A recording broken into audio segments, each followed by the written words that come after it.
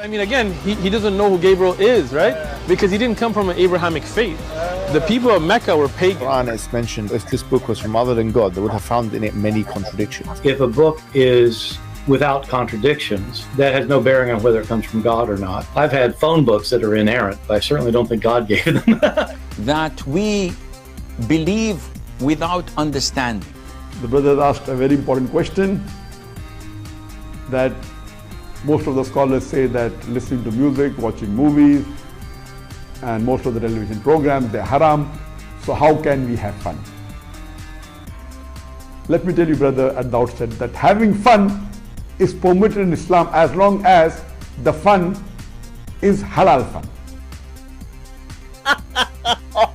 That the standard narrative has holes in it. The Prophet tells us because Satan or the devil sleeps over our nostrils. Those who oversleep and not pray Fajr on time, Satan urinates in their ears. I really do think Jesus was crucified and that he really was dead and buried. He thought that he was a son of God in the sense that he was specially chosen by God. I think Jesus really did think he was going to be the Messiah, the future king of Israel. I mean, that is, after all, why they crucified him.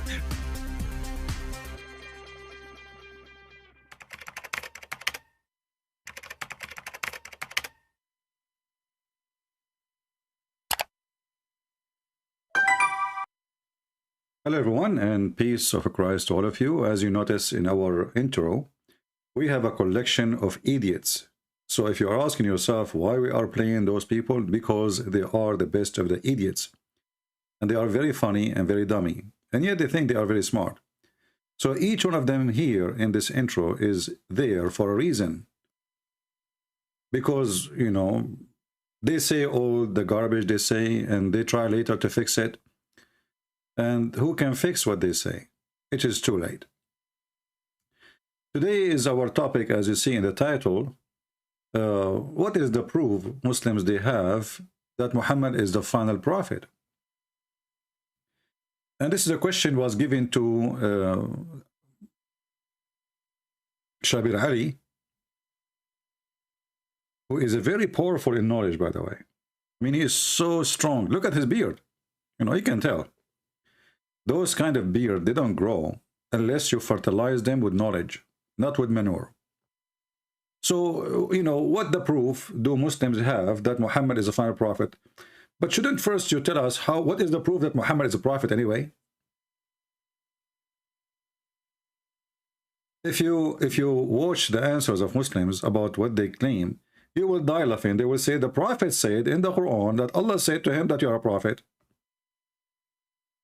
Have you ever heard of something like this? So yesterday I went to bed and I heard the fly in mosquito saying in my ears, Zibi, you are a prophet. So he said that Allah said to him, and Allah never spoke to him, by the way. The one who spoke to him supposedly is a guy, his name is Jibreel. And as usual, there is no witnesses. And the funny thing about Muhammadan,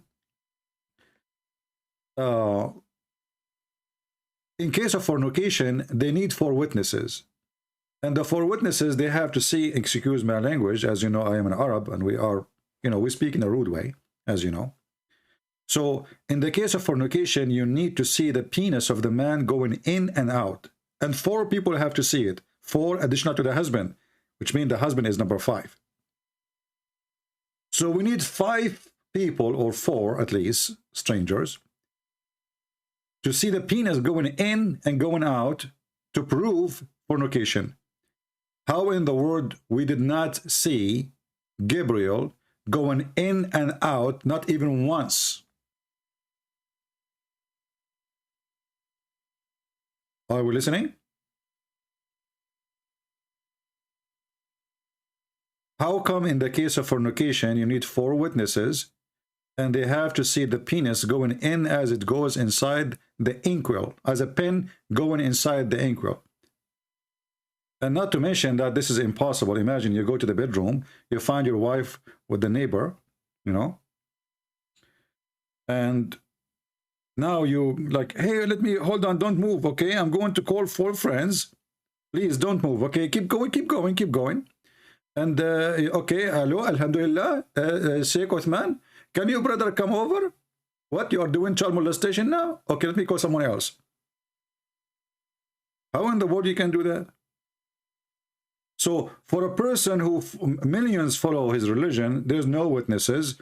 And for fornication, we need 4 witnesses, and they have to see the penis in and out. This is why the easiest one to cheat with is a Muslim woman, because it's impossible for the husband to prove that she's cheating, because simply he cannot prove it. He have to have 4 witnesses. There's a story, we posted the link before, if you remember. I don't know if the admins, they have it. When witnesses, they came to the caliphate and they saw, the first one, he asked him, did you see the penis going in and out? He said yes. Okay. The second one, did you see the penis in and out? He said yes. The third one, he said, no, I did not see the penis going in and out, but I saw her legs around his neck and they were shaking like the ears of a donkey. I mean, the guy in the top of her, and her legs is around his neck, and they are naked. And then the caliphate, he started beating the hell of them because they were not able to prove or provide 4 witnesses who saw the penis going in and out.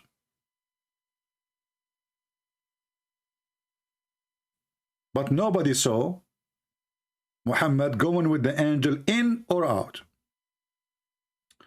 So Shabir Ali is going to help us to understand why Muhammad is the last prophet. And right away, you know, when you ask Shabir Ali a question, right away he jumped to say, you know, this is like the introduction. It's like Al-Fatiha. You know, I mean, the question, you have it. It's your program, and the title is made before you go live, and now you are okay. It looked like this is the ignition. You know, like you have to do the ignition thing. What proof do Muslims have that Muhammad was the final prophet? So it's an important question, because the natural assumption among Muslims, and this has been so for centuries, is that the Prophet Muhammad, peace be upon him, until now he did not say anything.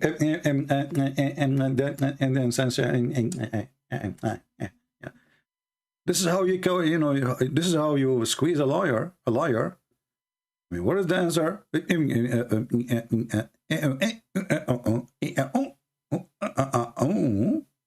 That's a lot of and then if you watch the video, you will see he said nothing. You know, the prophet, he said he is the last prophet. The prophet said. The question is, what is the proof that Muhammad is the last prophet? The answer is, the prophet said. Upon him is the last of all of the prophets. He is the seal, final prophet, and no other prophet will come after him. And this has made it possible for Muslims to think that anyone else who claims to be a prophet after the Prophet Muhammad, peace be upon him, must be automatically false. So it gives Muslims the great comfort and assurance that we don't even have to bother about investigating the claims of somebody else. Need to bother. Today this is very helpful, because there are prophets and messiahs all over the place. People are claiming to be prophets and like Muhammad, messiahs. Now, it became a discussion among Muslims, especially within the last 100 years or so, because a man arose in Pakistan who did claim that he is some sort of a prophet. And see, guys, the question is, look at the title. I mean, the people who try to defend Muhammad, they are suffering from low IQ. Where is the answer? What is the proof? Do Muslims have that Muhammad is the final prophet? This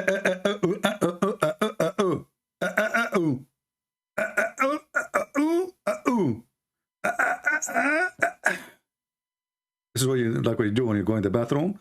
You know, if you're a Middle Eastern, you have a child, you have a son or a daughter, you want to teach them how to do poo-poo, you say to them, I mean, the title is so long, and we are waiting for the answer. And after he speaks for, you know, the whole video, he never say anything. Where's the answer? And then we don't want to skip anything because he said nothing anyway. So let us move like a minute in advance. You missed nothing, by the way. You can watch the video later. Peace be upon him is the last of all of the prophets. And hence the question arises, well, how do you know that he's the last of all of the prophets? How do you know? Well, the proof from the Quran is... Have you ever heard the proof? Oh, the proof come from where? From the Quran. Where the proof coming from? from the Quran. Christian Prince, he wrote a book, and he claimed in his book that he is a prophet. Hey, Christian Prince, what is the proof that you are a prophet? It's in my book.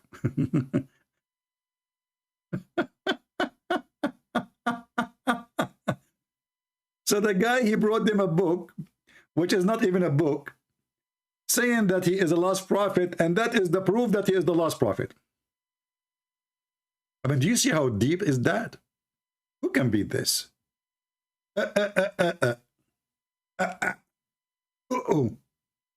How do you know that he's the last of all of the prophets? Well, the proof from the Quran is not absolutely certain, though for Muslim. And look at this; it's not even certain. It's not certain. Did you hear this? The proof from the Quran, it's not certain. So why you call it proof?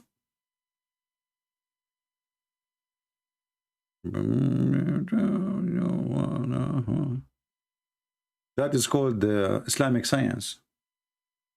Like when the Muslim, they say, you know, you remember Harun Yahya, the guy who have a lot of girls dancing around him, not like me. I mean, look who attend my program, a bunch of dudes, you know, and the women who attend my program, they have guns.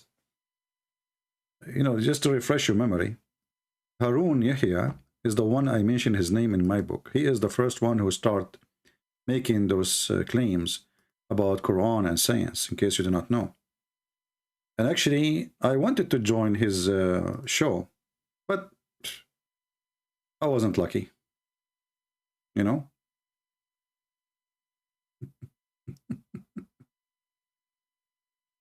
I just opened YouTube. I don't want to mention it anyway. Just wait. Okay. Honestly, people are mental.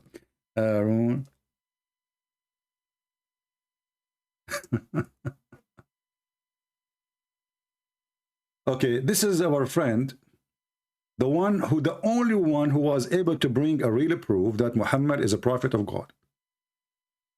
The only one.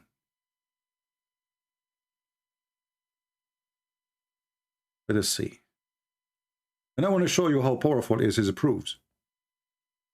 You know, it's not like those Muslims who shish kebab, they talk, they say nothing. Read a proof, read, you know, it's encouraging and it's amazing. Let us see.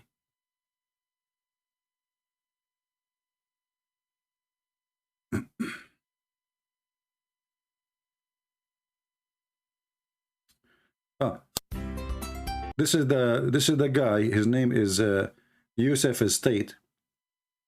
He said, once I was going to do a lecturer, and I saw the book of this guy Harun Yahya.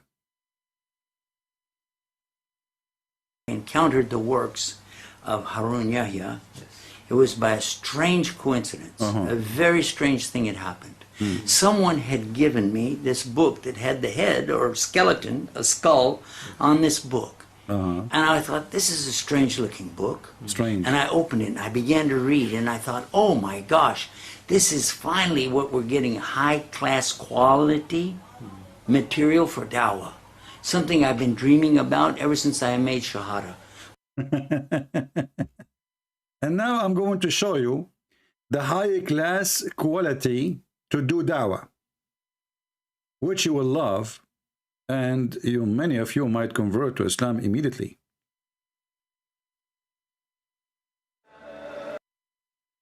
This is the high quality, the dawah material.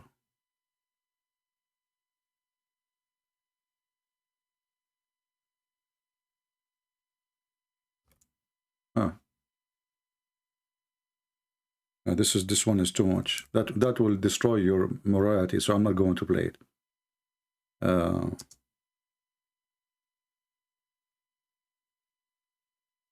Oh yeah, that is the real quality. Let me block the music so we don't get a strike from the Sharia too. The high quality book written by Harun Yahya. Harun Yahya is a person who do live TV from Turkey to invite people to Islam, and he is the one who come with Quran and science. I want to show you the high quality. First of all, if you look with me, you will see how nice the legs. Look at this. Look how nice the sheikh. Can you do that? You cannot. This is a very high quality dawah. I'm not playing music because I don't want to drive or not. But here we see how Islamic TV stations work. And this is the guy, the Muslim, they use his book to invite you to convert to Islam. And this is why I feel always that I am really, really unlucky. I mean, look what they have and look what I have. Look at my admins. They scare the hell of me. This is a program. This is religion. This is really, I mean, I want to go there. Guys, sorry, I'm going to buy a ticket and go to Turkey immediately. So I can shake, you know, with Erdogan, you know? Yeah. So what is that? Is that really even a dance? So the Muslims, you know, in order to make Muhammad look like a prophet, they come with tons of lies, and their lies is beyond stupidity. The only thing is not so stupid is this dance. Look at this. Is that a dance, or this is a what? I think this is the gym. I'm not sure. Okay, I will stop here. We go back to Shabir Ali, and what is the proof that Muhammad is a prophet? The Quran said that Muhammad is a prophet, but this is not certain, and is the last prophet, sorry, not the prophet.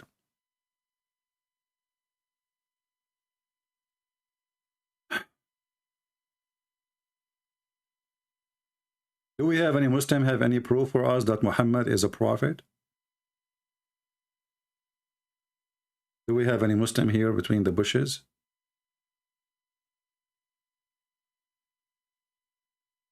I mean, Islamic TV stations is really weird.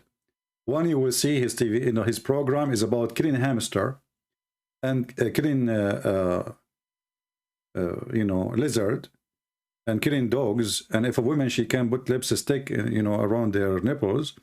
And the other one is doing different. Every one of them have different way to invite you to Islam. Every one of them.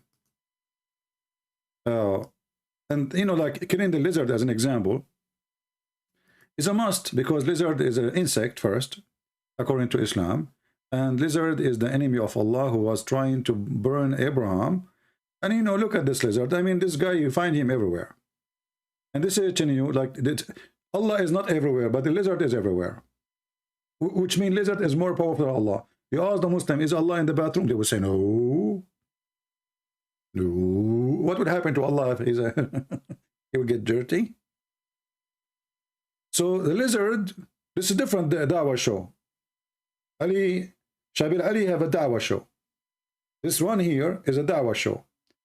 Adnan Oktar, Billy Bensin, you know, Hishik, is all of them is dawah show. Dawah, which means to invite you to Islam. Is justifiable, and it's a legitimate thing to do. Likewise with the house lizards. And there is a hadith in Sahih al-Bukhari where the Prophet told us, alayhi salatu wasalam, that when Prophet Ibrahim, peace be upon him, was thrown by his people in the blazing fire, all the creatures of Allah used to try and put off the fire. Did he say all the creatures? Is that including pigs? And dogs? Cockroaches? Flies? Mosquitoes? Hummingbird? Mice?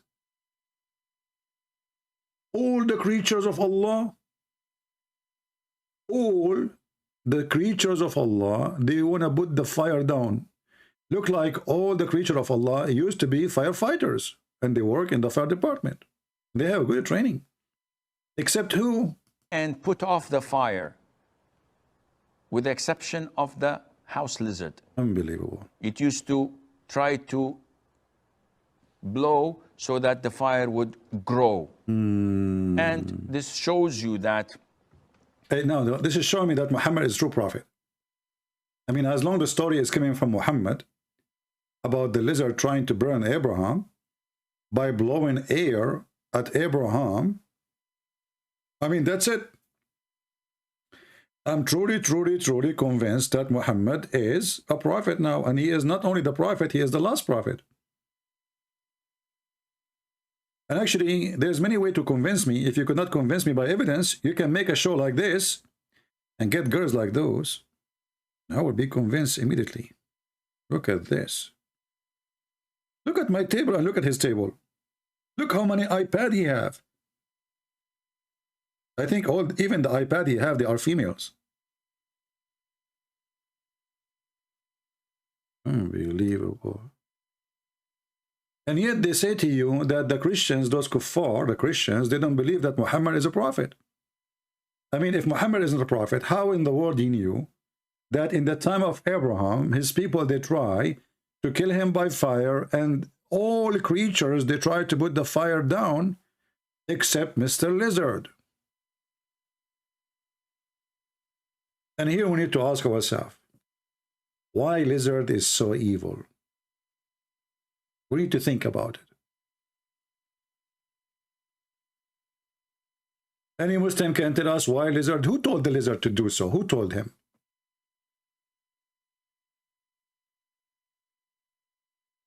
The spin, his name is a spin. He is saying Christian is a lie. My friend, a spin is, as long Christian is a lie. Why you restrict a prophet saying you are not? I mean, what's wrong with you Muslims? You oppose your prophet. You are so good in breakdancing, but your words is very silly and not convincing. Do you want to call me?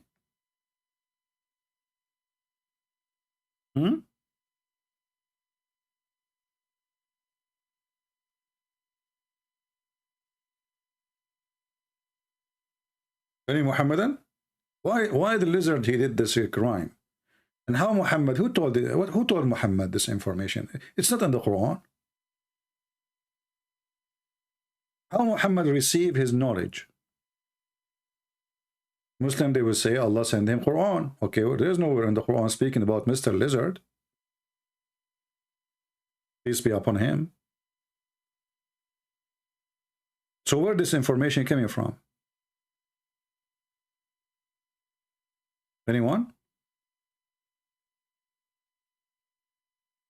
I don't know if there is anyone.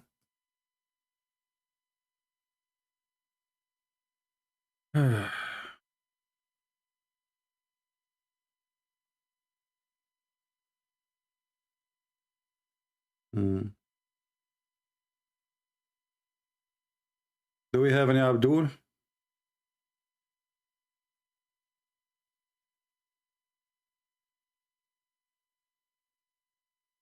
Any Muslim would like to help us?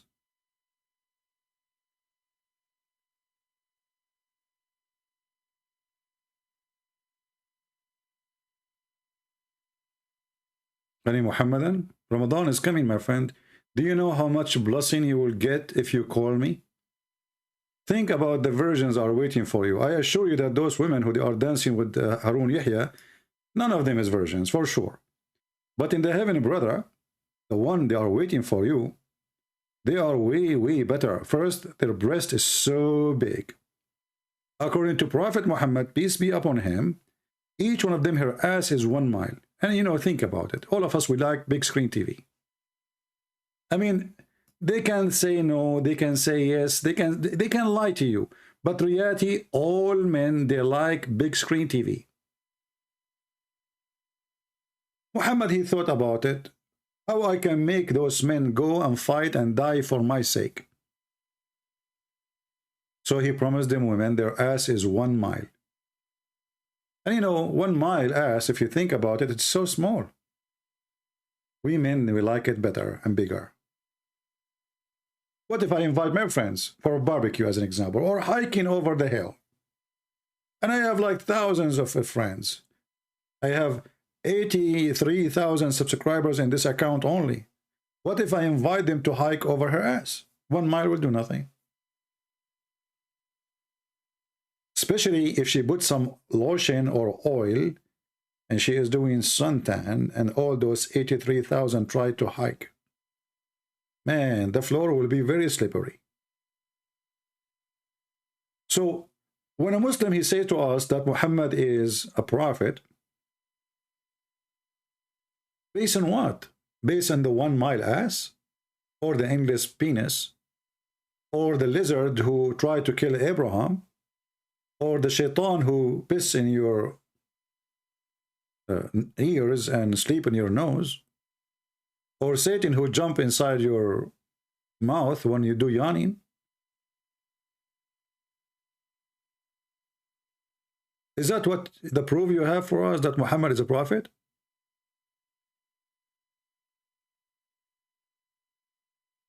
Anyone? People of Indonesia, wake up, wake up. You see, it's morning for you, right? Wake up, Malaysia, Indonesia, whatever, Shisha. What's wrong with you? Drink coffee, so come on. I thought if I mentioned the 1 mile ass, all of you will wake up. I will scare the hell of you. Still they are sleeping. Do we have any Muhammadan would like to call us?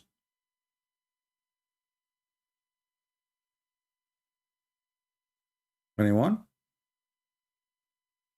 So what is the proof that Muhammad is a prophet? Until now we have zero answer. All what the Muslim they do, funny, silly speeches, meaningless talk, and the title is more strange than the answer. It is. It says that the Prophet Muhammad is Khatam al-Nabiyyin. He is the seal of the prophets. And for Muslims, that means that, okay, that's it. He's the seal. It's like the last thing that goes on the envelope. The last thing goes in the envelope. Who said that? The Quran. And who brought the Quran? Muhammad.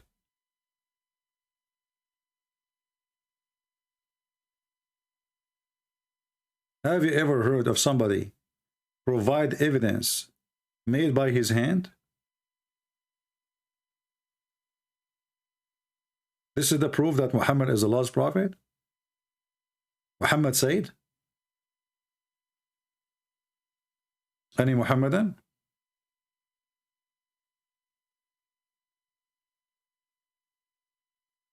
Anyone? Who is a Muhammadan? We heard nothing, we saw nothing. I see no proof, I see nothing except stupidity. Who want to help us?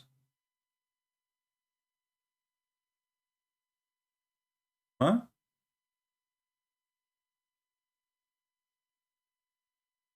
We can help you to convert to Islam if you wish. Look at this. Actually, if you look in this video, you will notice many things. Here you see how much they love their country.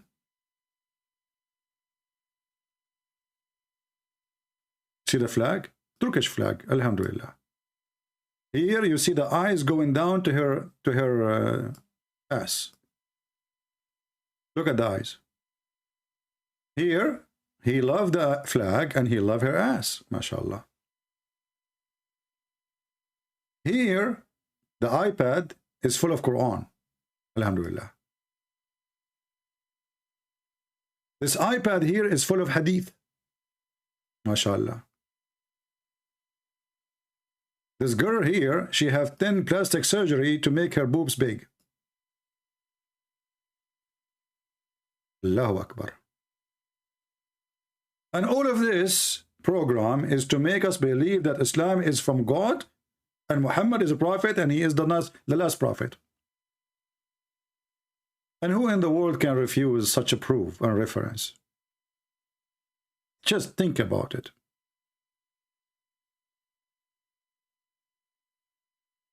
Any Muhammadan? I mean, how in the world I'm asking Muhammadan to call me right now and I have this picture in the screen? Let me change it. They will never call in this case. What's wrong with, you know, do you think really they will call you and you have this? They are searching for the video right now. Do we have any Muhammadan who would like to call us and tell us how Muhammad became a prophet? Anyone? Muhammad, he was a pagan. He was from Quraysh. And Quraysh, they are pagan people. And you do not know who is Jibreel. So how Jibreel come to Muhammad and how Muhammad was, how they met? I mean, what the coincidence happened here? So Muhammad was in the cave. A guy come to the cave and he told Muhammad, read. Muhammad told him, I cannot read. The guy, he squeezed him. Anybody can at least explain to us the stupidity of the story? Why he squeezed him? Why he told him read and when the guy do not know how to read?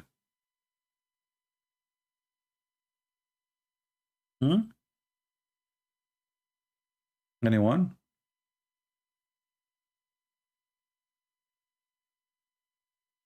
By the way, there's a prophecy I said many years ago, and it happened, you know, and this is why now I'm thinking about myself to become the last prophet, because I came after Muhammad. You know, I prophesied that in the North Pole, there will be a lot of snow. And believe it or not, people went there and they found snow. And I prophesied that at that day I was talking, I said, this month, a lot of women, they will have their period. And you will never believe it. According to United Nations, millions of women have their period at that month, you know? So, you know, like I was able to recognize myself as a prophet, and this is why I called myself the Arabian Prophet. Like, look at me. How I know that? As an example, I prophesied that rabbits eat grass and they eat carrot. And scientific study proved that rabbits, they eat grass and they eat carrot. Nobody knows this stuff. Nobody.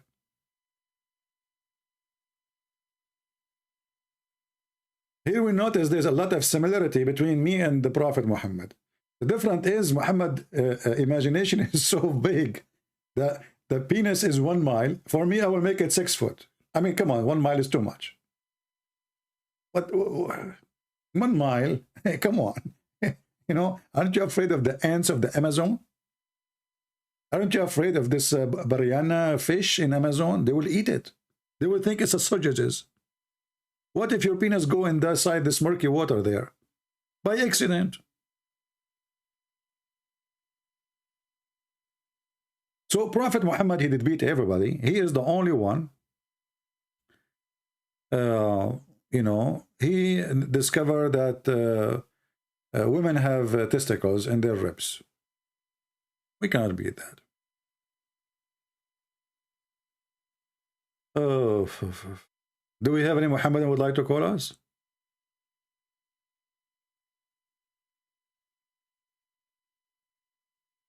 You thought I am a prophet until I heard about my insult? My friend, the prophet insult, the prophet didn't insult. Anyway, so do we have any Muhammadan who would like to call us and show us anything that Muhammad is a prophet? You know the guy who called me yesterday? You remember this guy, Potato? Look what he sent me messages. This is from today, maybe today. I don't know. Yesterday? I'm not sure. Stop cutting off. What? Are you scared? Remember him yesterday? I'm scared.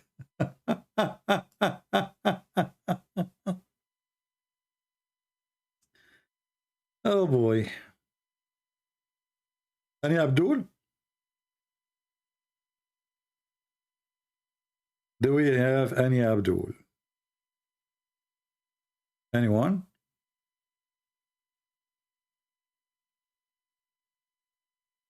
So you Muslims, you have zero proof. What you have actually is just a stupid story made by a stupid man, proving to us that Muhammad can't be a prophet. As an example, if we go in the Quran, we will find that the God of Islam, Aka Muhammad, claiming that Allah, he sent hail from mountains in heaven.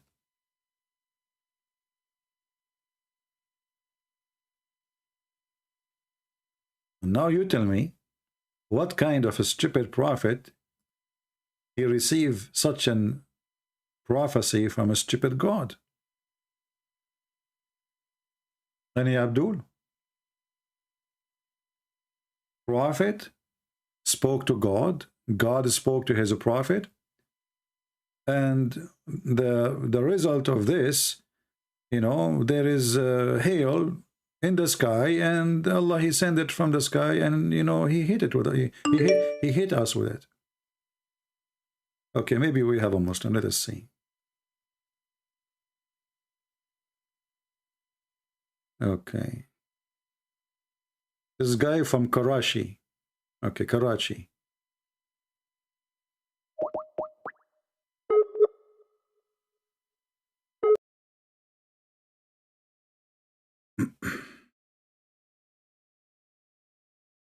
Let us see. Hey, don't call me the guy from Karachi. I will call you. Don't call, I will call you. If you try to call me, it doesn't work.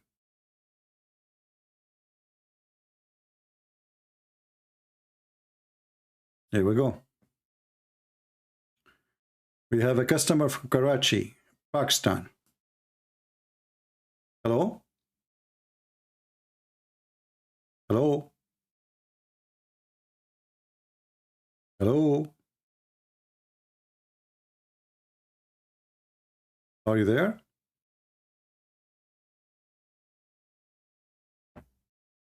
Do you hear me? All right, well, he is not answering. We will give him one more time call.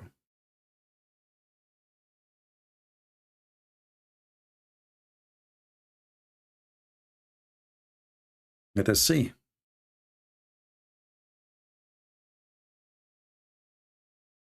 See how amazing the internet. We will speak to Karachi now, to the land of civilization.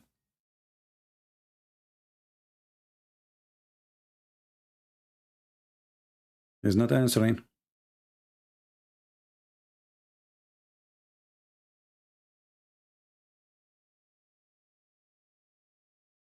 Okay, look, maybe he's playing games. I don't know. Do we have any Abdul from Karachi, from Bakachi? Who care?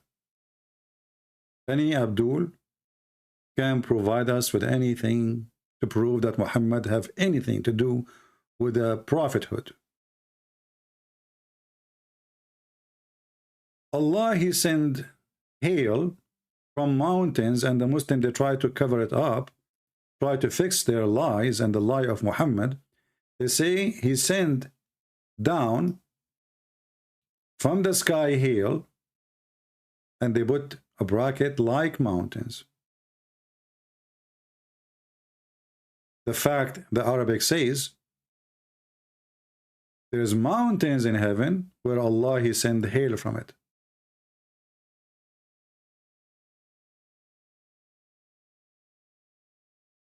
What kind of a prophet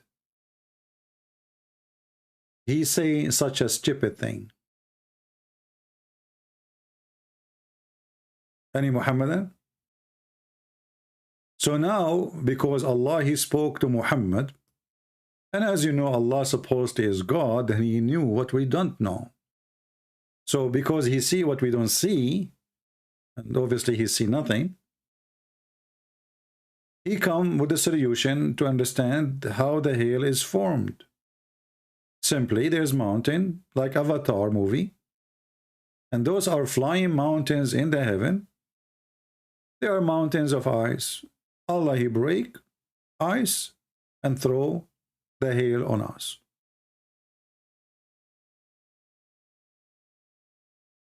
Any Muhammadan have a comment? So I am surprised really why Shabir Ali was like, I mean, come on, just quote this verse for us and we'll prove to us that Muhammad is a false prophet. I mean, the last prophet. If Muhammad is not the last prophet, how he knew this? You tell me. Anyone?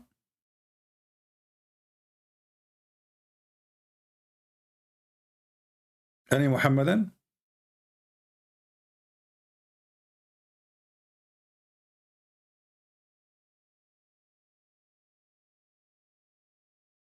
Anybody?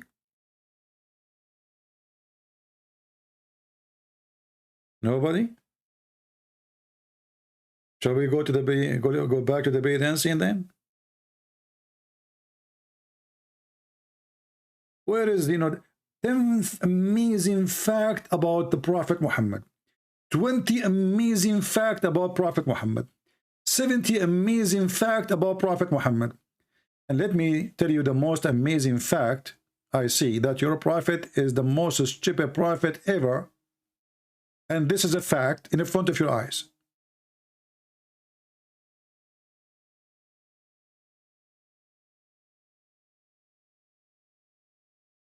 Rob X saying to the Muslim in Arabic, hey, defend by science and understanding, not by weapon and violence. My friend, even in weapon and violence, they do not know how to use it. They fail. They decide to create an Islamic state and became a fart state. Do we have any Abdul?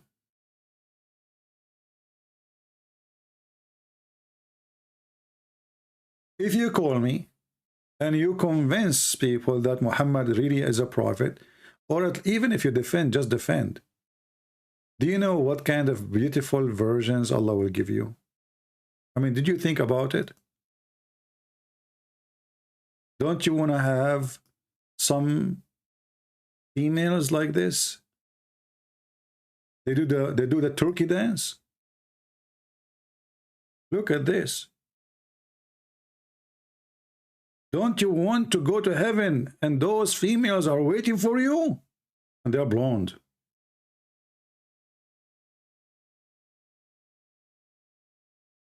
And if you don't defend too, do you know what will happen?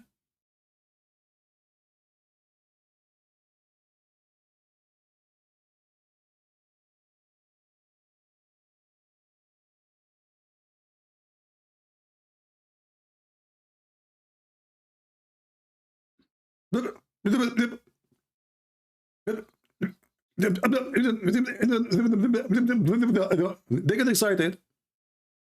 Your child is going to become apostate. My friend, your child is apostate already because of your stupidity. He will become. What do you think about the Chechenian Muslim soldiers? First of all, those are Chechenian. They are chicken of Putin. They are not men. If they are men, they will fight for their country.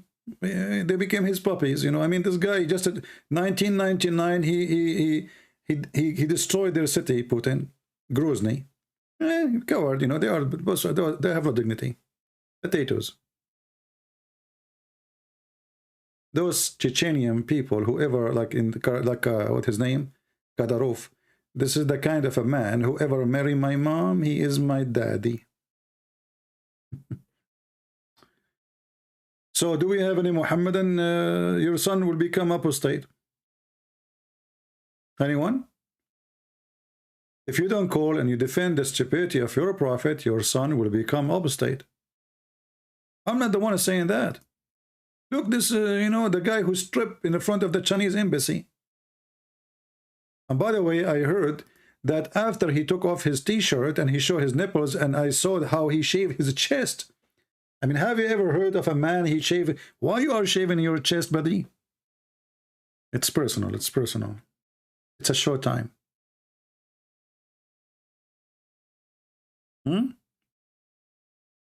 Your son will become apostate.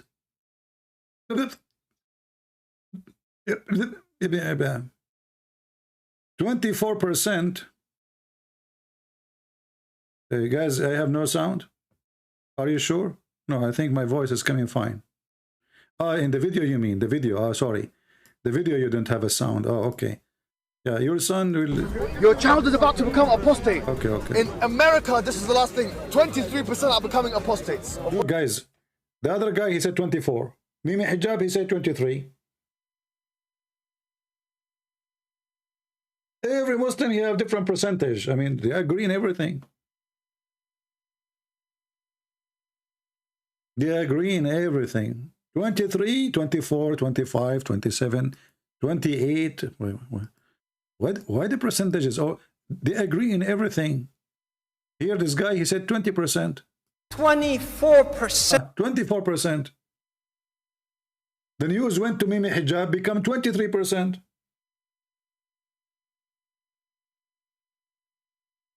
The news will go to the other guy, will become how many? 13 to 18, who have openly declared their apostasy to me. Do you know how many Muslims became atheists today? How many? Polls conducted in the Muslim world reveal that up to 5% of 5%.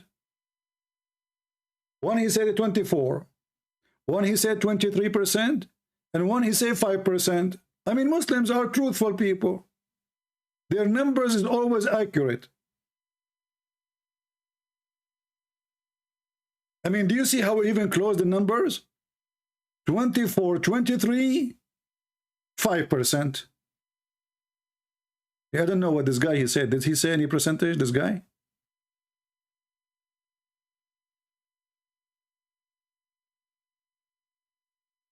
Shocking things that I have experienced over the course of those years are the number of young boys and girls aged between 13 to 18 who have openly declared their apostasy to me. Do you know how many Muslims? Oh boy. What do you mean? Is that why you have programs like those to keep them Muslims? You say to yourself, let us do break dancing and hishik bishik and black label and drugs and hashish. This is the only way we can keep them Muslims. Well, Islam is the best black label. There's a Muslim woman actually. She was going to Hajj. She's very old. So, you know, when she arrived to the airport in Jeddah, the police there, the customs, they check her bag and they found a big ball of black label. She's very old. The policeman, he said, aren't you ashamed of yourself? In your age, coming to do Hajj, and you have a black label whiskey with you? The woman, she said to him, my son, I cannot go around the Kaaba. I drink black label, and the Kaaba go around me. I mean, that's it. You have to go around the Kaaba. I mean, you have to. If you don't go around the Kaaba, we'll drink black label, and the Kaaba will go around you. Hey, by the way, Muslim, why you have to go around the Kaaba 7 times? Why? What will happen when you do it 6 times? 5 times?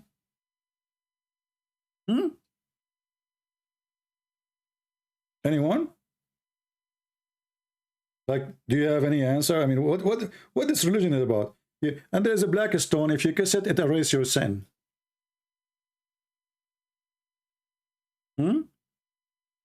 How does stone erase your sin? I want to learn. I want to buy a stone like it. Any Abdul? Actually, there's a guy, you know the guy, his name, the one who claimed to be the Messiah, the Mirza Ghulam. He have a friend. This guy, he claimed that when he went to the Kaaba, he did not go around the Kaaba. The Kaaba went around him. And this guy is a very well-known drug dealer. Any Muslim can tell us?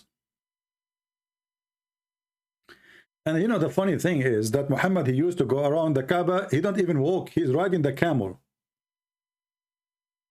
Can you believe it? He go around the Kaaba riding the camel. Some they say a donkey.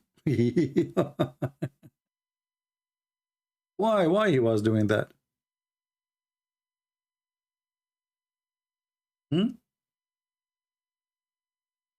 Any Muslim can tell us?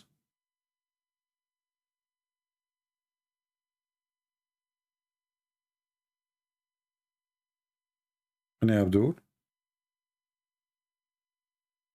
And what make it more funny that the Muslims, they claim that the Hindus are pagan, the Christians are pagans, everybody is a pagan, and they are not pagans.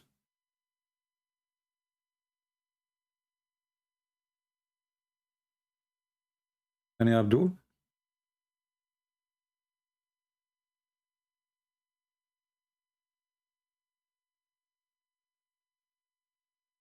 Nobody? What happened to the guy from Karachi?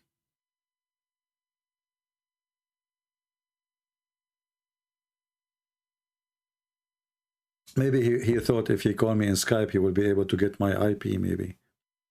Yeah. God bless you, brother. May Allah help you on your mission. Watching from Korea. You are from Korea and you are watching. As I know, Korean people now busy eat your rice. Korean people, I love them by the way. They make rice juice, rice cake, rice bread, rice. I mean, everything is rice. This is why when the American, they used to have a foreign minister, her name is Condoleezza Rice, they loved her to death. They don't want her to let go back. They want to eat her alive, you know? Yeah, rice and kimchi, rice and kimchi, rice and kimchi, you know? And then Condoleezza Rice, she went there, and everybody want to take a hug. I want to go to Korea and change my name. I will call myself Christian Rice. Hijab. Abdullah. Alhamdulillah. Any Muslim have an idea what's happening here? Why nobody want to call?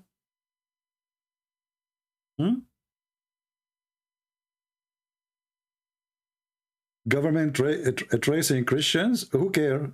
They can trace me as much as they want.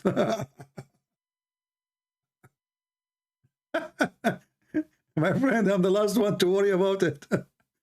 No, I tell you, this is a true story, by the way. One, the mafia, alhamdulillah, brother, they kidnapped me, brother. And they called my father and they told him we wanted $3 million. My father, he responded to them. And he said, I will give you $3 million under one condition. Don't bring him back. Just keep him there. So, like, you know, they let me go because they could not take it no more, you know. The first day, second day, they went nuts. You know, they went crazy. What government would trace me? Who cares? Trace me. You trace me, I trace you. What you can do about it? My videos is all over the internet and people would die laughing at you anyway. Do we have any Abdul here? Anyone? What is the customers? What you did to the customers? You made them run? Okay, forget about the, you know, I mean, this guy, he said 20%, the other guy said 24, this guy said 23, this guy, he said 5%. I mean, come on, who cares? It's okay. I don't believe that Muhammad sallallahu alaihi wasallam was a messenger of Allah. I mean, look at this stupid idiot. Muhammad sallallahu alaihi wasallam. I mean, the guy is dead. And the Muslim, they cannot say the name of Muhammad without saying Allah, pray on him and salute him. Have you ever heard of a God salute the dead man? I mean, who is the God in Islam, Muhammad or Allah?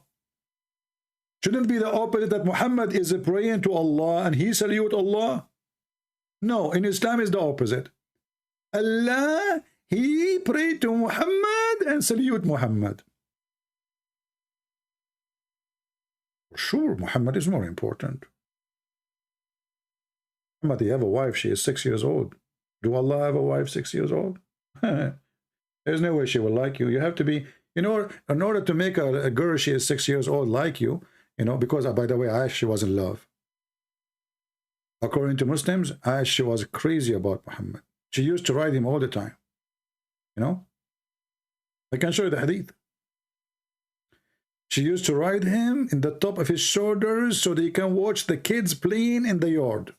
Have you ever heard of a wife sitting in the top of the shoulder of the husband? Because she's a kid. The wife is a kid.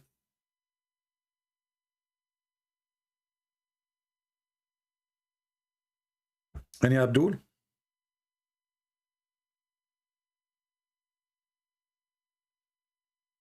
Julius is dying, guys. Somebody called the Federal Center.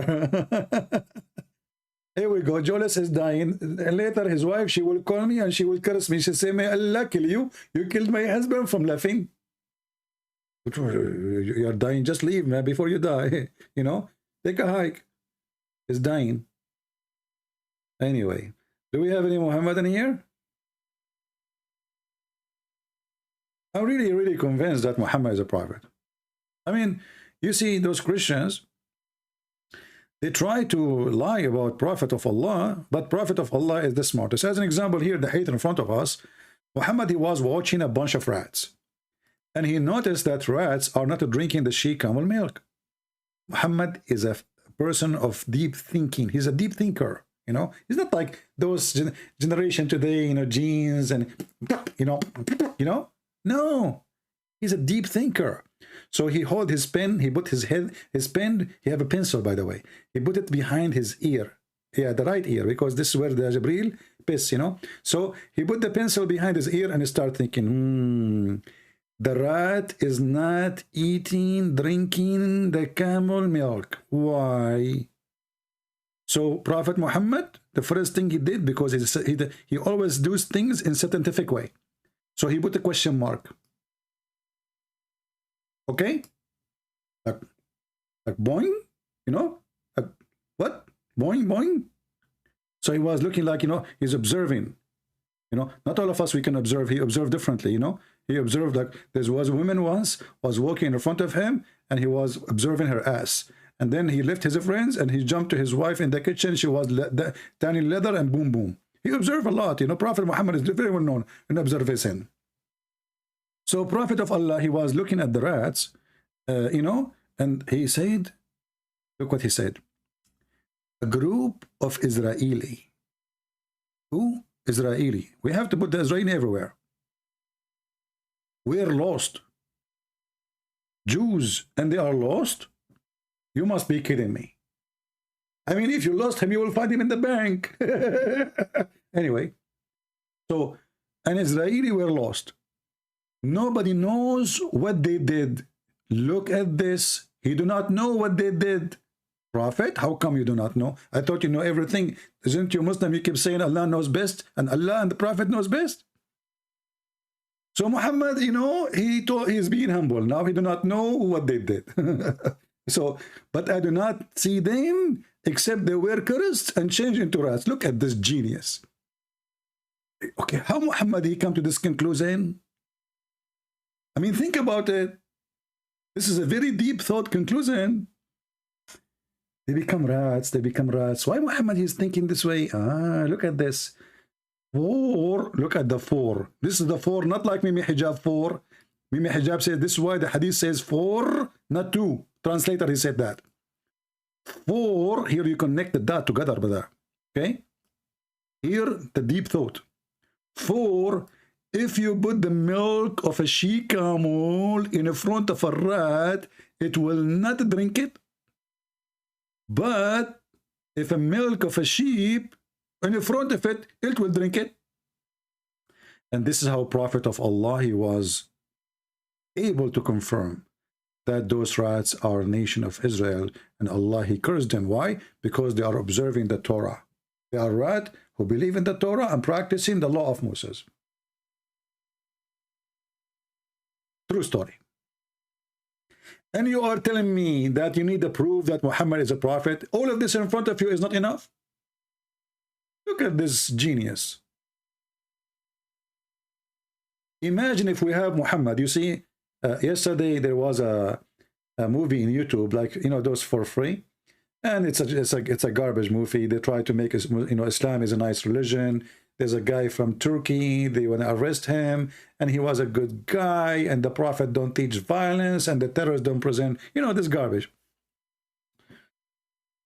But true story.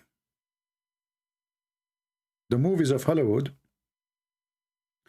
who try to make Islam look nice, they are full of shame. What do you think about the 10 commandments were never mentioned in the Quran? Well, you know, the Muslim, they will say to you, no, they are mentioned.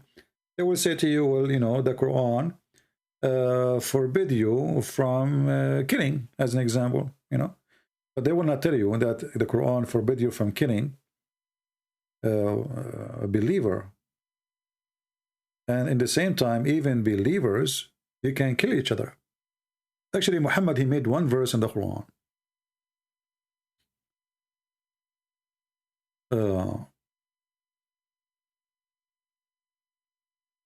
Destroy all of Islam. You see all the problem now Muslims they are suffering from, additional to the stupidity of Muhammad.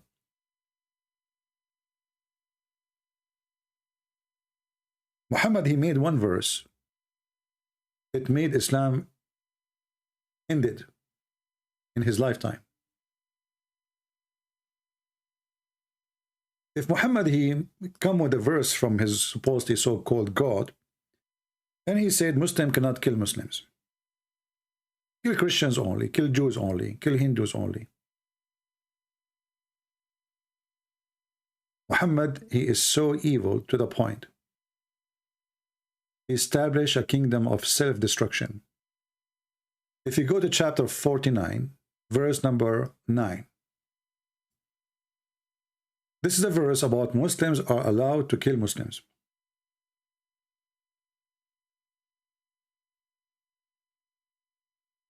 If two parties or a group among the believers, so the verse is so clear, among the believers, fail to fighting, then make peace between them. But if one of them rebels against the other, then fight you all against the one who rebels against the agreement or the peace. And you know what the Muslims happen now, what they do, each group, they will say, it is them. It is them. It's their fault. So you will see Al-Qaeda fighting ISIS. ISIS fighting Boko Haram. Boko Haram fighting Tutu Haram. Everybody is killing everybody.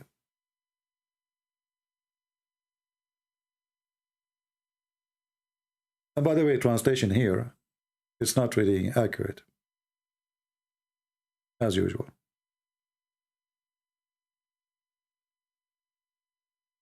And this kind of killing is justified.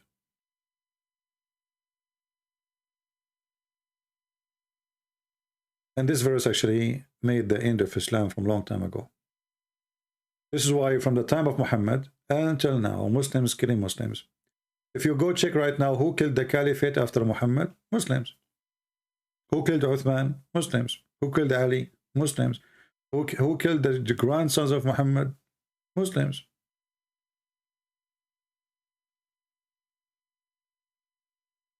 According to Muslim resource, as an example, Umar al-Khattab, the one who Muhammad, he claimed that he is going to be a prophet after him, if there is a prophet after him,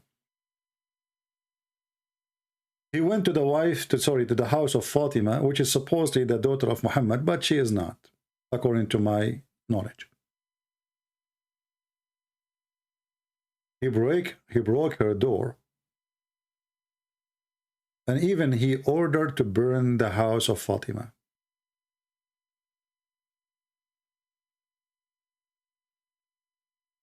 Actually, I can find the reference, you know. Let me find it, hold on.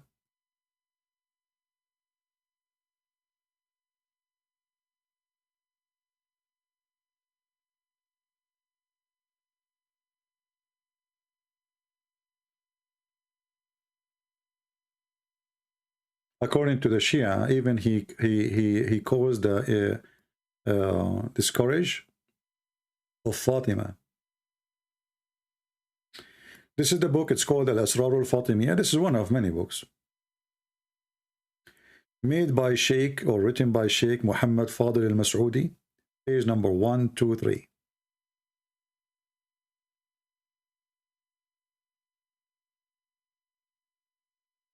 Here it says, and he is quoting from the book, it's called Al-Milal wal-Nahl. إن عمر ضرب بطن فاطمة عليها السلام يوم البيعة حتى ألقت الجنين من بطنها وكان يصيح أحرقوا دارها بمن فيها.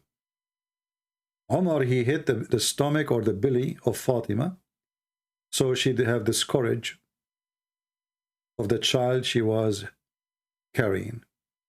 And he was screaming, burn her house and whoever is inside the house. Who did that? Umar ibn al-Khattab.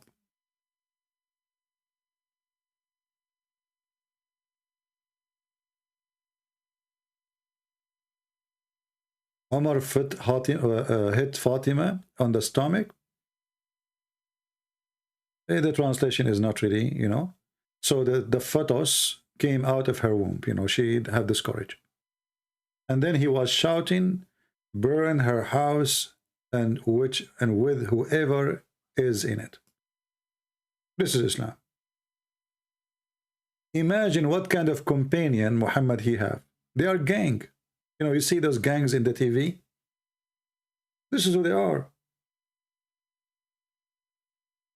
How in the world a person who was the most close friend supposedly to Muhammad, he go to the house of his own daughter, he put his foot in her belly and she is carrying a child, and he calls her right immediately, according to the story here. She have this courage. Obviously that would mean that the blood was coming all over.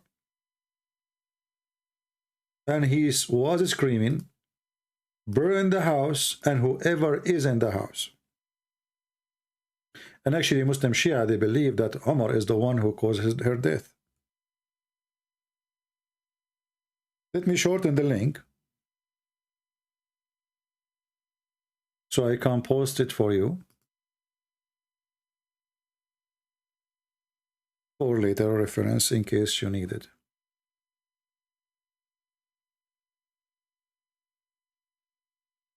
All right.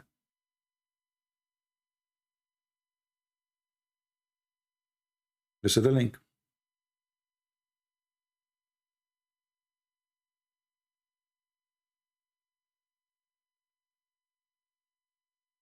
Any Abdul?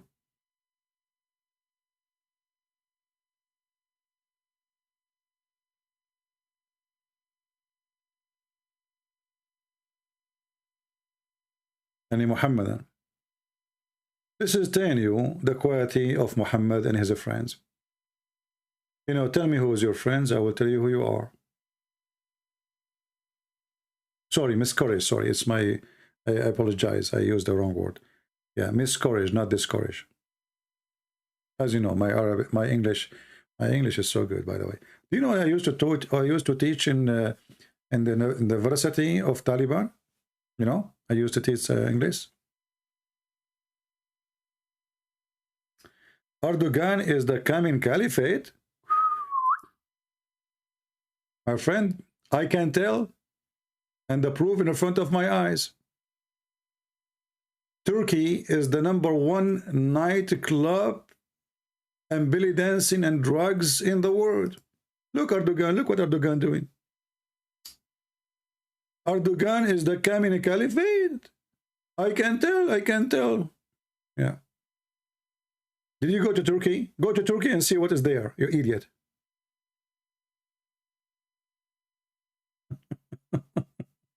Turkey. Did you go to Turkey? Nobody wear underwear there.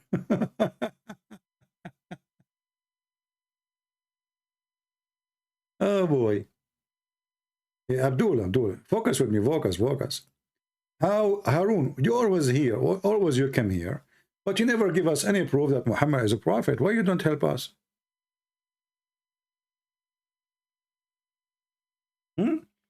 Why Muhammadan don't really help us? What's wrong? What is missing?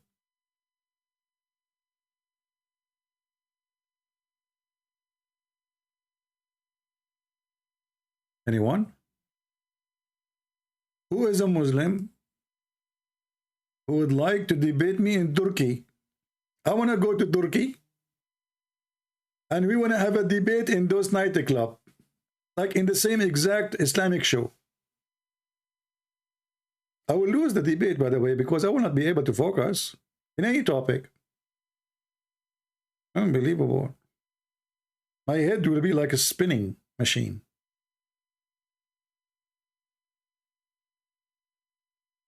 Any Muhammadan?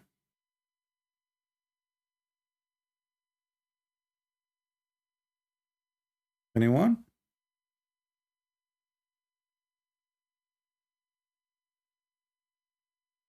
Do you know, by the way, what Harun is? Harun is a cat. I mean, this guy, he called himself Harun.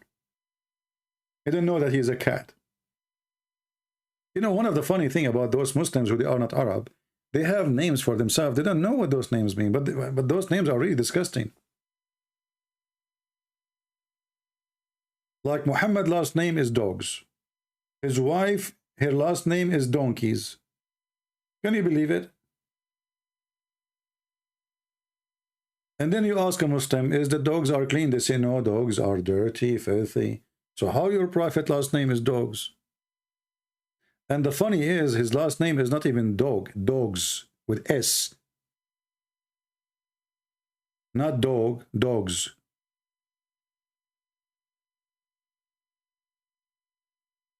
And Abdul, and look at this chapter in front of us. This is the chapter I call it hummus. What is the proof that Muhammad is a prophet? Because he predicted that Abu Lahab, he will not convert to Islam. But this chapter, all of it is about people of Quraysh, and later all of them become Muslims. So he was right about one guy, he did not convert to Islam, and then he was wrong about all the rest of Quraysh. He told them, you will not believe in what I believe. Do you see it? But if you read this chapter here, you will see how stupid this. Okay, say kuffar, okay? You kuffar, okay?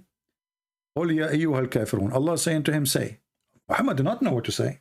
Allah told him what to say. We have Abdul. His name is Muslim boxer. That's deep. Okay, what happened to you? Get us called Muslim boxer. He said he will bust me too. Sound good? We are calling him. And he is not answering.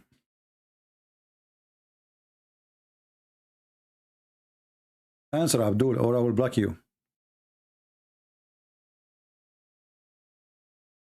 Oh boy.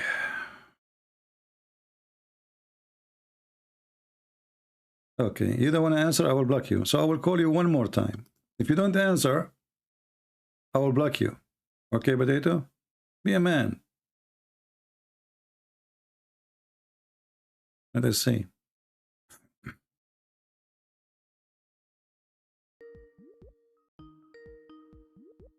He's not answering. Okay, let me block you. Coward. Any brave Abdul? So, oh, kuffar. Okay, kuffar. I worship not what you worship. And nor you worship what I worship. And I will not worship which you have been want to worship. Nor you will worship what I worship. You have your religion, I have mine. What the heck? What is that? This is a guy who is suffering from bankruptcy, and he tried to fill his account with zeros. You think if he had more zeros, like if number one is 0, doesn't matter how many zero you add after that, still it is 0. So if you change this thing, if you kuffar, if you worship what I worship, let us make it, you know, I eat not what you eat, nor you will eat what I eat. And I will not eat what you eat, because you will not eat what I eat. And I will not eat what you eat, because you want to eat. And I will not eat what you eat, because you don't eat what I eat. And you have your food, I have mine. That's God. That's God behind this amazing Quran. What is this? And later all of them, they worship what he worshiped. Actually, they are worshiping what he worshipped even in the time he made this verse. Because the Arab, they worship Allah before Muhammad even was born. Isn't it Muslim? They say that Muhammad, his father, his name is Abdullah, which means slave of Allah.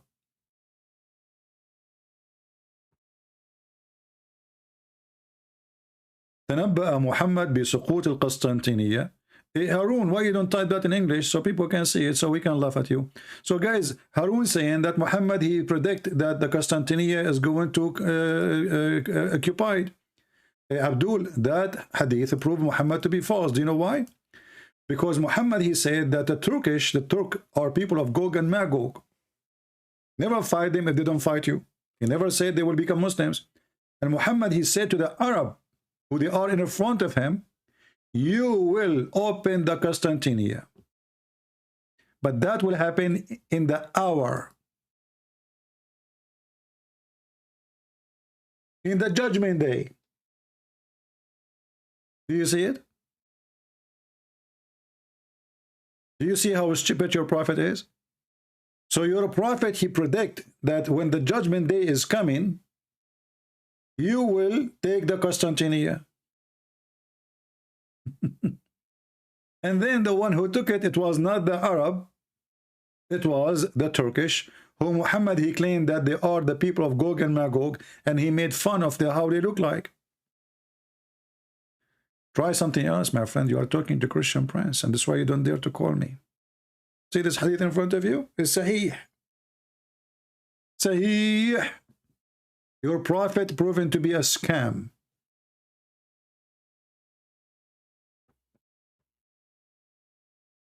People, Turkish, according to Muhammad, they are people of Gog and Magog. And they are the only tribe who they are not behind the dam, which supposedly Allah, he ordered Alexander the Great to build. Potatoes, potatoes, potato, potato. When is going to be the judgment day? Well, I don't know. But if you see, like, I will give you a sign. If you see a beautiful woman accept to marry me, that is a judgment day. That's the end of the time. Things is messed up. Unbelievable. True story, by the way. You're asking me about when the judgment day is going to happen. Who am I to tell you? Who are you? Somebody told you I am additional a false prophet like Muhammad.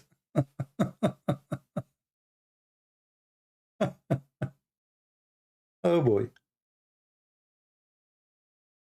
Any Abdul?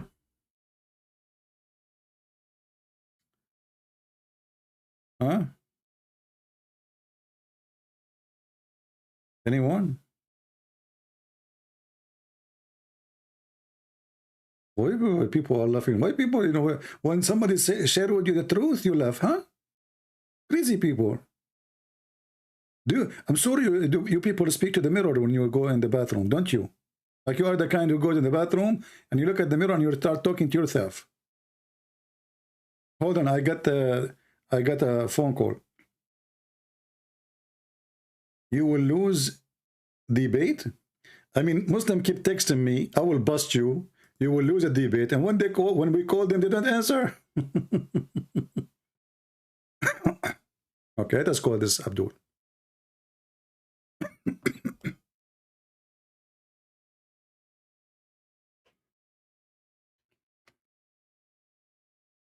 Let us hope he will answer.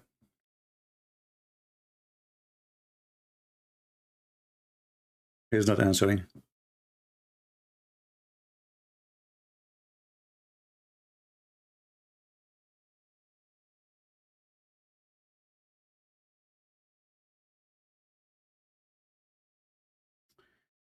All right, all right. We lost connection for 20 seconds, I guess. I think now it's fine. It's all right.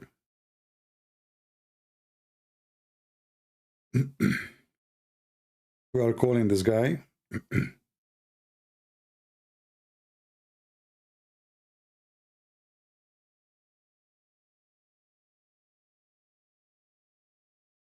Okay, he's not answering.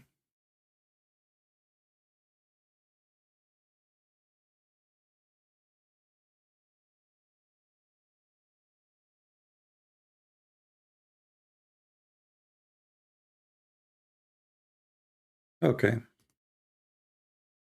Well, this guy is playing games, obviously. Do we have any Muhammadan?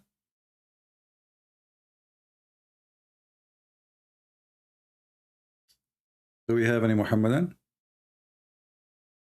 No, Muhammad, you do not need to reinstall your Skype. Your Skype will work. You just answer. Let me call you. You're not answering. This is the last time I will call you. If you don't answer, I will block you.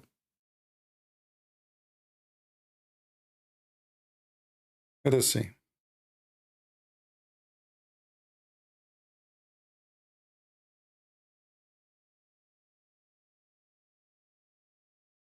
Hello? Yes. Are you there? Yeah, Ultimate Fort?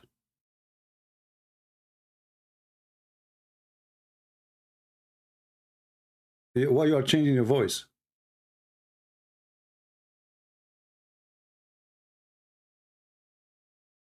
Why you are changing your voice?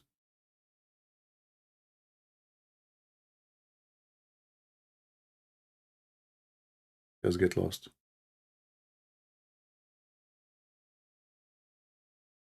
All right. Ultimate Fort.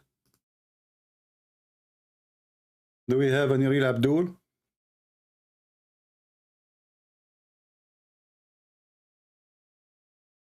Anyone?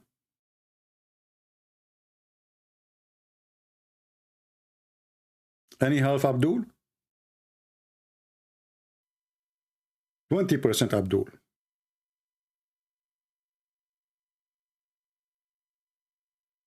Hello? Hello, hello. Hello, hello.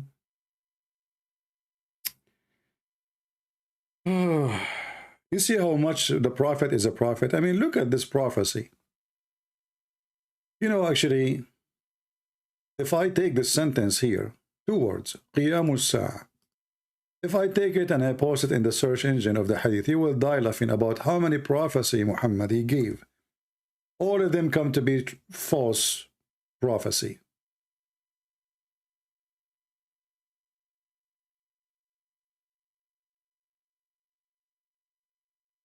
Look.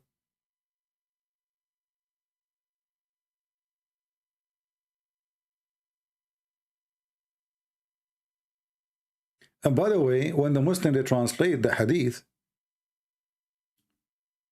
they fabricate. They lie. You see, in Arabic, look how long in Arabic it is, and look how short it is in English. Here it says, القسطنطينية تفتح عند خروج الدجال.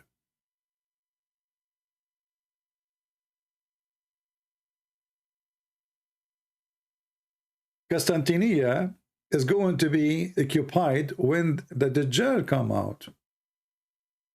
But the Dajjal is the one who come at the end of the time, and then the Christ, the real Christ, will come and will kill him. A cowboy fight, you know.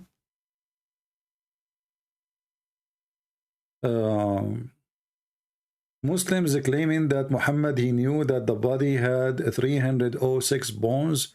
They are saying how they knew that. You know, if you have my books, you will see answer for those silly stories. Secondly, the bones, the body does not have such a number. That is a fabrication. Go search it out and you will find that this is stupid.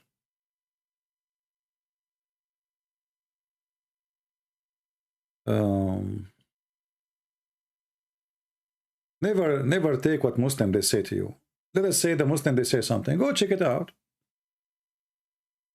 And you will find it's false. Any Muhammadan?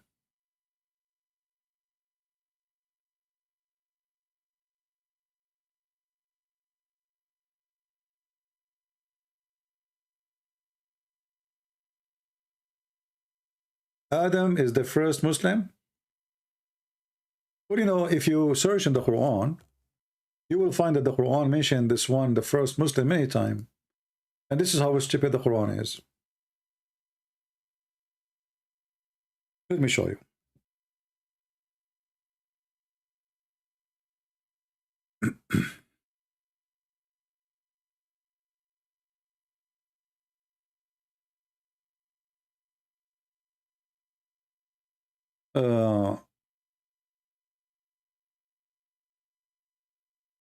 if you go here,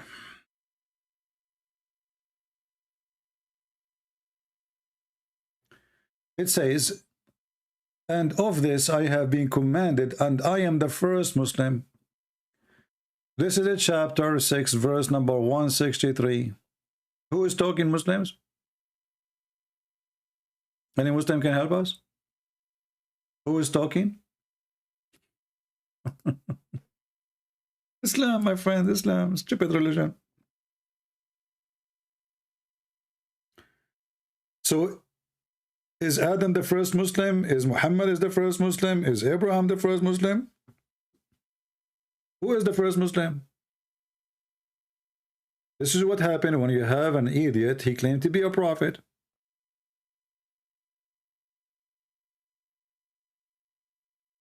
Anyone? And then the Muslim, they try to fix it. They say to you, well, I am the first Muslim from this nation. But that will be more stupid, because don't Muslims claim that Muhammad is from Abraham and he's from Ishmael? So he is the first Muslim.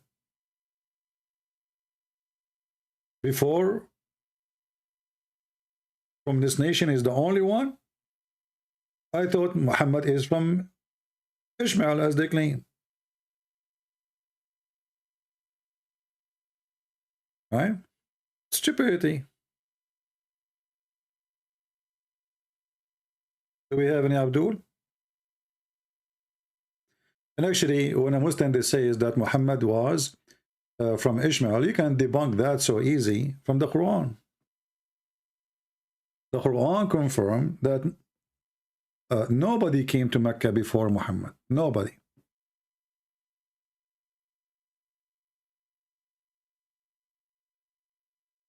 Let us see. Somebody try.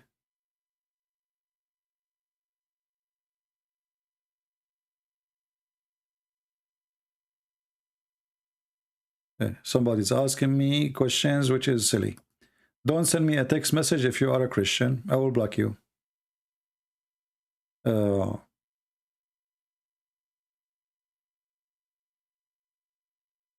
Was Muhammad the only prophet sent to Mecca Muslims? Look at those verses in front of us.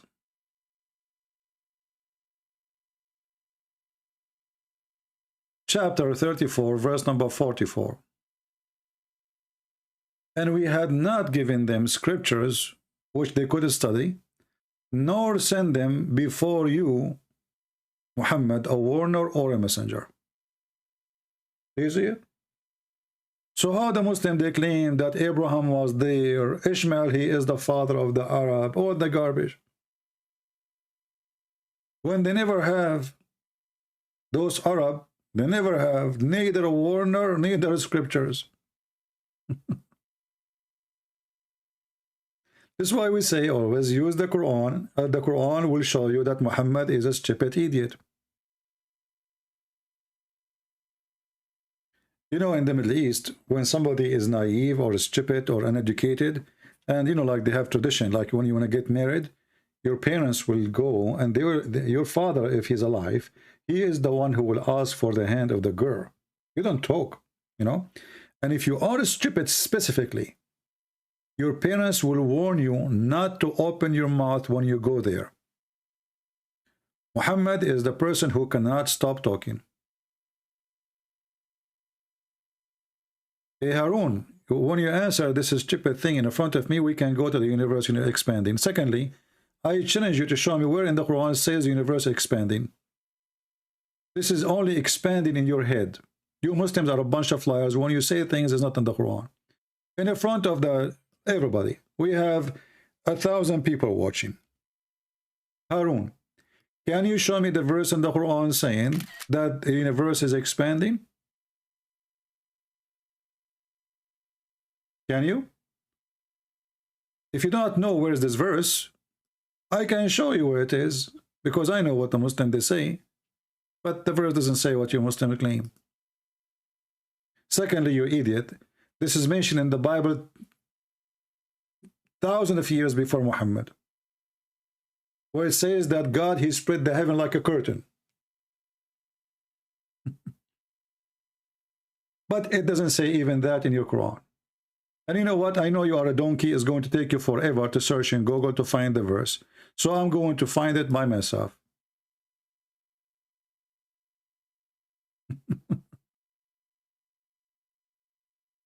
Where in the verse it says Allah, He spread the heaven? Huh? Do you see why we laugh at your prophet and we laugh at Muslims lying?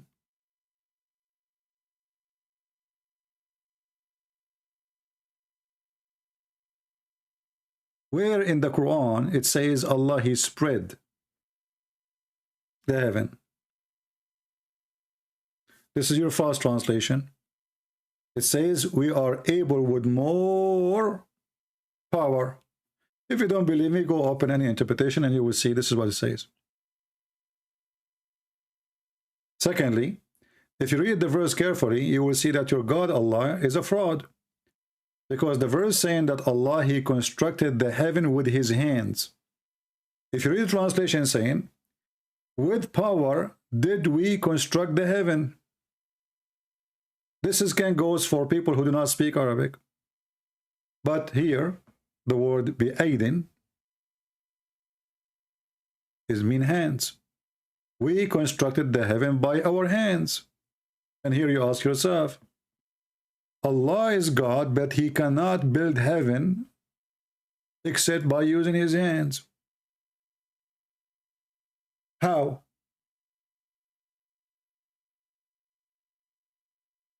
It took him an hour to find it, guys. I have it in the screen from 5 minutes ago. Harun, potato. Show me in the verse where it says Allah expanding it. This is false translation. Nowhere here it says Allah expanding the heaven. Allah, He built the heaven by His 2 hands, and He can do more. That's what the verse is saying.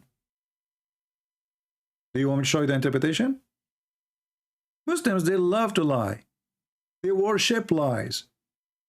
Everything about them is a lie. When you see the Muslims saying that in their translation, ask them where is the word expanding it. Here is not about expanding, it's about making more, and we are capable of more. Do you want to see? Okay. Chapter 51, verse number 47.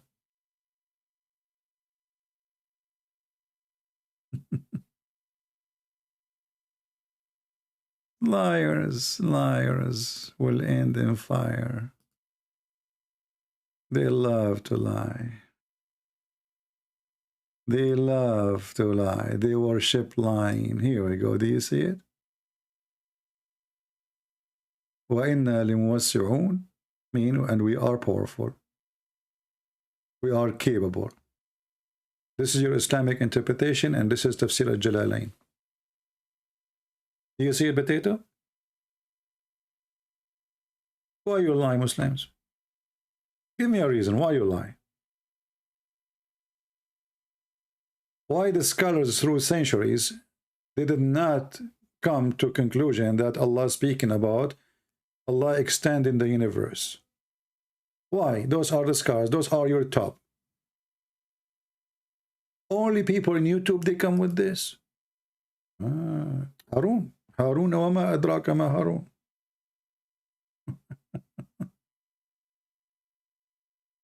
Harun wa ma adraka ma Harun. Do we have any Abdul? Hasbara? Hasbara, he knew Arabic, and what we would do with him if he knew Arabic? You are a liar? Ah, okay.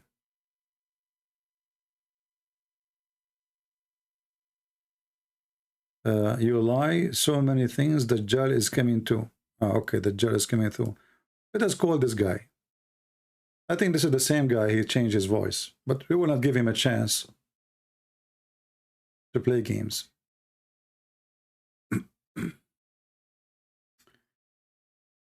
If you are a smart Abdul and you think you can make it and survive calling me, text me and I will call you immediately. Hello? Hello? Hello? Yes, you are a Muslim, my friend? Yes. Okay, you are saying I'm a liar. Why I'm a liar? You lie about many things. Like what? Like the hadith about Jannah. Which one? A lot about Dahman. It's not a true hadith. Oh, but it is hadith. Yes, but it's not true. It's not. Okay, so you are saying that this hadith is written by Muslims, but it's not a true hadith, right?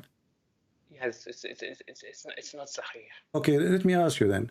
How I am lying if I'm reading what you are saying in your books? That's mean you are the liar, not me.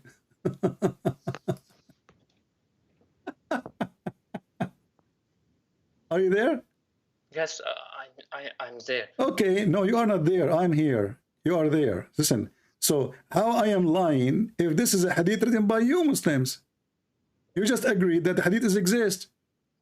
But in Skype you said to me you are lying, and I call you and I ask you how I'm lying. You said the hadith about Dahman, which means you F her so hard, you push so hard. So how I'm lying, and you Muslims are the one who wrote the hadith, you are the one who preserved the hadith, and you are the one who put it in a book. Because it's a weak hadith. It's okay, hold on. But you are accusing me of lying, but it is you who wrote it. And if it's weak, what weak mean? A weak, it's accepted.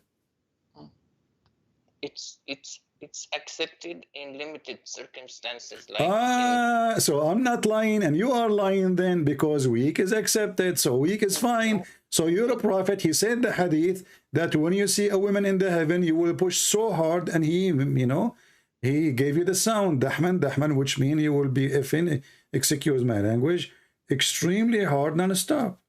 So what kind of a prophet he speak and say such a language?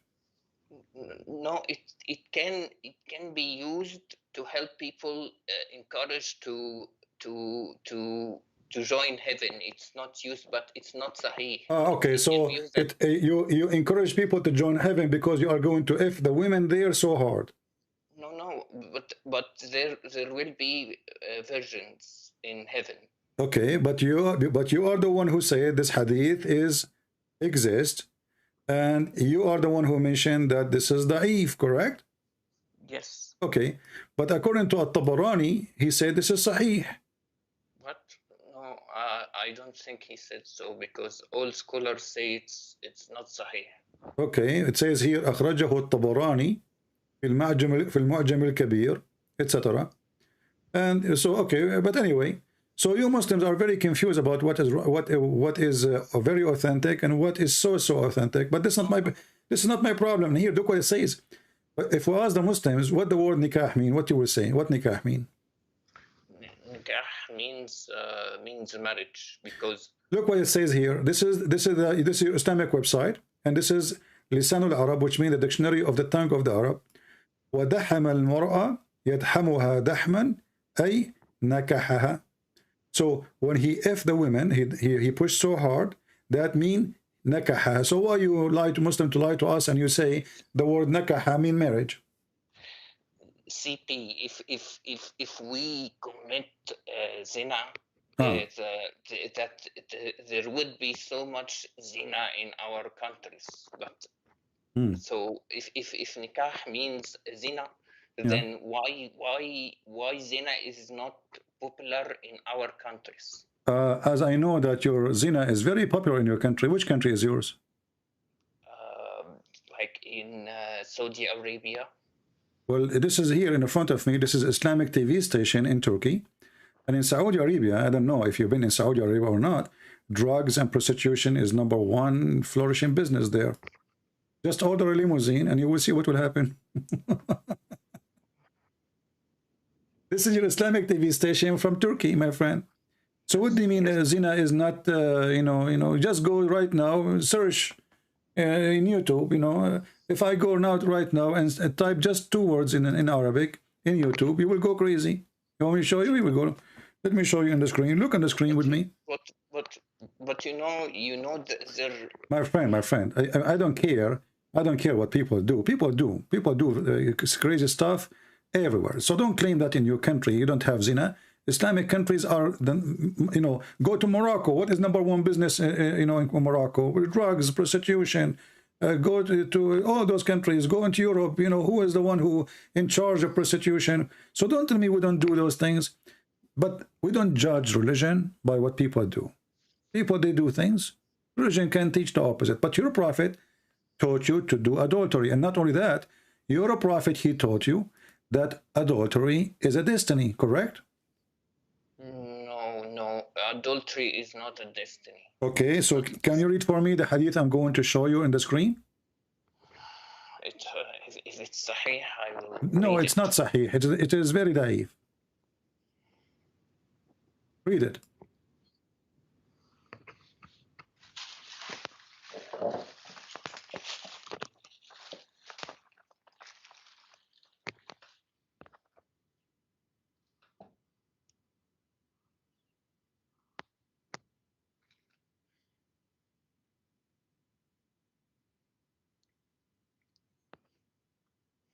And you read it. Let me answer this guy here.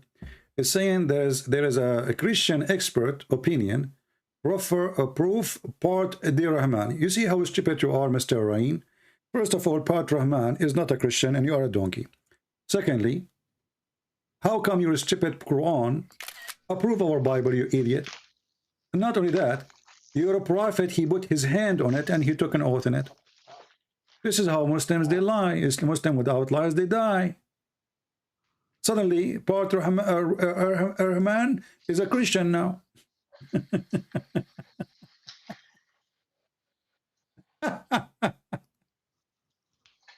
Anyway, did you read what in the screen, Abdul? Yeah, Okay. I can see. Okay, read it.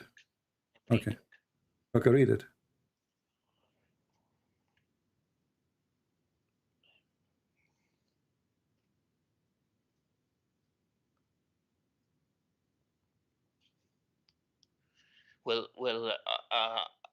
This hadith is sahih. My friend, why you are terrified to read it? Read it. We will see if it is sahih or not. You are the scholar. You will tell me.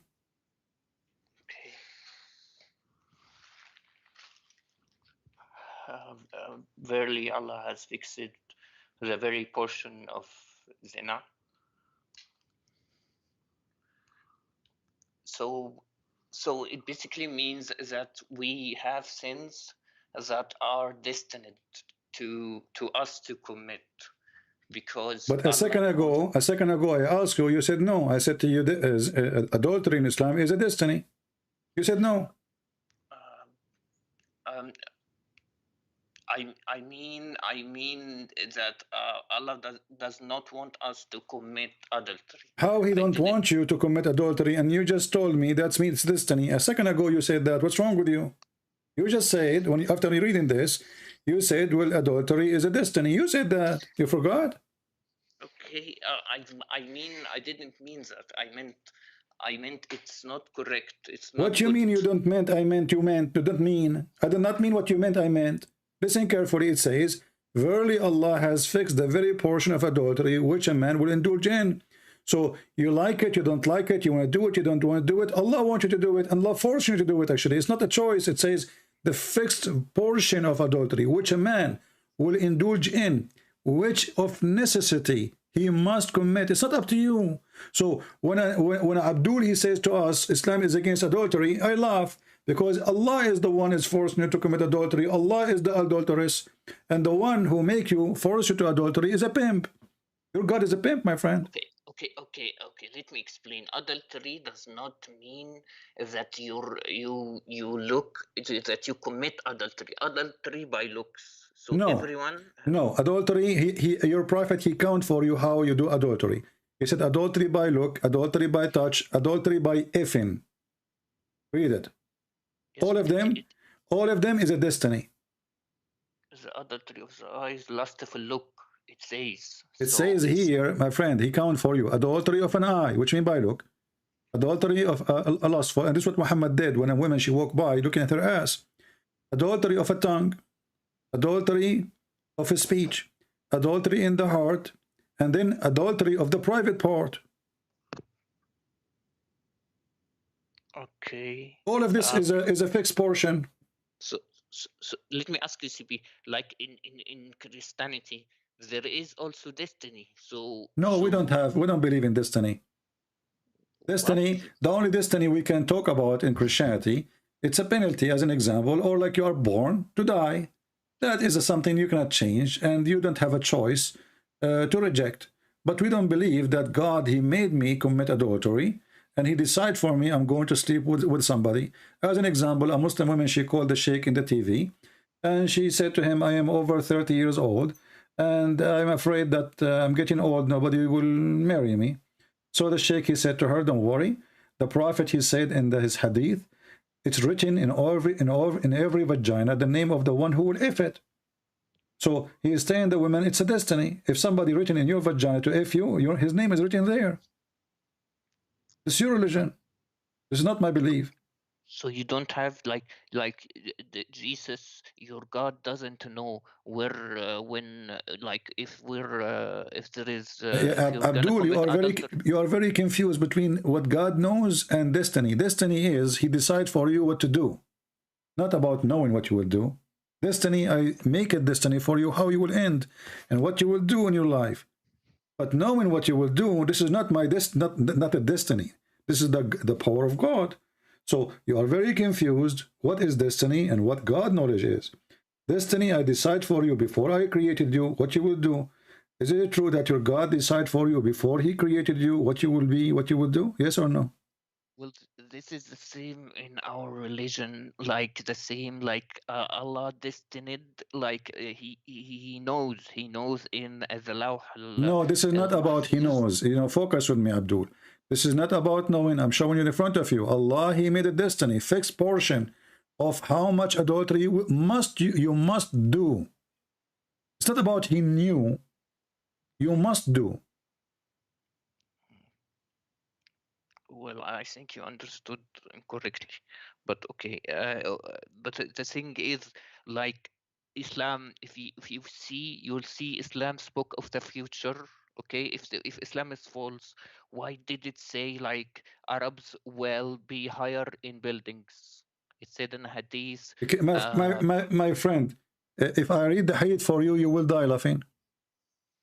Do you want me to show you the Hadith? Do you want me to give you the Hadith and you will die laughing? No, I'm not gonna die laughing. You will die laughing because, okay, because my friend, when you say, yeah, you are the one who sent me a text and you will bust me. You just agree with this one. This one is enough alone to prove Muhammad is a fraud and Allah is a Satan. Because he is forcing you to commit adultery. It's not forcing you, but okay, let's just say he's forcing us. Like if you consider this okay, then okay. So but you see, then Islam says a powerful hadith that says that Arabs will be higher in buildings. Okay. So this is not avoidable. The hadith is true. The thing happened. We see Arabs getting high buildings. But the Arab, they have high building before Muhammad was exist. Go to check the buildings of Yemen. No, I don't think. No, what do you think? Secondly, if we read the hadith, people will die laughing. You know, because your prophet, he said, there's things will happen, and when those things will happen, the judgment day will come. No, it's gonna be near Judgment Day. No, this is, he said, my friend, when a Muhammadan, he says something, you know, we laugh always because Muslims, they are very confused and they take things for granted without reading. Did you read the hadith yourself? I read the hadith. Okay. Okay, yeah. What it says? The hadith says, يأتي زمان يتطاولون الحفاة الرعاة يتطاولون في البنيان, which means the barefoot naked will have higher buildings. All right, but this has happened since when? Since when? Since about 100 years ago. And does the judgment day come? No. Okay, and he said, and when you see the women, she give birth to her master.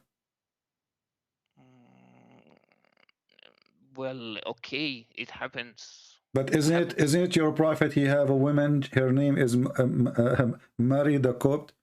and supposedly she gave birth to a child, and this is the son of Muhammad, that will make him her master. But she didn't have a son. No, she does. According to Muslims, she does. She did have a son and he died. So this is what happened during the time of Muhammad. And secondly, there's nothing happening here, as you see. And then if you count, you know, Muhammad, he claimed that this is the sign of the hour. He said they are 5. In different hadith, he says they are 10. In different hadith, he says they are whatever. So this guy, he keeps saying things which is stupid things, and he contradicts himself. So let me ask you, to make it simple. What is the last thing will happen before the judgment day, according to Muhammad? Ad-Dukhan. Ad-Dukhan. What is that? Okay, just a moment. Dukhan, which means the smoke. Okay, what is that?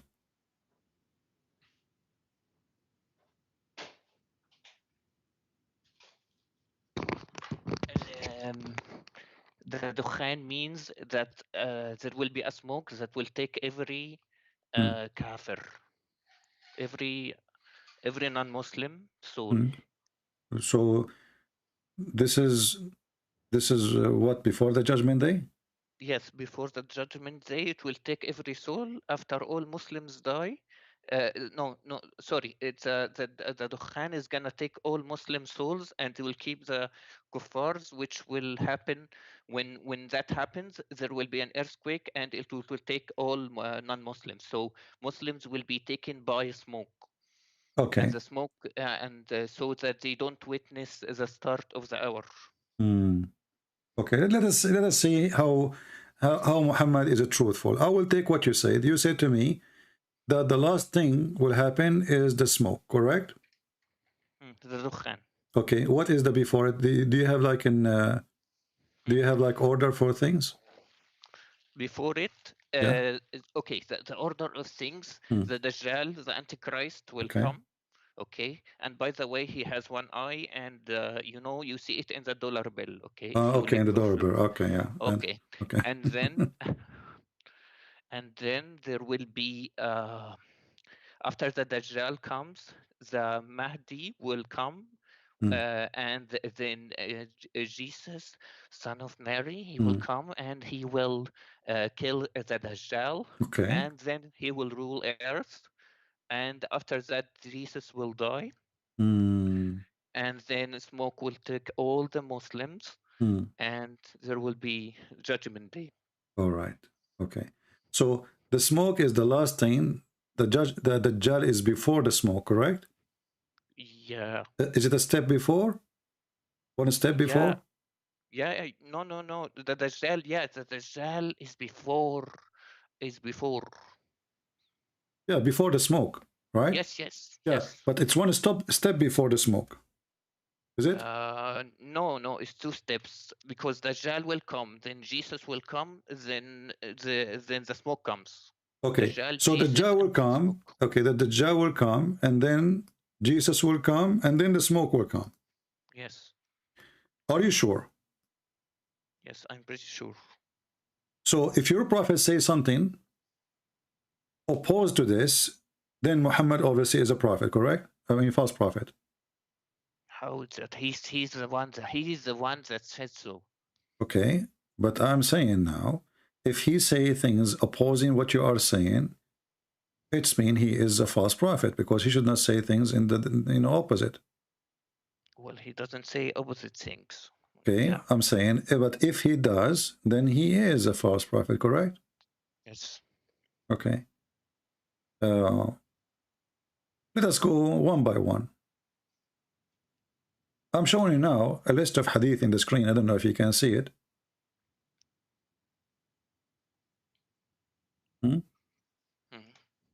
I'm checking, okay? And this is one of them.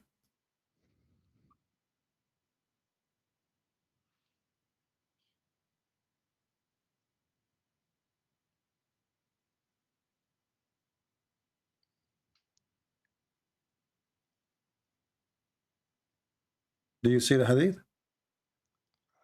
I see you scrolling.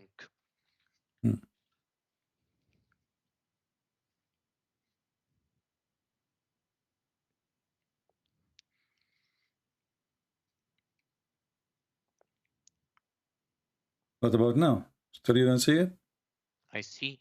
Okay. It says the last hour would not come until Muslims fight with the Turks, people whose face would be like hammered shield, wearing clothes of hair, Okay. and walking shoes of Okay. hair. So what do you understand from this? What I understand from this is one of the signs of the hour. Okay. So when the first time the Muslim they fought with the Turkish? It was a long time ago, so From the time of Genghis Khan? Yeah. And where is the judgment day? And isn't it the Turkish now are Muslims? Yes. Okay. So how he considered them that this is from the end of the time sign, and those are your enemies. And not only that, in different hadith, Muhammad, he claimed that they are from the people of Gog and Magog, which means they are pure evil. And he's making fun of their look because they are Asian, as you see. He claimed that their face, as if it's hit by a hammer, they have a flat faces, and they are wearing hair, and they are wearing shoes from hair too. So the Muslims will fight the Turks. The Muslims. Did you see the Muslim word? Yes, I see. Okay. So this is a sign of the judgment day.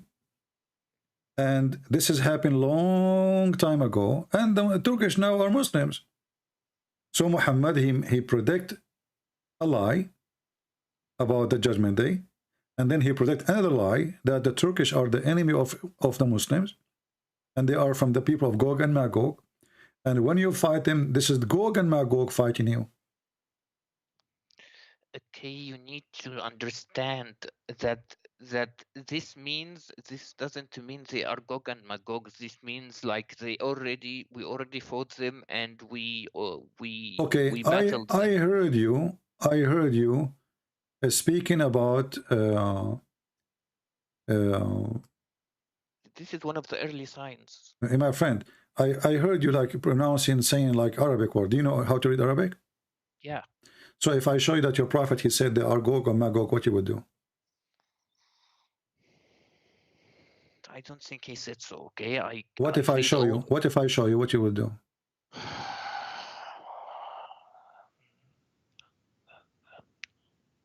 Then I'm not reading well. Then I could be considered. I will admit that I don't read well. Let me show you the hadith. Give me a second.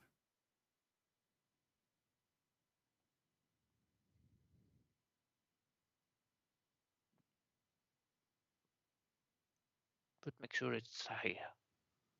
You will see.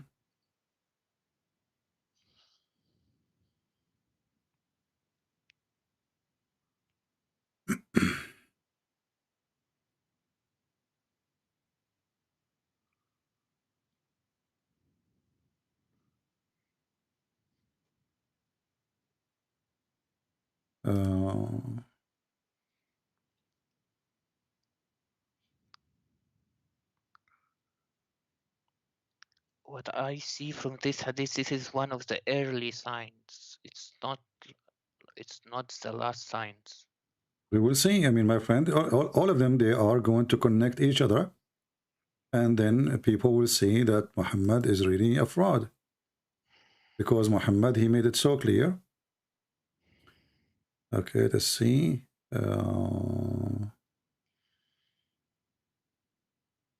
Let us open the tafsir, the chapter of Al-Kahf, verse number 83.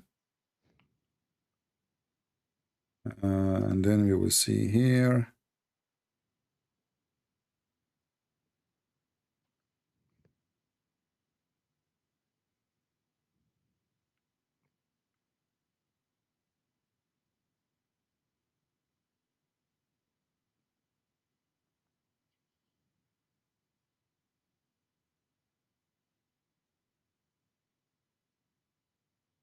Okay, I'll wait for you on the screen.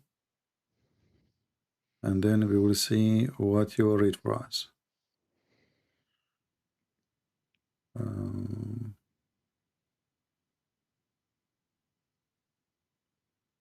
I'm pretty sure it's not referring to the Gog and Magog. Okay, we will see in a second. Just give me a second. Okay. You will see that. You know, we don't say things unless we can prove it. And we can provide reference for it. Otherwise, there is no meaning of speaking of something. I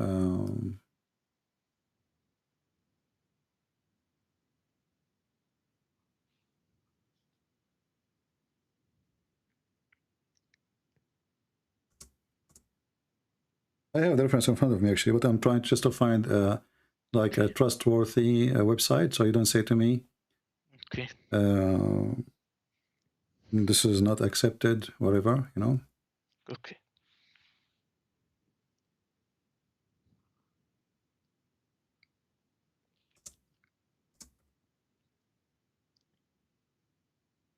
All right.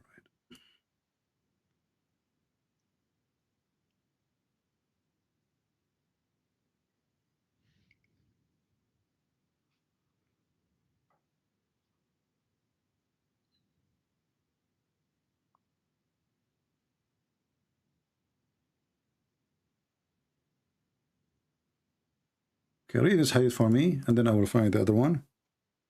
Okay. Oops.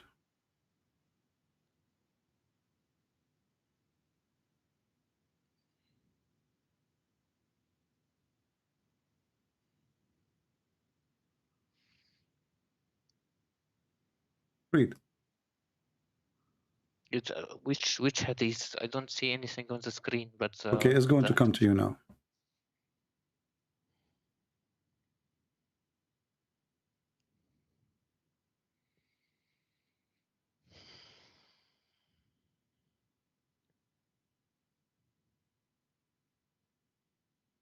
See it now? Yeah, I see it. Okay. Read. I'm not a student, so okay, so I read. Okay. What? I'm not a student, so I read. I read. I don't need to read loud. No, read so everybody can hear you. You know, we are talking, right? This is people are listening to us. Okay, I'll bust you. Uh-huh. Okay, the Prophet sallallahu alaihi wasallam came to visit me on one day, frightened, and he said, "La ilaha illallah." There is no true God but Allah. Woe to the Arabs because of an evil which has drawn near. Today, an opening of this size has been made in the barrier restraining Yajuj and Majuj. And he sallallahu alayhi wasallam made a circle with the thumb and index finger. I said, "O Messenger of Allah, shall we perish while we still there? Will be righteous people among us?" Yes, when weakness becomes I don't see the rest of the hadith. So what your prophet, he predict what? That Yajuj and Majuj will come out. When? In his time, right? No. What do you mean no? Read it. He said today he's away to the Arab, you know, disaster. Yes. And not only that, the hadith in different places says he woke up so scared. You know, he was so scared, so terrified. Actually, here it says that. It says he was frightened. He come to visit me in the day, on one day, frightened. And he said, "Oh, there's no God but Allah. We to the Arab, because of an evil which has drawn near." Today, not next week, not next century, today. So your prophet is speaking about Gog and Magog to come in his time. Right? Did they come in his time? Yes, maybe they may have come from his time in the Chinese, could be in China, could be in any other country. It doesn't have What to do you mean? be the You know, he said, "We to the Arab." To the Arab. Do you see the word Arab? Yes. Okay. So they will come to the Arab. They will not go to China. How you can solve this problem now? So CP, like Yajuj Majuj is also a new religion. Don't change the topic. Your prophet, he's a liar. And now I will show you about the Turkish too. We are not done with the Turkish. So your prophet, he predict in his time, the people of Gog and Magog, which is not even a human according to him, they will come and they are the one who will destroy this earth. And not only that, your prophet, he claimed that Gog and Magog, they will use arrows when they fight Muslims too. Is that correct? Okay. Okay. Yes, correct. And then the Muslim will use the arrows to make fire for 7 years. Is that correct? I'm not sure about the 7 years. Yeah, but I can show you the hadith. But I can tell you that Einstein said that World War IV will be fought with swords and arrows. What? Yeah. So they will. Okay. So they have to be. Arrows is not. I mean, arrow is an arrow. Is not a nuke of Putin. So arrows is arrows, and he make it clear they are made of wood. Even the Muslim, they will use it for fire. So this will happen to the Arab when the Muslims, they were only the Arab in his time, and that happened supposed to happen in his time, because as you see, he just woke up.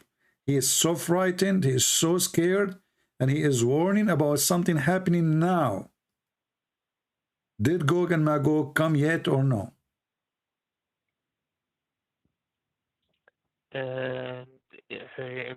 I need just to explain to you that they came out, but they didn't come to the Muslims yet. No. You see, you are ignorant in your book. The Quran says, "Min kulli hadbin yansulun," or yansilun. So they are coming from every direction. So they will come everywhere. They will spread the whole earth. And they are coming in one direction, which is coming to the Medina and to Mecca. So when you say something, you are the one who texts me, says you will get me busted. What's wrong with you? Because the thing is, that's the thing, you did not. Yeah. So when the Quran says that those Gog and Magog, they are going to come from every direction, coming to Mecca and Al-Medina. They are not going to go to China. They are coming from every direction. And they will rush to where? Okay. To the city of Muhammad, the city of Allah. Okay? So now, Muhammad, he predicted that they are coming in his time. And he is the one who made the signs of the judgment day. And he made the people of Gog and Magog, and they are one of the signs of the judgment day. Is that correct? Yes, they are one of the signs. Okay, but this is supposedly one of the judgment day signs in his time. And until now, we are waiting for Gog and Magog. So they will eventually come out, basically. But how they come out and they did not come out? They didn't come out to us, to Muslims yet. The thing is. Okay, listen, just to make it simple for you. You remember when I asked you the order of things? Yeah. Okay. And you said to me the last thing is the smoke? Yeah. Okay. And I confirmed to you, I said, are you sure the last thing is the smoke? You said yes. I said, if I showed you that it is not the last thing, the smoke, that means Muhammad is a false prophet? Correct? No. Okay. Okay. So now let's focus in the Gog and Magog and the smoke. This is a hadith in the front of your eyes. Allah Messenger came to us. All of a sudden, we were busy. Okay. He said, what do you discuss about? The companion, they said, we are discussing about the last hour.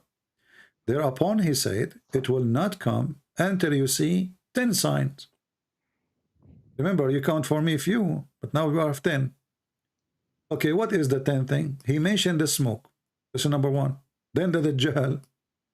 Then the beast. Where is this hadith? I don't see this hadith. This is the Da'if hadith. Yeah, I saw it. I said, what do you...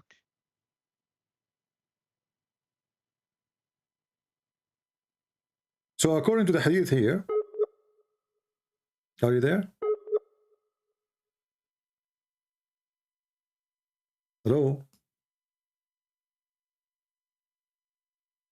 I hope we did not lose him. Are you there?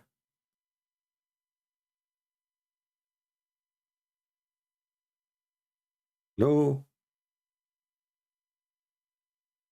Let us call him again. I don't know what happened. Yeah, I hear you. I hear you. I All hear right. you. Do you hear me? Okay, okay, continue reading then. So as you see here, the first thing will happen is the smoke. The second thing it will happen is what?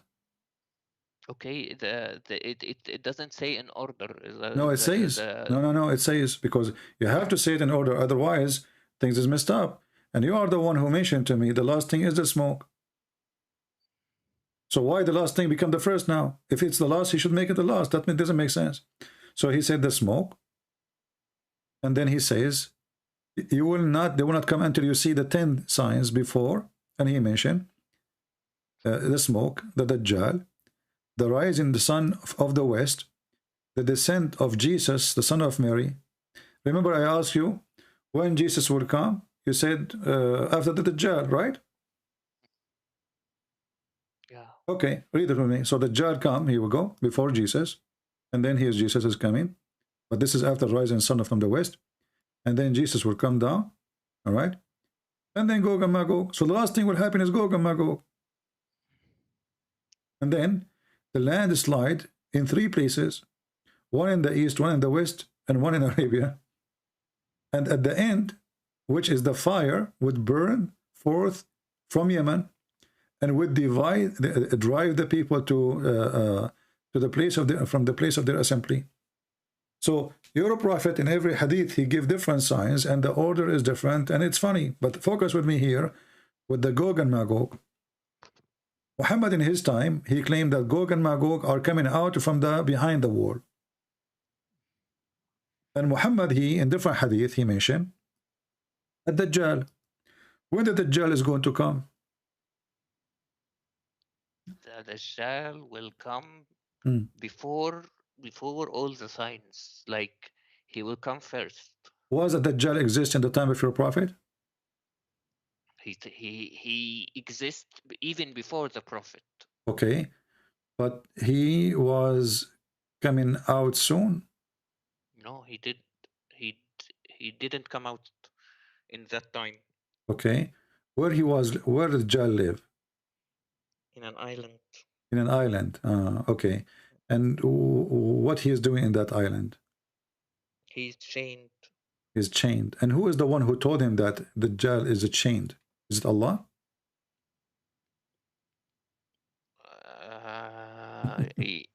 Yeah. What? Yeah. Who told him that? Okay, there were sailors who told him that they saw him chained. So a guy, he came and he told Muhammad he saw the Dajjal, and when Muhammad he told the people that the Dajjal is an island, didn't Muhammad confirm that from his God? Yeah, he confirmed him with him. With who? With Allah. Where? He just heard the story from this guy. He said to him, he saw him with a woman. Her name is a Jassasa. She is a beast. And then he saw a Dajjal, and Dajjal, he said to him that he's going to come out when the lake of Tabaraya is dry. Is that correct? Lake of Tabaraya, yeah, the one in Palestine is dried. Okay. It's dried now? Yeah. Where is the Dajjal then? It's near drying. Where so he's coming soon. So that's what we. Okay. But look what happened now. As long as the Dajjal will come after Gog and Magog. When did the Dajjal will come, you said? You said after Gog and Magog, correct? Or before? Before. Before Gog and Magog, correct? But Gog and Magog, they are coming in the time of Muhammad. That's why Muhammad he was saying, "We to the Arab." He was frightened, correct? No, we will fight them after the Dajjal. My friend, did I show you just 5 minutes ago, your prophet, he woke up from his sleep. He was terrified. He says, "Are we to the Arab?" The Gog and Magog, they open a hole in the wall. Yes or no? Yes. Okay. If Muhammad is terrified from something will happen 2,000 years after, that will make Muhammad stupid. Do you agree? I refuse to say that my prophet is stupid. I don't care what you're saying, but why is he afraid because something will happen 2,000-3,000 years after, or something will happen tomorrow? He's worried about us. Okay, but he was frightened.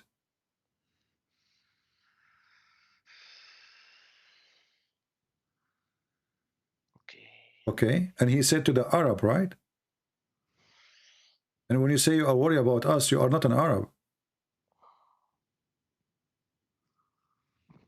So Gog and Magog, if they attack, they will attack when the Muslims are only the Arab at that time. And he predicted that to happen in his time. And he was terrified.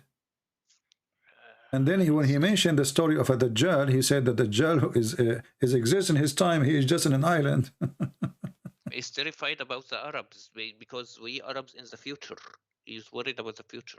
What do you mean you Arab? Are you an Arab? Yes, I'm an Arab. Speak to me in Arabic. Go ahead. كيف حالك؟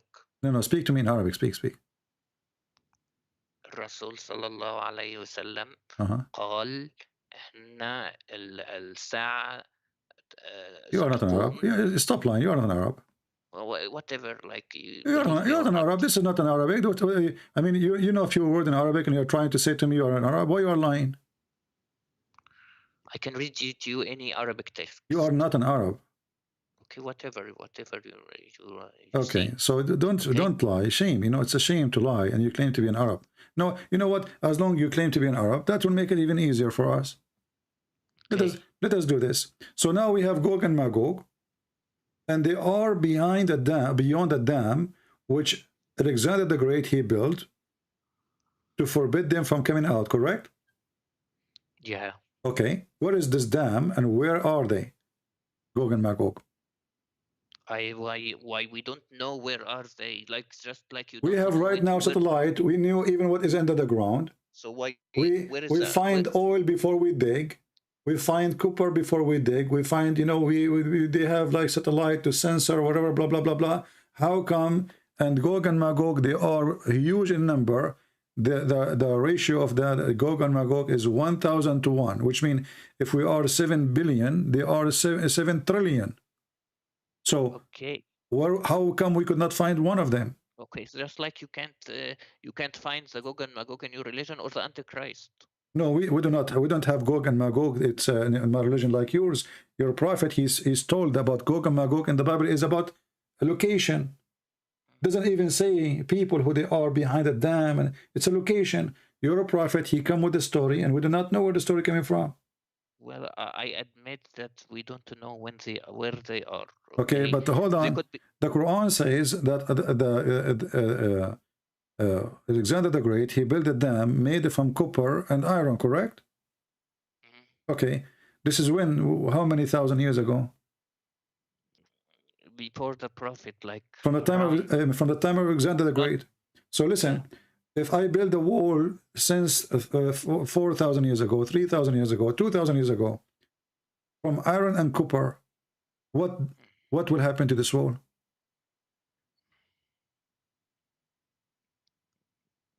Okay, I admit we don't know where the location. No, forget about the location now. We have a wall somewhere. Let's say there's a wall. There was a wall.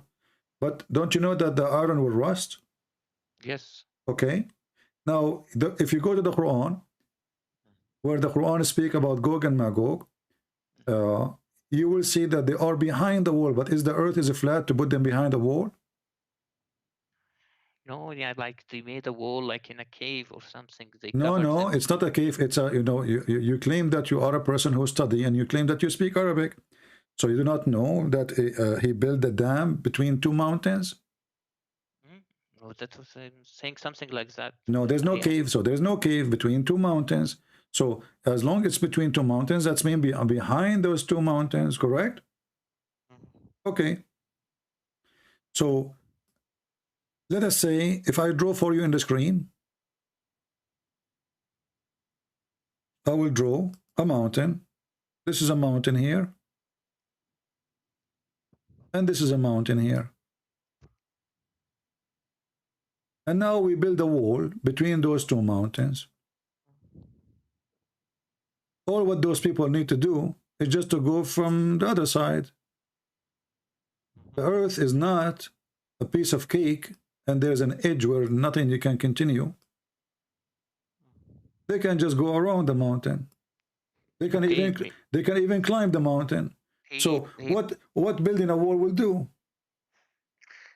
See, he built more than one wall, like a wall from the side and from the other side to make sure they don't pass. What other side?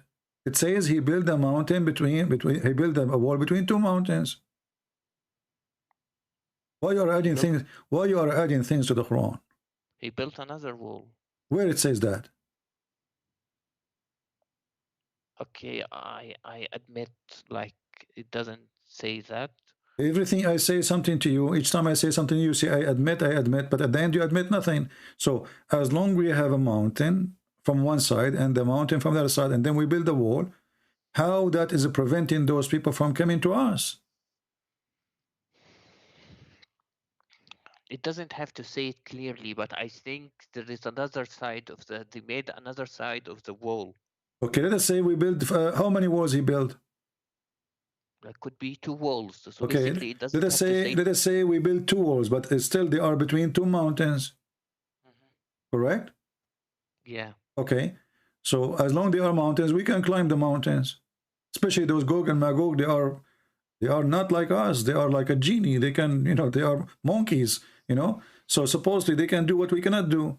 And they are very evil. So you build a wall, that's it. They cannot come, and there are billions of them. No one knows what, because the dam is it's very strong. He made a very strong dam, so I don't think they could climb. How it's very strong and it's open in the time of your prophet? Because it eventually fell. So it's not strong then.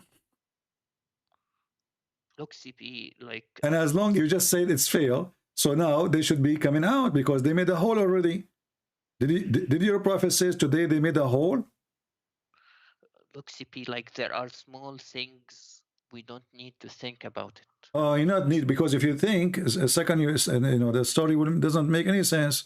So here now we have a fiction story about people who they are not a human like us, and they are supposedly Turkish, and they are they look different, and they are Asian, because your prophet is racist, and those people,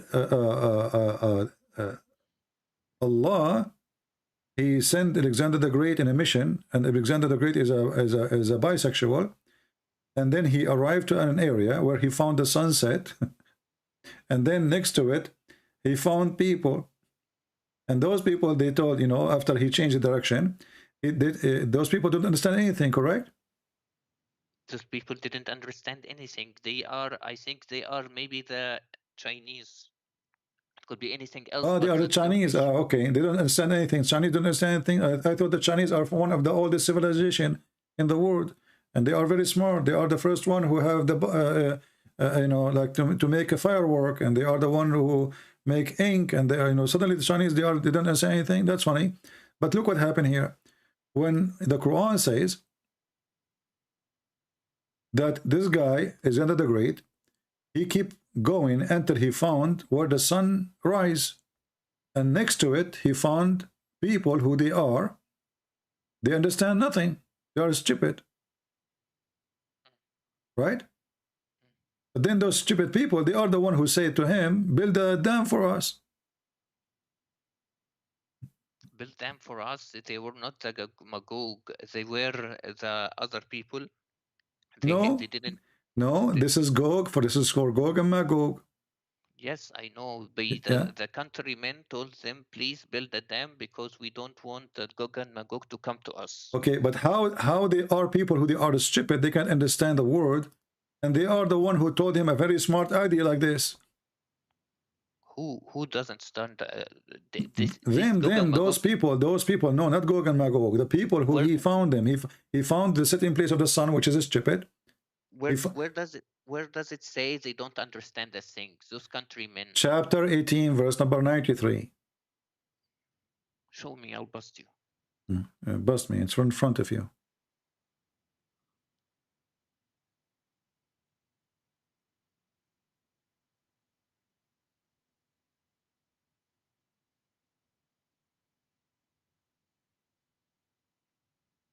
Read.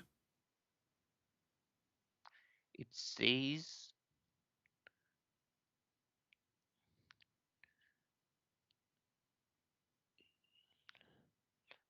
لا يكادون يفقهون قولا, which means they barely understand the word. Exactly. You just said where it says that. You said to me, I will bust you.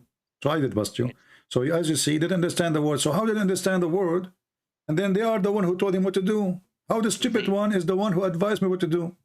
They barely understood the word. It's very different. Like you may talk to another foreigner person, but if he doesn't, he can understand some words and he doesn't understand other words. Like he could just point. He doesn't. My friend, it says barely they understand the word, which means they are stupid. And let us say, let us go for the sake of argument, they don't understand the language he speak. But how they don't understand the language, and they told him, even they said his name, and they said to him, look what he said. They said, they said, O Zul Qarnayn, Gog and Magog, people of a great mischief in the earth, shall we then render thee tribute in order? They are even paying him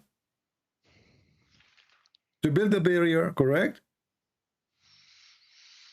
So how they are stupid people, and now they are convincing the one who come to occupy them, we will pay you. But didn't he occupy them anyway? And which means he have their money? Who care? I mean, if I am the king who came to your town and I took all the town, so what you will pay me? I took you, all of you together. This is a stupid story. And they are the one who don't understand the word, saying all those things to him. And then on the top of that, he said, Zulqarnain, he responded to them. He said to them, okay, well, you know what? Bring me a block of iron and, you know, and copper, and let us build. Correct? All right. Does it say to build between us and them a dam? Between us and them, a dam? Yeah. Okay. Where is the dam located? First of all, he built a dam, okay? He could have pointed it by, it doesn't have to say, he doesn't have to say it by word. They don't understand his language. They may not understand his language, but they may have pointed like by words, like before language existed. So the Quran line when the Quran says they say this because they were using their fingers.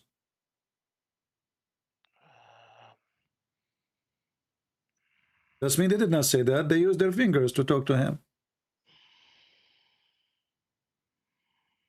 You don't have to point at the small stuff. You don't need to. No, we have to show how stupid Muhammad is. Remember. You're causing people to doubt, like. So do you doubt now?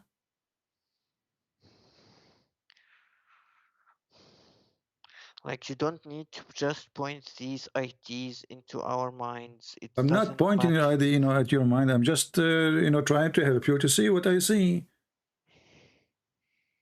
Like this small stuff, like you look at. This is not the small stuff, my friend. This is not small stuff. This is very stupid.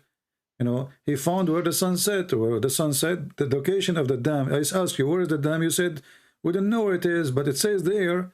He kept going until he found the rising place of the sun.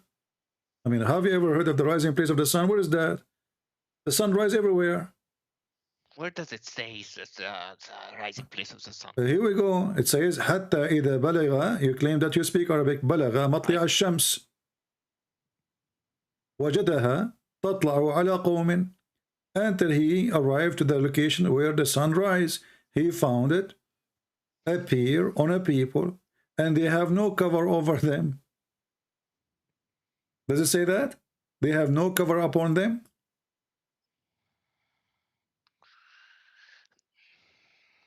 Like it says that it doesn't, like the sun came to them because he lived far away from them. What do you mean the sun came to them? The sun come to them? The sun come to them? Rises to them.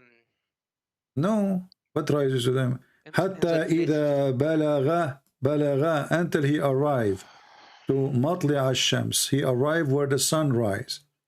If you go a few verses before, you will see until he reached the sitting place of the sun. So your stupid Quran is saying it clearly that there is a sitting place for the sun and there is a rising place for the sun. Who in the world want to believe in such a garbage? Do you? There is a rising place for the sun according to your intelligence. First of all, you're pointing about small details and causing. This is not small details. This is proof that Muhammad is a fraud. Look, this guy, he kept going until when he came to the rising place of the sun. Where is that? He found it. He found it rising in a people.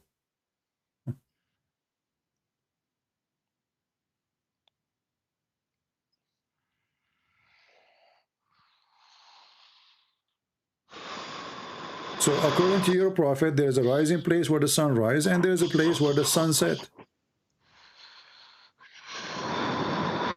Why you are blowing your nose? What happened now? Are you okay? No. So why you are like making this noise? Because I'm angry because you're pointing about the. So if you are angry, you make a noise like this. Are you a cow?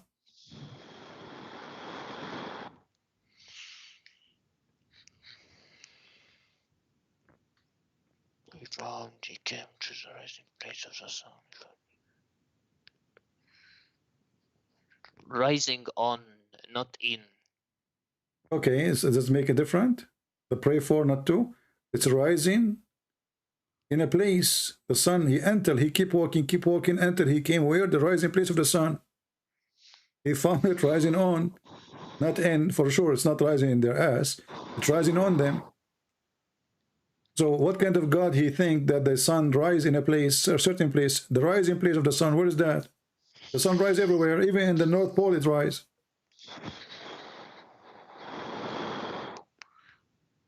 I told you, like, you don't need to find any small stuff and try to cause doubt. No, it's not the small stuff. This is stupid, my friend. And not only that, your prophet, he found where the sun set. He found it that sitting in some murky water. If you go to a few verses before, and when he reached the sitting place of the sun, he found it sitting in a spring of black, muddy water or hot water. In a place of the rising of the sun, which means the place that is rising. The place. You're genius, guys. The place where the sun is rising, it's mean the place where the sun is rising. Are you okay? Our friend, he kept going, until he arrived where the sun, the place where the sun is rising. This is the place where the sun rises. He found it, discovery. He found it rising in that place on people whom they have no cover over them. What is that? The thing is like this is a bit about like nitpicking. You're looking for mistakes. I'm not looking for a mistake. The whole Quran is a mistake. What are you talking? Look at this. This is a garbage. So a few verses before we just showed you that your God, he found where the sun set in a hot water. Does it say here he keep walking until? Who is talking? Allah. It's not even the guy talking. Until when he reached the sitting place of the sun. Until what? He reached the sitting place of the sun. So there's a place where the sun set. He reached to that place. But as you know, I can stay in my place here without moving. And then after 12 hours from now, the sun will set.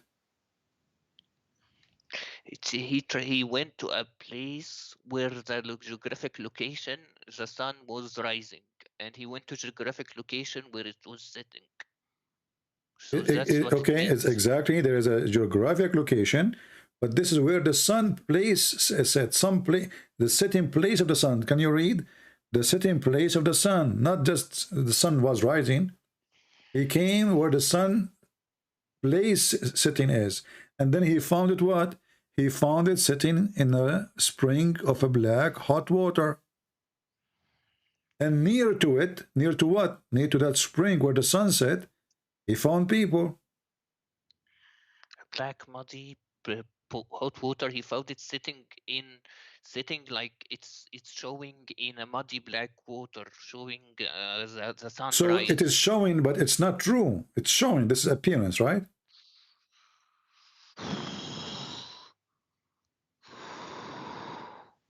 There is a view where the mud, where sun is on the mud.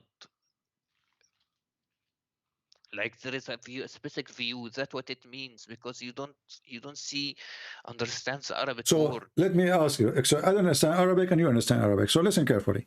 So if somebody understood this, that the sun is sitting really in spring of water, are you saying he's stupid if you understand it this way?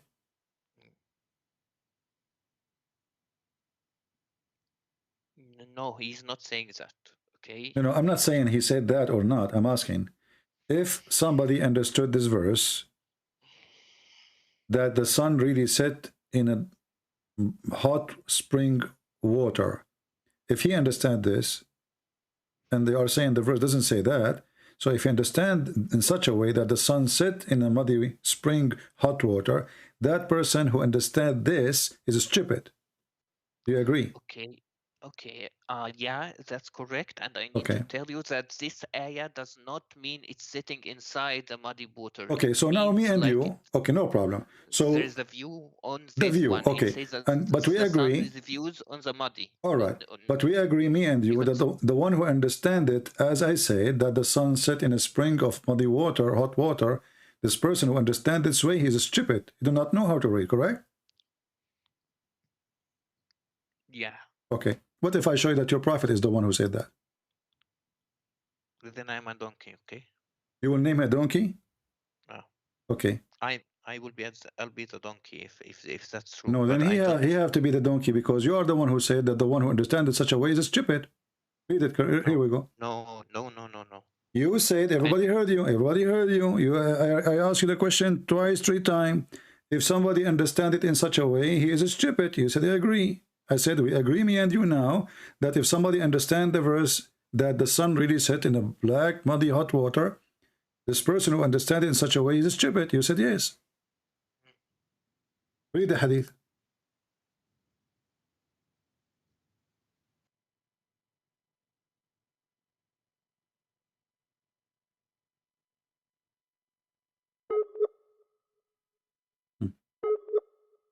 Now the connection decided to be bad.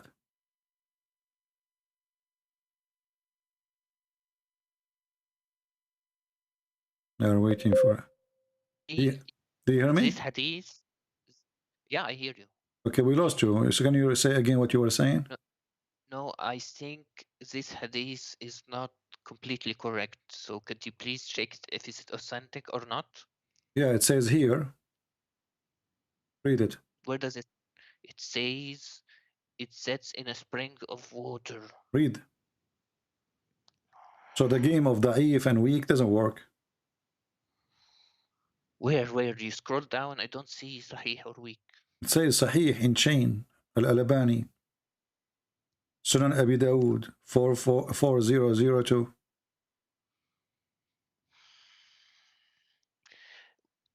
The ulama said this hadith is not completely correct. What ulama? You never heard of it. A second ago, you never heard of this. Otherwise, you would never say, yes, the one who understands this way is stupid.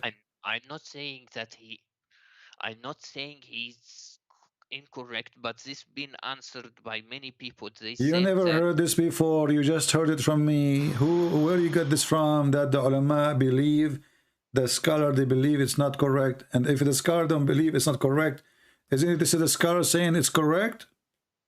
Okay, if you search in Islam QA. My friend, I do not need to search. You speak Arabic, right? Read carefully. You claim to speak Arabic. It says Sahih or Isnad. You'll find refutations for this. You are going to refute your prophet in your Quran then, because the Quran confirmed the hadith and the hadith confirmed the Quran. So how in the world the Muslim will come with a meaning against what your prophet said and what the Quran said?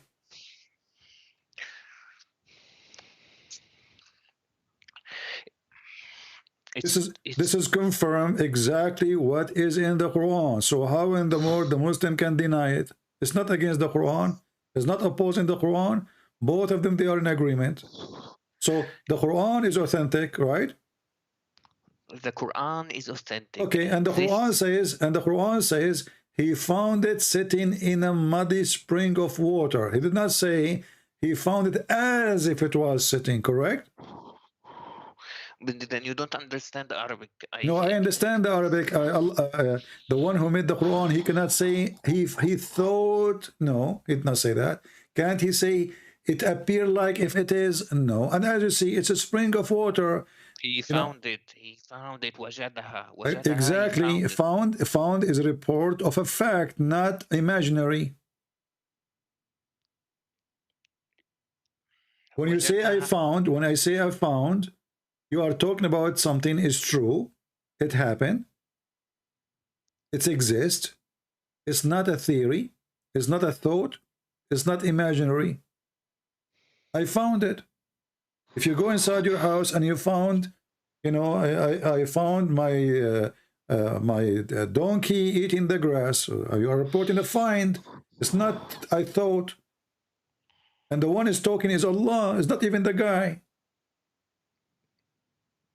You probably never heard of refutations for this. My friend, I am the one who hear all refutation. You are talking to Christian Prince, and you are the one who said you were going to get him busted. Okay, like quoting about small doubts is not the answer. It's not the answer. Like this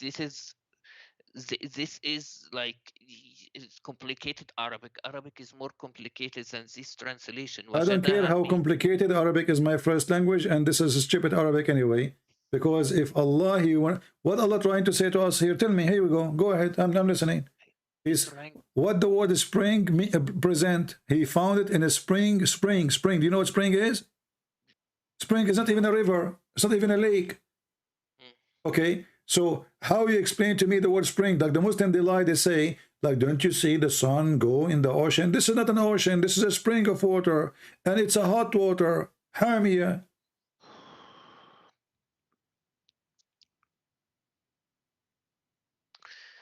The thing is, CP, you're picking and choosing which to cause doubt. You're picking your mechanism. You know, you are being funny now. You are being funny because the whole program is about your prophet is stupid, and you are telling me I'm choosing the whole. What choosing? The whole chapter we are reading is a joke.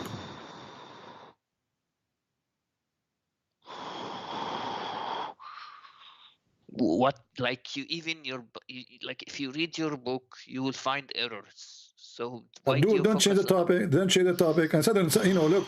And when you read this stupid Quran, you see, you said to me, you know, remember I said to you, he built a dam between two mountains.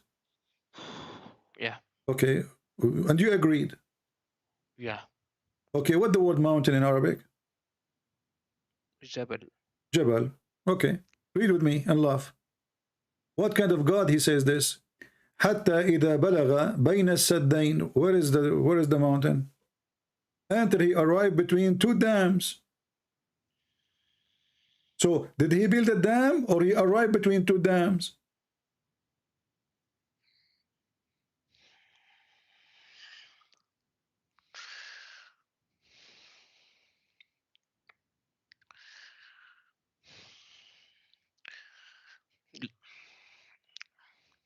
Look at the errors of your own religion. Why he would go, okay, if you are saying in my religion there is error, again your prophet is stupid because the Quran says Allah, he confirmed what is between our hands. So how our book have error and then your stupid God, he confirmed what we have between our hands? It confirms that it's in your hands, that it's sent by God. No, not it was. It is what is with them. You claim you speak Arabic again, so you cannot lie. It says here, مُصَدِّقًا لِمَا مَعَهُمْ. Do you see it? لِمَا مَعَهُمْ, which is with them. Chapter 2, verse number 89 is not confirming something we used to have. He is confirming what is with us. What is with us. So when Abdul says to us, your book have errors, we laugh because that again will make your prophet look like a joke because he confirmed what is with us. So wherever you go, your prophet is getting busted. But it also says, woe to those who write the book with their hand. Exactly. That means Muslims because it is you Muslim who write the book in your hand. Isn't it you Muslims? You write the Quran with your hand. Did Allah wrote it for you? No. What do you mean no? Isn't it the Quran says, Inna alayna jam'uhu wa Qur'anahu? It is on us to recite and to collect the Quran, Allah saying? It says like, it says that to jama'hu in our minds. What our mind? No, no, don't lie. It is on us to collect it and to proclaim it. This is chapter 75, verse number 17. So the one who will collect the Quran is Allah, and the one who will proclaim the Quran is Allah. It's not you Muslims. And this is why when Muhammad he died, there was no Quran. Because of this verse. No, the Prophet wrote the Quran in the Sahaba wrote the Quran as well. Okay, and then Uthman, he burned all the Quran, correct? He didn't burn any Qurans. He burned the Quran. You know, do you want to show you the reference? Show me the reference. Okay, but before we go to Uthman, the Quran you are reading today is Quran of who? Quran of Uthman. I thought you are following the Quran of Allah. Yeah, Quran of Allah collected by Uthman. Okay, but the verse here saying that the one who collected is Allah. It is on us to collect it. Uthman is Allah.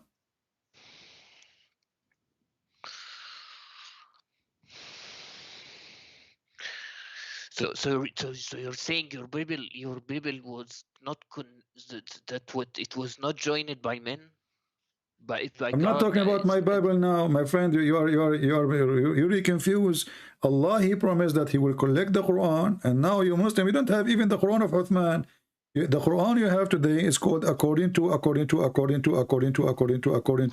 starting from Hafs end with Uthman, but you don't have the book of Uthman. So, and not only that, you said to me that your prophet, he wrote the Quran, correct? Yeah, he wrote the Quran. Okay, is that the one which the goat ate? The goat ate nothing. This hadith is weak. Is weak? No, it says Hassan. Is it Hassan is the name of your prophet grandson? What Hassan mean? Hassan mean good. Mean good. So how it is good and you say it is weak? Who said it was Hassan? A lot of this is you Muslim. This is you Muslim. Here we go. This is your Muslim website. It says Hassan.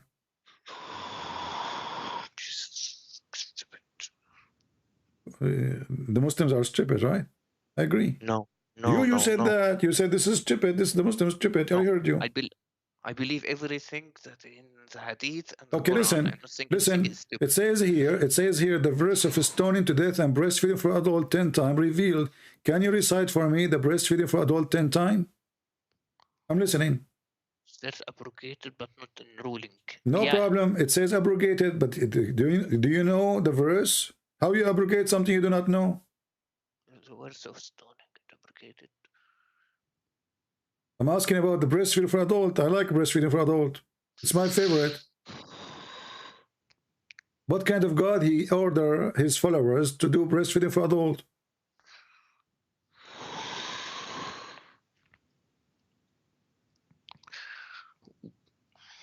Where does it say that's been ate by sheep? What sheep? It says the verse of stoning and breastfeeding for adult 10 times. Allah, he ordered 10 times. You have to, And then the paper was with me under my pillow. This is Aisha talking. When the Messenger of Allah died, we were preoccupied with his death, and a tam sheep, the Arabic doesn't say tam sheep, by the way. It says dajin. Dajin can be a camel, can be a goat, anything. Came and ate it. And as long as you claim you speak Arabic, here we go. It says in front of you. Okay, but it says it's abrogated anyway. So if the goat ate it, it's abrogated. My friend, how it's abrogated and the Prophet is dead already? It's abrogated after the Prophet died? No, it's abrogated before, but if it's abrogated, then why it's in the paper? Yeah, because sometimes you write something that you don't. Okay, so that's mean the Prophet wanted to be preserved, correct? No, he might have wrote it before. But before? I mean, the guy is dead now. For sure he wrote it before. It's under his pillow. That means it's fresh. So it's under his pillow. And this is the verse of a 10-time breastfeed for adult. The goat ate the verse. We got it. But the goat did not eat your memory. Did the goat eat your memory too, Muslims? Don't you have a paper like from 20 years Don't ago? you Muslim, you claim that all of you memorized the Quran, so the goat ate the paper, we get that. But obviously, as long as the verse is in the paper, that's mean the Prophet, he wanted to preserve. He don't want it to be destroyed, otherwise he will not write it in the paper. So the goat ate the paper, which have the 10-time breastfeeding for adult. But the goat did not eat the Muslim memory. Where is the verse? The thing is, the verse has been abrogated. Why should we memorize My friend, something that's been abrogated? you keep repeating the same thing. If the verse is not, should not be written, why your prophet writing it in the paper? Because obviously your prophet, he wanted to be written in the paper. Are you saying somebody forced your prophet to write it? By that time, first of all, he didn't write anything. They wrote it for him. Okay, but is it under his pillow? Second of all, is it under his pillow? According to this hadith, okay, so it's under his pillow, not under the pillow of the neighbor. So the prophet is the one in charge of his bedroom. Otherwise, somebody else sleeping with Aisha, according to you then. So as long as so don't say that, okay, so the pillow is the pillow of Muhammad, the bed is the bed of Muhammad and Aisha, and the Quran is under the pillow. So that verse is written by the command of your prophet, and he wanted to be there. The goat came, meh, and she ate it. Wonderful. Allah could not protect the Quran from the goat. I'm asking you, where we can find the verse? You said to me it's abrogated. Show me where it says this verse is abrogated. Go ahead. I'm listening. Why does it matter if it's... It matters because we are discussing about your stupid prophet, your stupid religion. You just said it's abrogated. Can you show me the reference where this verse is abrogated? Right in the bottom, you see it's abrogated. But this is a guy saying that it's not your prophet. The prophet is dead already now.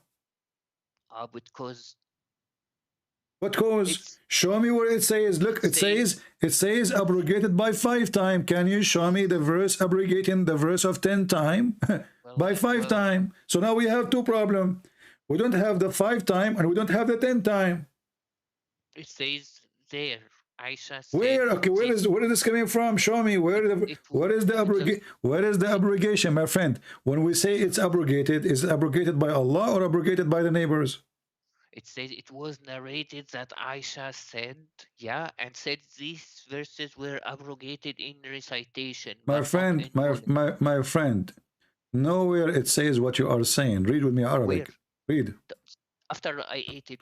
This is a comment in English. This is not even in the hadith. Read it. The hadith in front of you.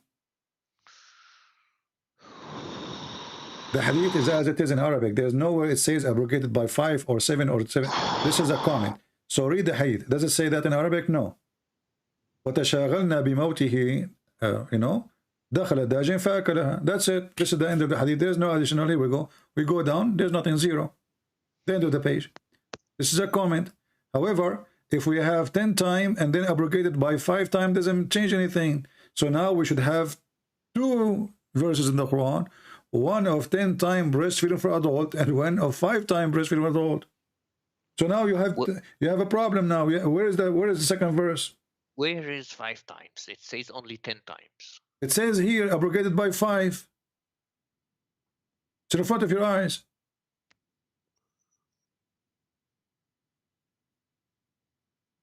It doesn't say where's the number 5. Here, it's in front of you. Can you highlight?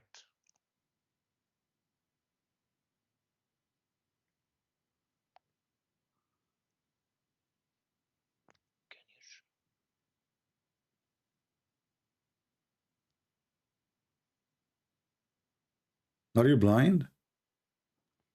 Okay, I'll read for you. The verse of stoning and breastfeeding an adult 10 times were revealed, and the paper was with me under the pillow when the messenger of Allah died.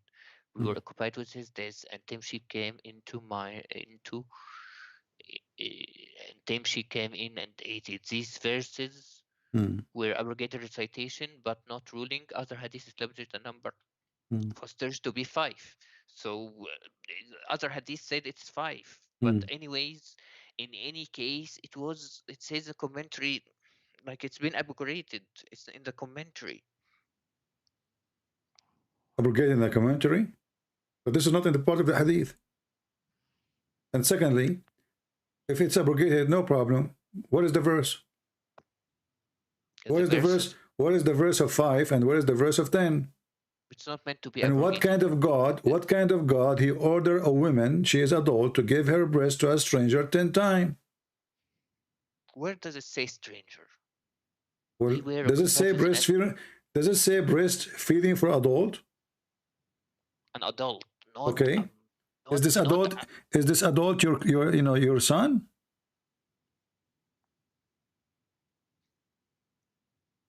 Does it say you're breastfeeding for your son? Maybe the neighbor, he's a child, okay, but we are talking about adult. Do you Muslim women give your breast to your son when he is 18 or 19 or 20? Do you do that? Okay, the thing is, you know, this hadith is a lot of scholars say it's not sahih. First of all, second of all, even second of all, first of all, and third of all, did Aisha she practice breastfeeding for adult 10 times? CP, you are getting on my nerves. I'm getting wherever I want to get, my friend. You are in trouble. Is it true that Aisha, she ordered her nieces to do breastfeeding to anyone when I enter upon her? Yes or no? No, no, no. Read the hadith. It's in front of you.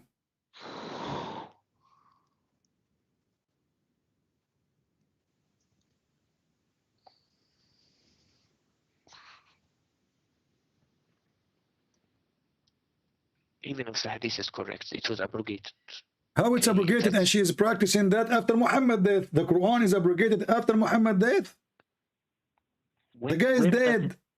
Where does it say that she did it in the time of after the Prophet? Well, because now they are entering upon her, because now she is the wife of the Prophet and she is in charge of the house of the Prophet. So now the guy is dead, and now anyone want to enter upon her, she ordered her sisters and her nieces to do breastfeeding for adult. So they become the secretary. You go in the secretary of a Trump, he have a bunch of sister of Aisha, their boobs is coming out and their nipples in the table. You lay down in their lap and you start suckling. It's in front of you. Nobody can enter upon her unless he suckled 10 times from the nieces or the sisters of Aisha. Now, I want to ask you, why in the world people want to enter upon Aisha? They have to suckle her nieces. What that will do? They may have suckled her when she was, when they were small. Like, because... What do you mean her small? This is Aisha now, she is a prophet wife. And those are adult men.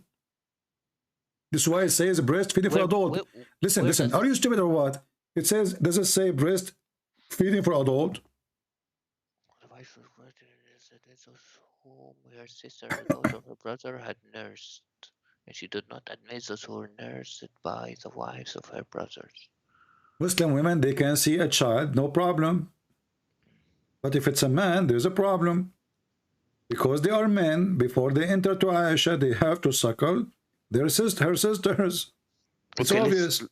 Let's read the hadith, okay? Read the hadith, read it. Here listen to me from Malik from Abdul Rahman ibn al-Qasim that his father told him that Aisha, the wife of the Prophet, may Allah bless him and grant him peace, admitted those whom her sister and the daughters of her brothers had nursed, and she did not admit those who were nursed by their wives of her brother. Can you give me the Arabic translation in the Arabic words? Read it. The Arabic part.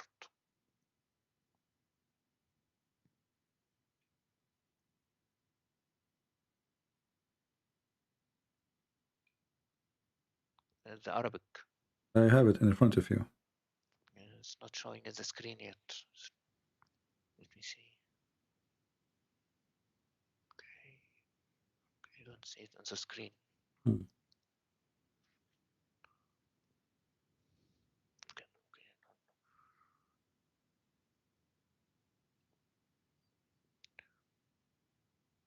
Okay.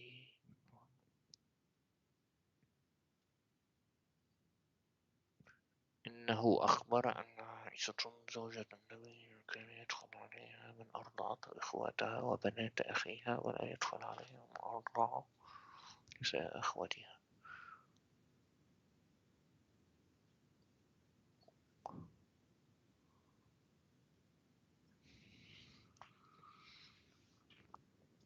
It says like they enter her home. They enter her home, like they don't go and get breastfed by her. They enter her home because she breastfeeds them when she was big, because we consider, because you know, CP, when you adopt someone, when a mother adopts someone, she breastfeed him. First of all, adoption is forbidden before the death of Muhammad, when he did decide to sleep with his own son. So don't play that game. This is not adoption.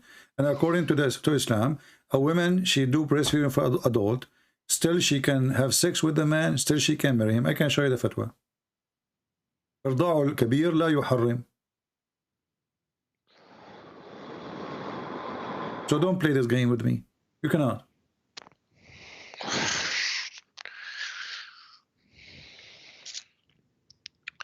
Okay. It's like CP, like does it say that she breastfeeds these guys? No, she ordered her sister because supposedly she is the big woman. You know, she is the the leader now. But she ordered her nieces. So now you Muslims, you have a new rule that if a woman, she want to see the neighbor, either she can breastfeed him for herself or she can ask her sister. But what that would do, if the guy still can have sex with her, what the point? And this is another hadith which is sahih.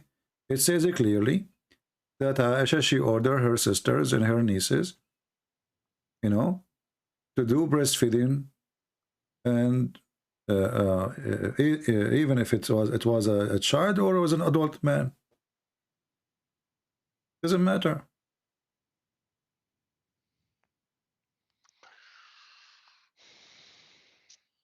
When you speak Arabic, it says here, وَإِن كَانَ كَبِيرًا. Does it say that? Even if he's old? She were called, her names her father, when his father became like a foster son. She gave 5 years. His social, but Allah what you know, with your first it gave you a priest, she gave him 5 years and become like Salim was. Do you see? It says وَإِن كَانَ كَبِيرًا. Well, I don't see like it. I move it to you in Arabic. تأمر بنات أخوتها وبنات أخواتها أن يرضعن من أحبت عائشة أن يراها ويدخل عليها وإن كان كبيرا. 5 رضعات. Does it say that? So she ordered her, you said to me where it says adult. So she ordered her sisters, her nieces. Nobody can enter upon her unless they suckle them. Here it says 5 times. Even if he's old, grown man. Correct?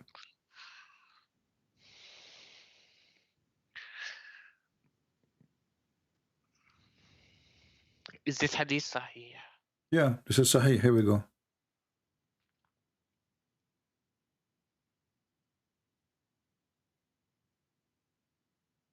Would you prove it? It's in front of you. It says sahih. Okay, I'm checking because you know the screen doesn't come instant. Let me check.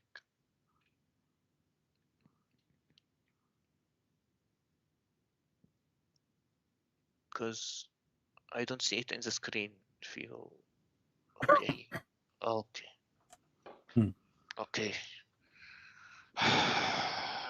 Now, what a woman giving her breast to an adult man will do? What is the logic?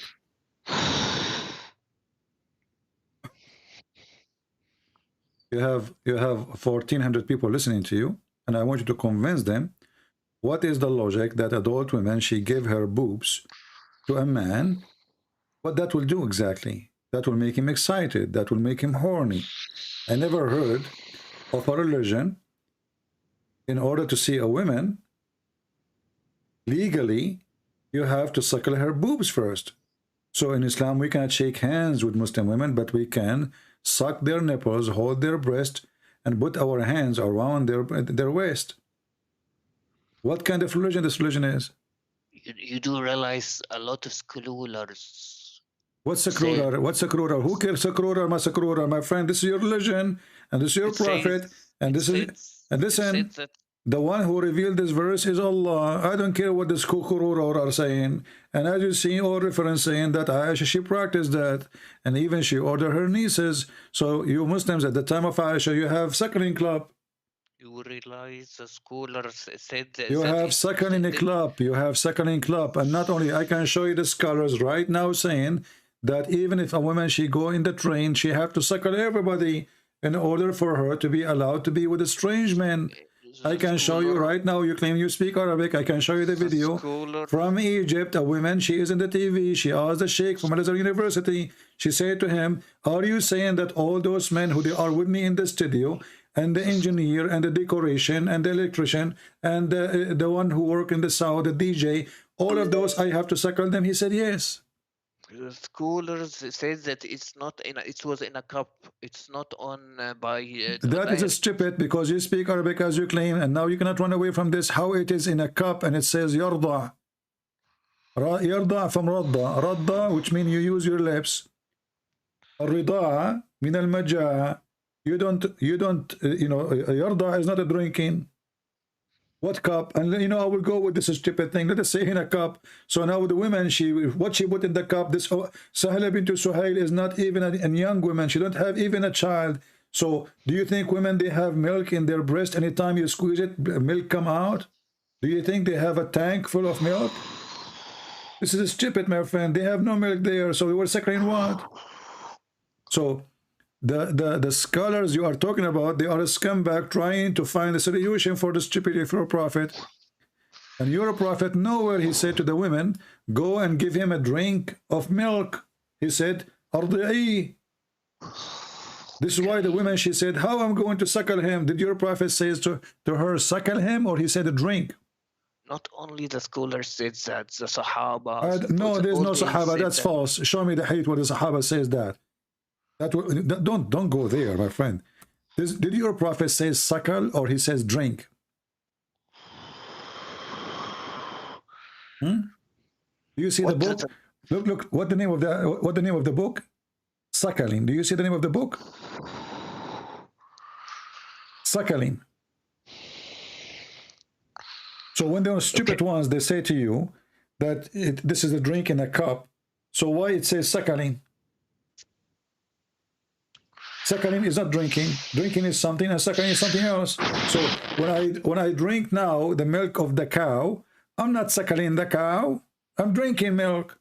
There's a huge difference between suckling and drinking. As you see here, it says he had nursed them. She's doing nursing. Does it say he said suckle him? Cedric, like it says. Suckle him. Do you see the word suckle? Do you see the word? Do you see the word suckle? Do you see the word suckle? Do you see the word suckle? Suckle him. He did not say give him milk to drink. And this woman, she is not that young to give her breast have milk. The word rida does not always mean direct contact. No, it means that. This is why the word is suckling. And this is why the woman, she said, how I'm going to suckle him and a grown man? If it's just a drinking, you can anyone drink, all of us will drink.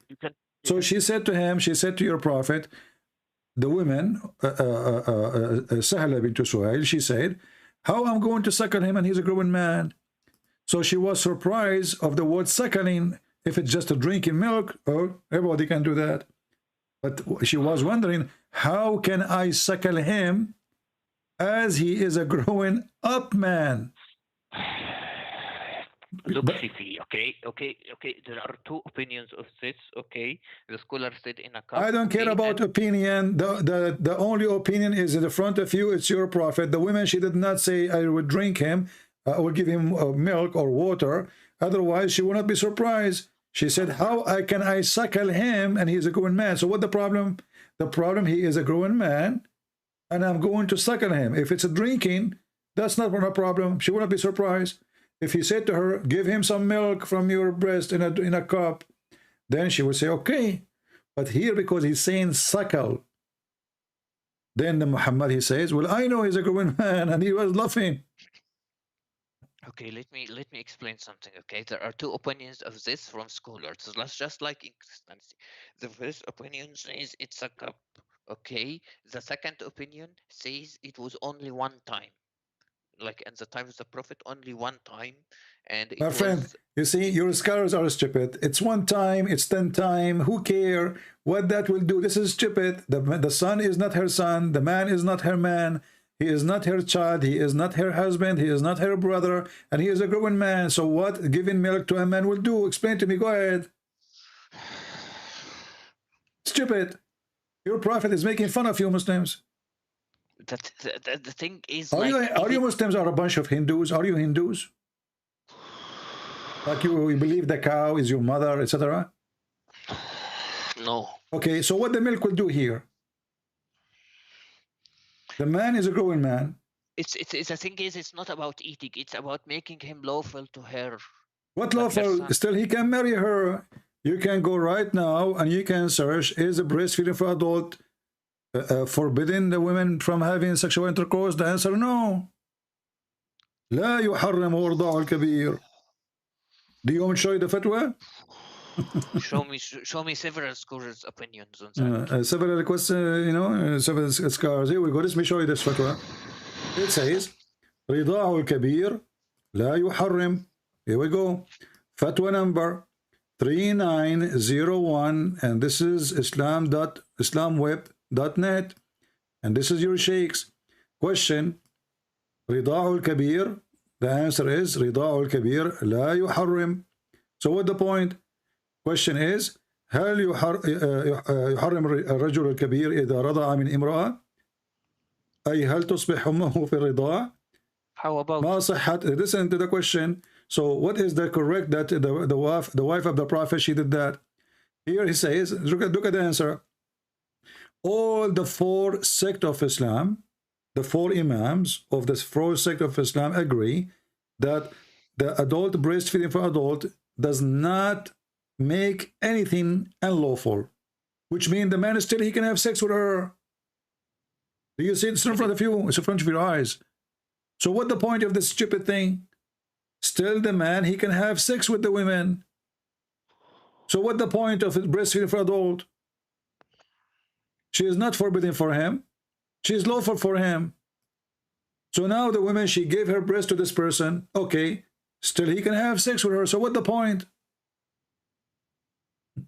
Okay, there's several opinions. Like what's several opinion? It says here does not forbid you from having the women.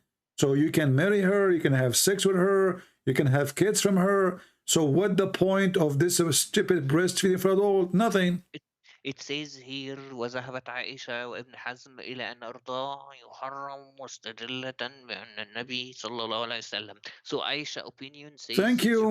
Are you stupid or what? So Aisha, she said that this is what the Prophet he did, and she insists. She's against anyone who says like you. She said that this is the right thing. The Prophet, he ordered it. And you are avoiding one question I'm asking. What a woman giving her breast to an adult will do? Making her lawful to her. I just showed you the fatwa. I just showed you the fatwa. He can have sex with her.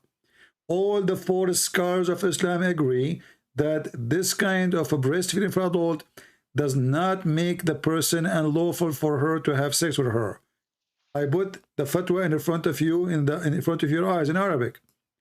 فمذهب الجمهور والأئمة الأربعة وغيرهم أن إرضاع الكبير لا يحرم. Do you see it? So what the point? Still you can have sex with the women. Why your prophet saying such a thing? Stupid. He's making fun of you Muslims. He's Satan.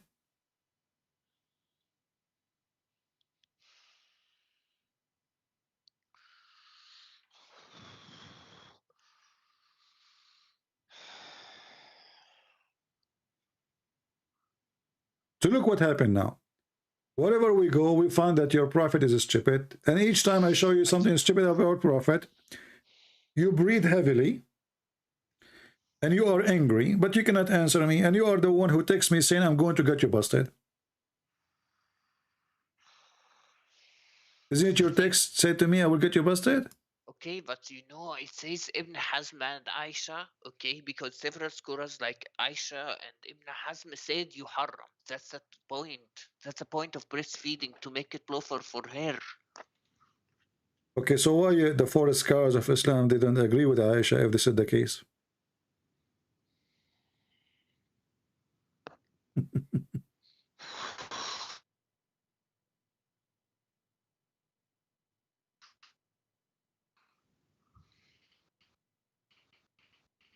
Hmm?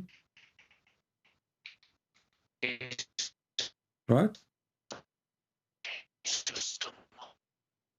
What? Are you saying the bad word to me now?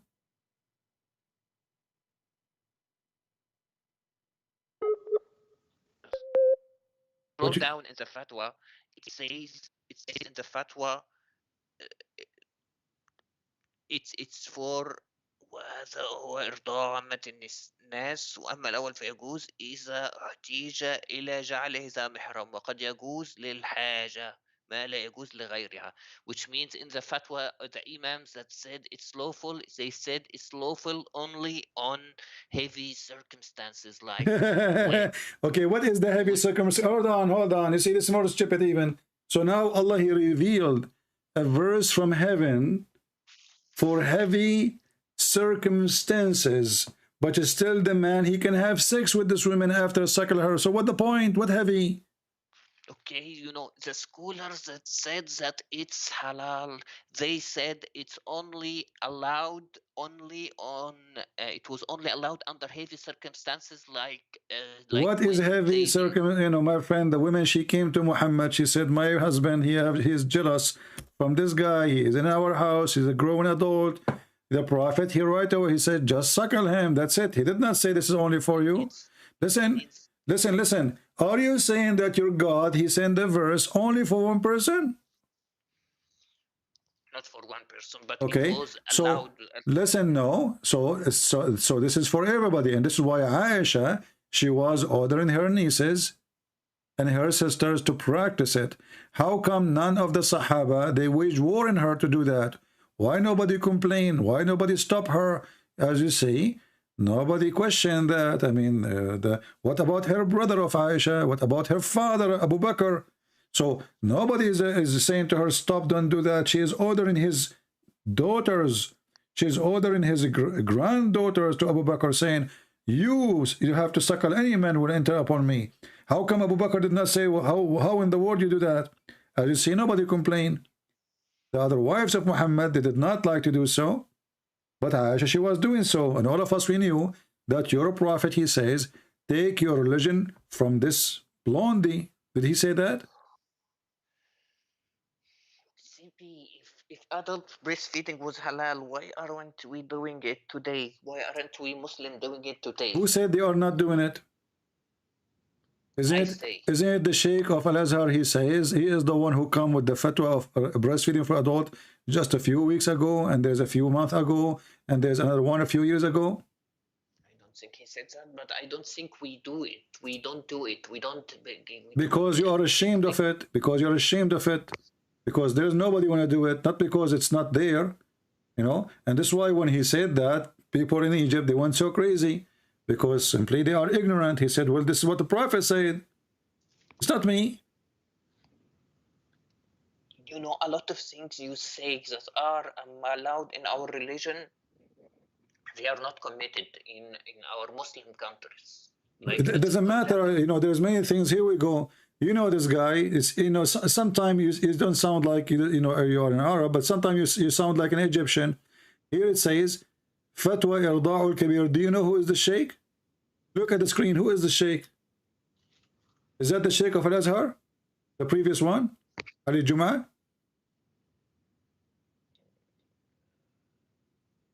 Is it bin Baz? Is that the Sheikh of Al-Azhar? Bin Baz. No, this is Ali Juma. Don't know. Okay. Trust. Okay. Trust Well, here we go. This is the fatwa here. You know, and they, you know, they are, you know, and here it says, أعاد الداعية الإماراتي وسيم سيف الجدل في قضية فتوى إرضاء الكبير. So until now, this is a old fatwa, and now they are talking about it again, and now they are saying we should do it. Some Muslims, they say we should not do it. So, but the fact is, it's your prophet who claimed that Allah sent him verses, and Muslims until now, the scholars, they are saying that, and this is Azhar University, the highest university of Muslims in the world, saying that everybody should practice breastfeeding for adult. And now I'm asking you, when your prophet, he ordered this woman to suckle the man, why? I know Wasim Yusuf, and Wasim Yusuf is not a scholar. Okay. Okay, what about Ali Juma? I don't know. He's not. The Sheikh of Al-Azhar is not a scholar now? He's a Sufi. What about the Deen of Sufi? So what Sufi? You know, all of Turkey are Sufi. So the Muslims, when you ask you how many Muslims, you count Turkey with them. When we say Sufi, you say they are Muslims.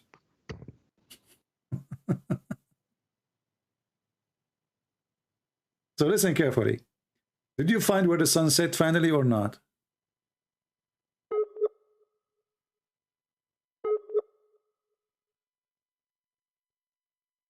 Are you there?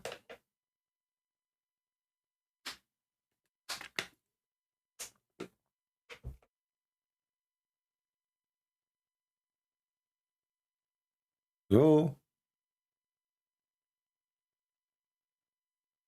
Guys, should we hit in the head and finish it, or play more? Are you bored?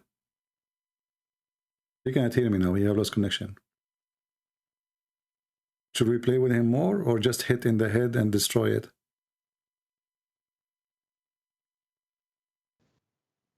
Are you back? I hear something now. I'm back. Do you Okay. hear me? No, I did not hear anything because we lost you. So listen. So now, did you find where the sun set, or not yet? Did you find where Gog and Magog, or not yet? I'm gonna go. Did you find that your God, he destined for you to commit adultery, or not yet? Did you find that Adam did not commit sin, or not yet? Is it true that Adam did not commit sin? Hello? Allah to commit sins. Did Adam commit sin or not? Allah didn't tell us to commit sins. What? Allah did not tell us. I told you 1,000 times, don't use the internet of the neighbors. Okay, listen, I don't hear you. I'm asking about Adam. When Adam commits sin, according to Islam, did he commit sin, or Allah forced him to commit sin?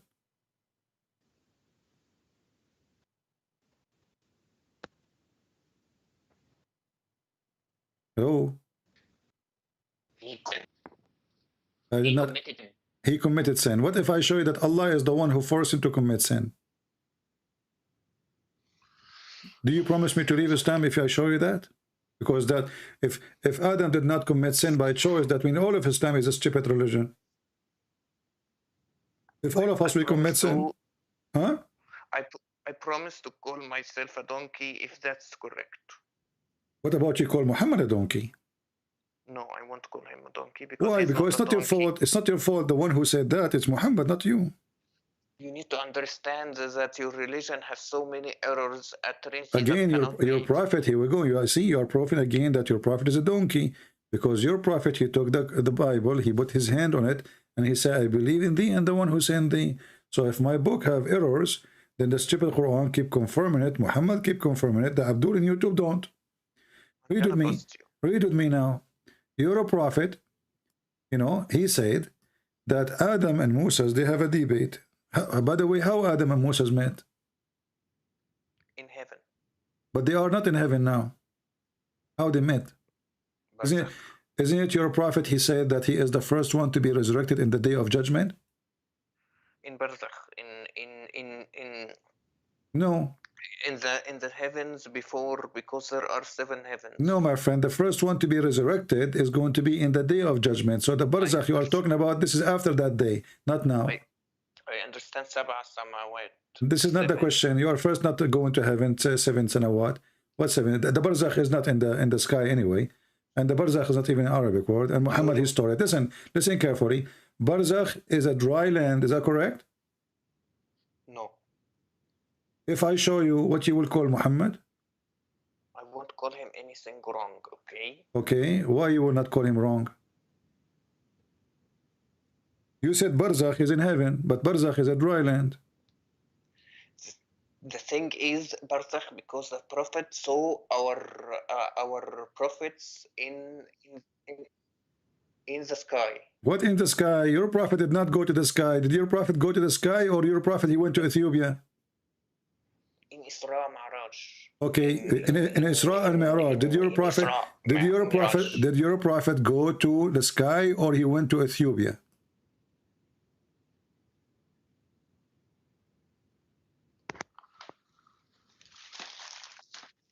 Huh? So Your prophet, he went to the sky, or he went to Ethiopia? He didn't went to Ethiopia. He went Okay, to the sky. so how he went to the sky and he found the river of Euphrates and the river of Nile under the tree of Allah?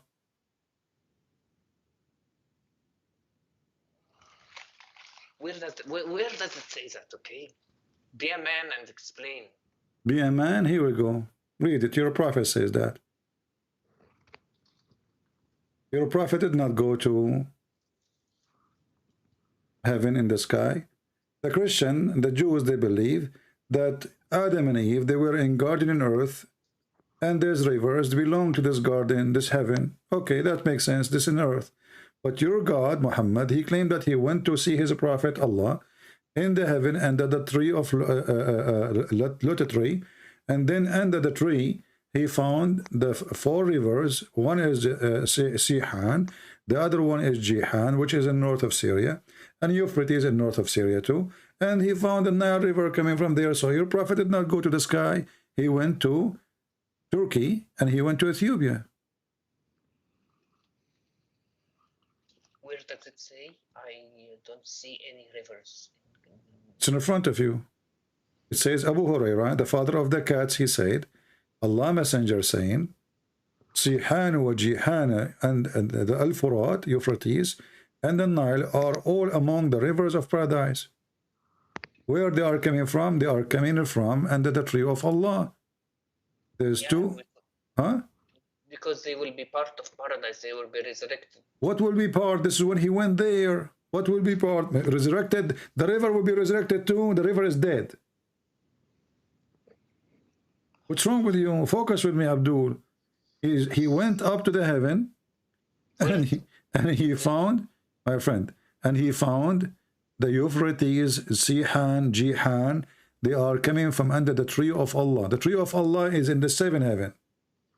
It says here that the Prophet generally said that. He didn't say he saw them up there. Okay, what if I show you then he saw them up there? What you will do? You will call yourself a donkey? Go ahead. Call yourself a donkey. Read it.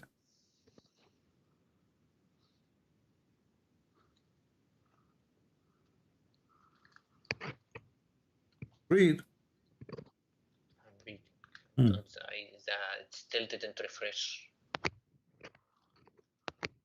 Say Allahu Akbar will refresh fast, you know. Read it now.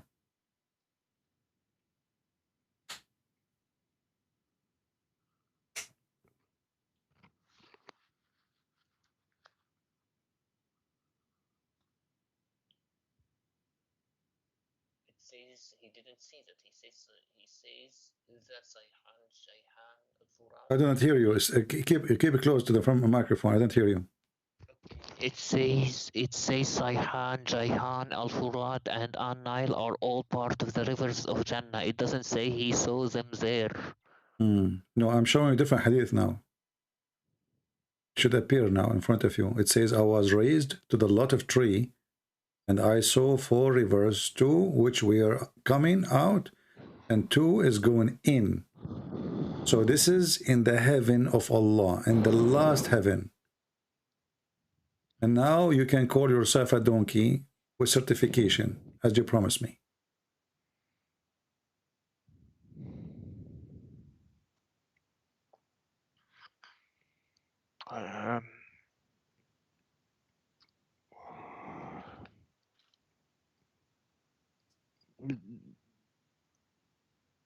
What? Come on. Does it say I was raised to the lottery tree? Where's the lottery tree? In the 7th heaven, right? This is the tree which is you walk underneath of it is 100 years, and the leaves of it is in the size of elephant ears, and they are made of gold and silver. Like, doesn't your Bible say? Don't change topic. You said it doesn't say that. As you see, it says that. So your prophet did lie. He claimed that he went to heaven. He claimed that he have knowledge, and now we find that where he claimed to go, it was the Nile River, which is in Ethiopia, Euphrates River, which is in the north of Syria, south of Turkey. So when I said to you, no, he did not go to heaven, you said, no, he went to heaven. I said, well, he went to he saw the Nile River. He says, where it says that? I show you the hadith. He said, oh, well, he did not say this is in the, like when he went there up, he raised up. No, he did not say that. And now I showed you this one, and now still you can making games. I was raised to Lotus Tree, and I saw forever. Where is the Lotus Tree located?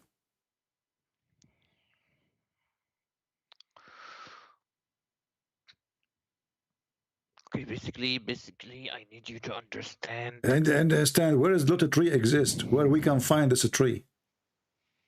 Everywhere in the world. What do you mean everywhere in the world? I thought this is only in the heaven of Allah. There's only one. In heaven. But you said everywhere in the world a second ago. No, I don't mean. I mean in heaven, everywhere in the world of heavens. No, it's not everywhere in the world of heaven. Only in the 7th heaven. You're acting like a mule now. Listen carefully. Where do you get this from? It's only in the last heaven where Allah, next to the door of Allah. Allah, he lives next door. He's sleeping under the under the tree like a monkey. So this is where Allah live, the Lotus Tree, and he found 4 rivers coming from underneath of it. Like okay, when it says the New Jerusalem in your Bible, does it mean it is Jerusalem? Don't go there. Don't go there. You don't understand even your book. You don't even understand your book. Don't try. Figure of speech. Not figure of speech. No, he went there and he saw them. He said, I saw them. This is not a new Jerusalem, and this is not a new river. He saw them there in his time when he was alive. He saw them there under the tree of Allah, and he claimed that those are the Nile River, those are Euphrates River, and this is Sihan wa Jihan. I'm gonna get you busted, okay? Okay. I'm gonna get you busted easily, okay? And I'll show you, okay? Basically, Allah who created the 2 rivers, can't he create these rivers again in heaven? Can't he do that? But as you see, he says the Nile River. He did not say other Nile River. He said the Nile River is from the heaven. So he did not say additional river. He says, you claim you speak Arabic, and it would make it more funny. It says here, read carefully if you know how to read, An-Nil wal-Furat. He did not say another Nile. He said the Nile, the Euphrates. Which one? The one we know, not different one. The Nile River, the Euphrates rivers, and those are from the rivers of heaven. So he is not saying 2 other rivers. He says the Nile, the Euphrates. When you put in Arabic, the same as in English, when you add the AL before the word, it means something we know. That's why it's called al-Tarif, correct? So does it say an-Nil wal-Furat or a Nile? It says the Nile, not a Nile, which means whatever Nile. The Nile River, the Euphrates rivers, they are coming from under the tree of Allah. And I ask you, where the tree of Allah? You said to me, everywhere in heaven, which is a lie. The tree of Allah, the Lotus Tree, is only in the last heaven of Allah. CP, I need to ask you something. Like Ask me something. Okay, ask me something.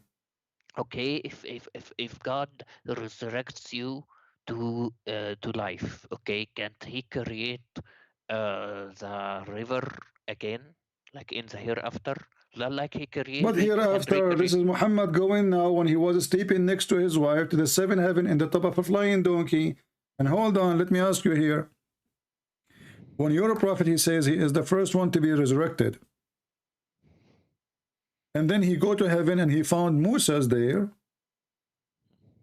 Adam there, Abraham there, everybody there. So why he's saying he is going to be the first to be resurrected between all the prophets, if all of them, they are there already? Because they are alive with their like souls. What do you mean their souls? No, he saw them. He saw them. He saw even Adam crying, you know. And Moses, the Jewish guy, he said to him, when Allah gave him 50 prayer, correct? And then Moses came to him and he said to him, Habibi Muhammad, what Allah gave you, Muhammad? He said to him, 50 prayer. Moses, he said to him, Habibi Muhammad, go to Allah and ask him for discount. So Moses was there for real, not his soul. Stop lying. And this is contradiction, because if Muhammad is the first one to be resurrected, then how in the world Adam, Moses, Abraham, everybody is there, the Holy Club? They are there. What I understand, they are there with their souls. They saw them in their souls. Well, that's mean there is no need for resurrection, because simply already they are in heaven. Already, no, if you enter heaven, my friend, if you enter heaven, that's mean you are in heaven. You do not need to be kicked out again. So are you saying to me that Allah, he took Adam and Abraham and etc., and then when the judgment day, he will kick them out again? They are not in heaven. Currently, they are... Well, Muhammad, he saw them there. Did Muhammad see them there or not? In their souls, in their souls. No, he saw them with their body, because he saw a guy, he saw a man. He did not say a soul. Do you know the prophets are dead? Their bodies in the earth, but their souls are in the sky. Hold on. Did you say their body is in the earth? Yes. Isn't it your prophet? He says that our body, the earth cannot consume it. It's not consumed. It's there, but not consumed. Okay. So why the hadith says that the prophet of Allah, when he die, he stink?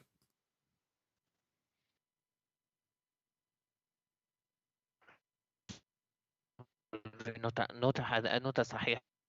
Not a sahih. How you know? How you know?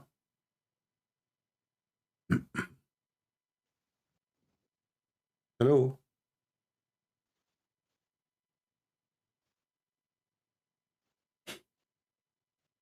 Not a sahih.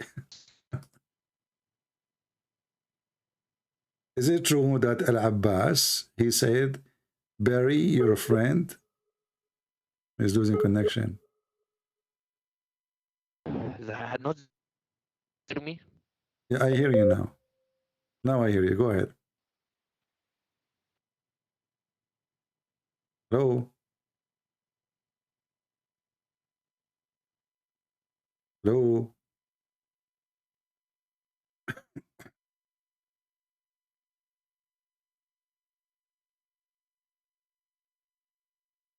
Hello? Hello? Yeah. So, did your prophet stink? He didn't. Okay, he didn't. Okay, so the hadith, the scholars, they say it was a lie. But the scholar says it was a lie. Okay. So okay. Who is the scholars who say it's a lie?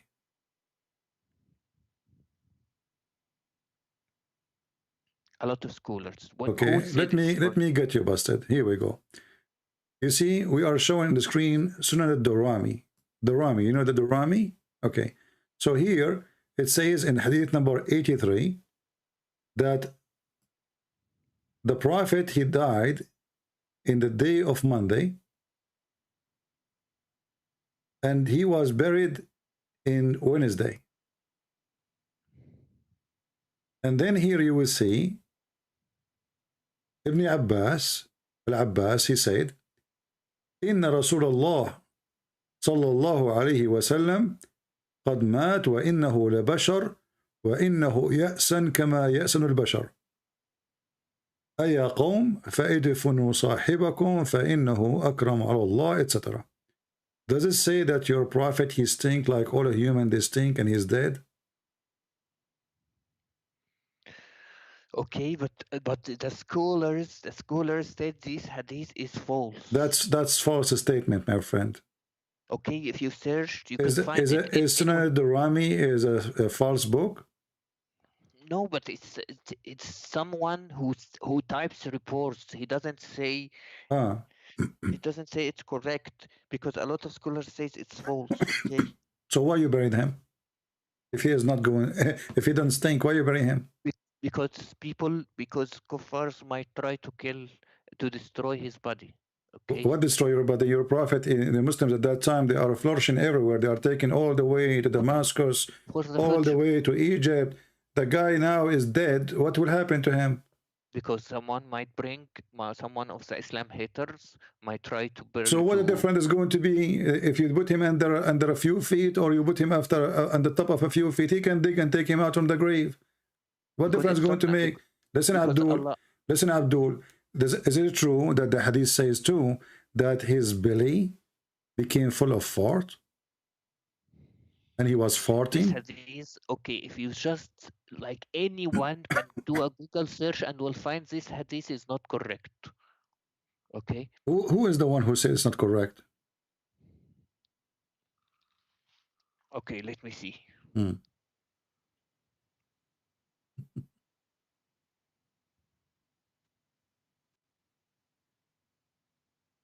Okrama, you're saying someone called Okrama, right? Okrama, there's no Ikrama, you mean? It says. This is Imam Murrah. It's not munqata. It's not munqata.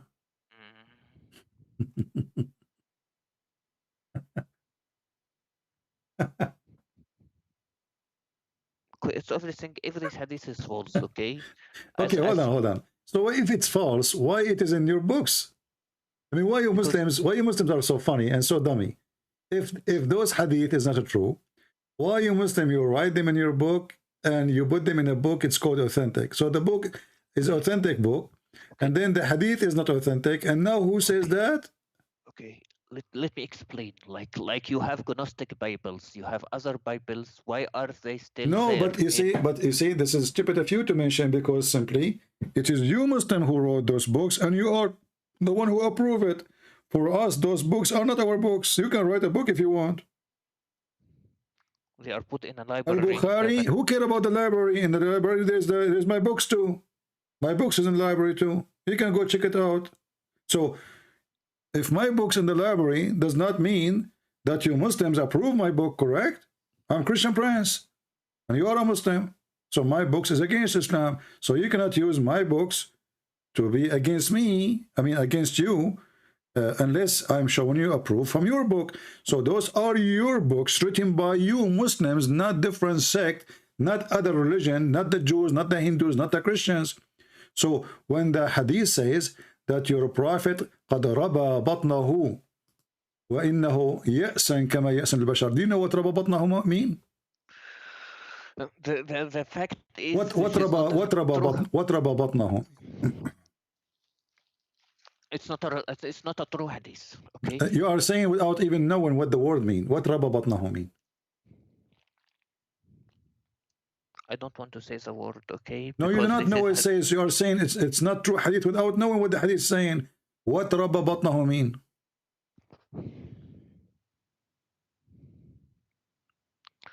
Okay, CB, I just need to explain to you that what رَبَى بَطْنَهُ? How you know the hadith is not correct if you do not even know what I'm saying?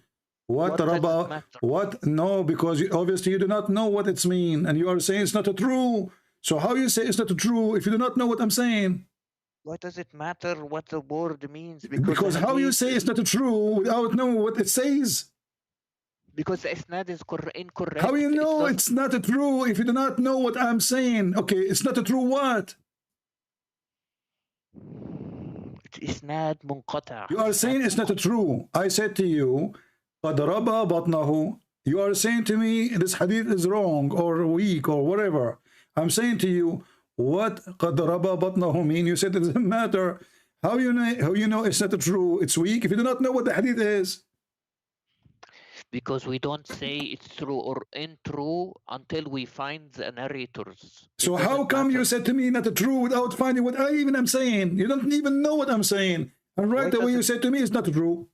Because it doesn't matter what Rabba Batnahu means, because the hadith is incorrect anyways. It's my friend, but you made the decision is incorrect without knowing what is the hadith. Why we don't compare the hadith to anything else. We find the narrations and we say it's but you just said, you see, you are opposing yourself.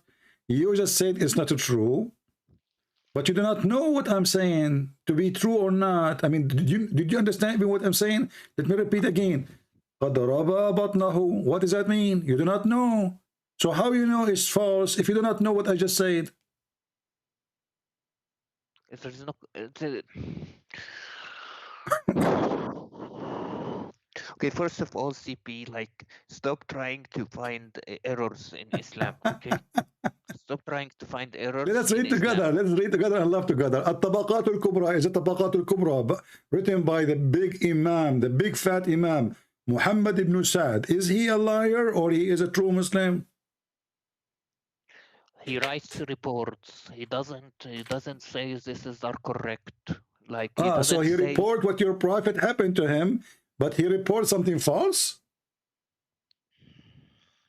He writes them down like something like the Gnostic Bibles. Gnostic Bible, my friend, the Gnostic Bible. My friend, listen, it says here that it says لما قبض رسول الله صلى الله عليه وسلم when he died, the Sahaba they said قالوا فتربصوا حتى ربى بطنه. They waited.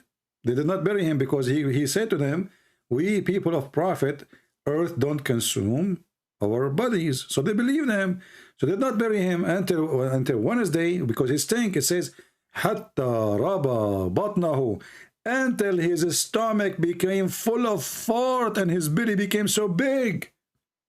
And when this happened to a human being, his body start breaking wind. He's dead, yes, but because the gas inside his stomach make his belly bigger, bigger, bigger, enter the stomach, cannot take it no more. And then what will happen? The fart will come from the dead body. And this is what the hadith is saying. And you keep saying to me, it's not true, but your Muslim scholars are writing it, and you are the one who said to me, they are reporting it. They are reporting something true or not. Okay.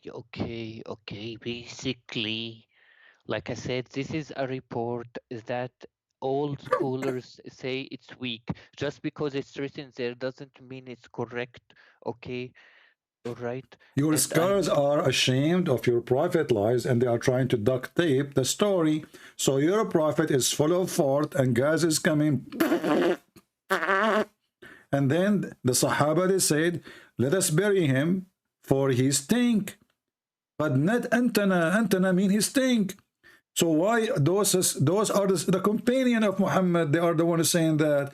Why those people will lie? And why who carry the story from them he will lie to? And all of you are Muslims. Because this is a long narration. It doesn't... My friend, doesn't matter what long narration, narration. It is you who wrote it. It's you who transmitted it. It's you who brought it. It's you who preserved it. Your prophet was a farting machine. And by the way, is it true that when your prophet he do poo-poo, the earth eat his poo-poo?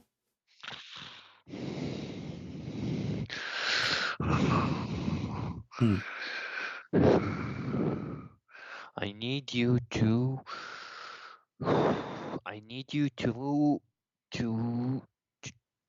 you need to focus more on the hadith that you narrate. A lot of them are weak. This one is weak. These others are like the Gnostic Bibles.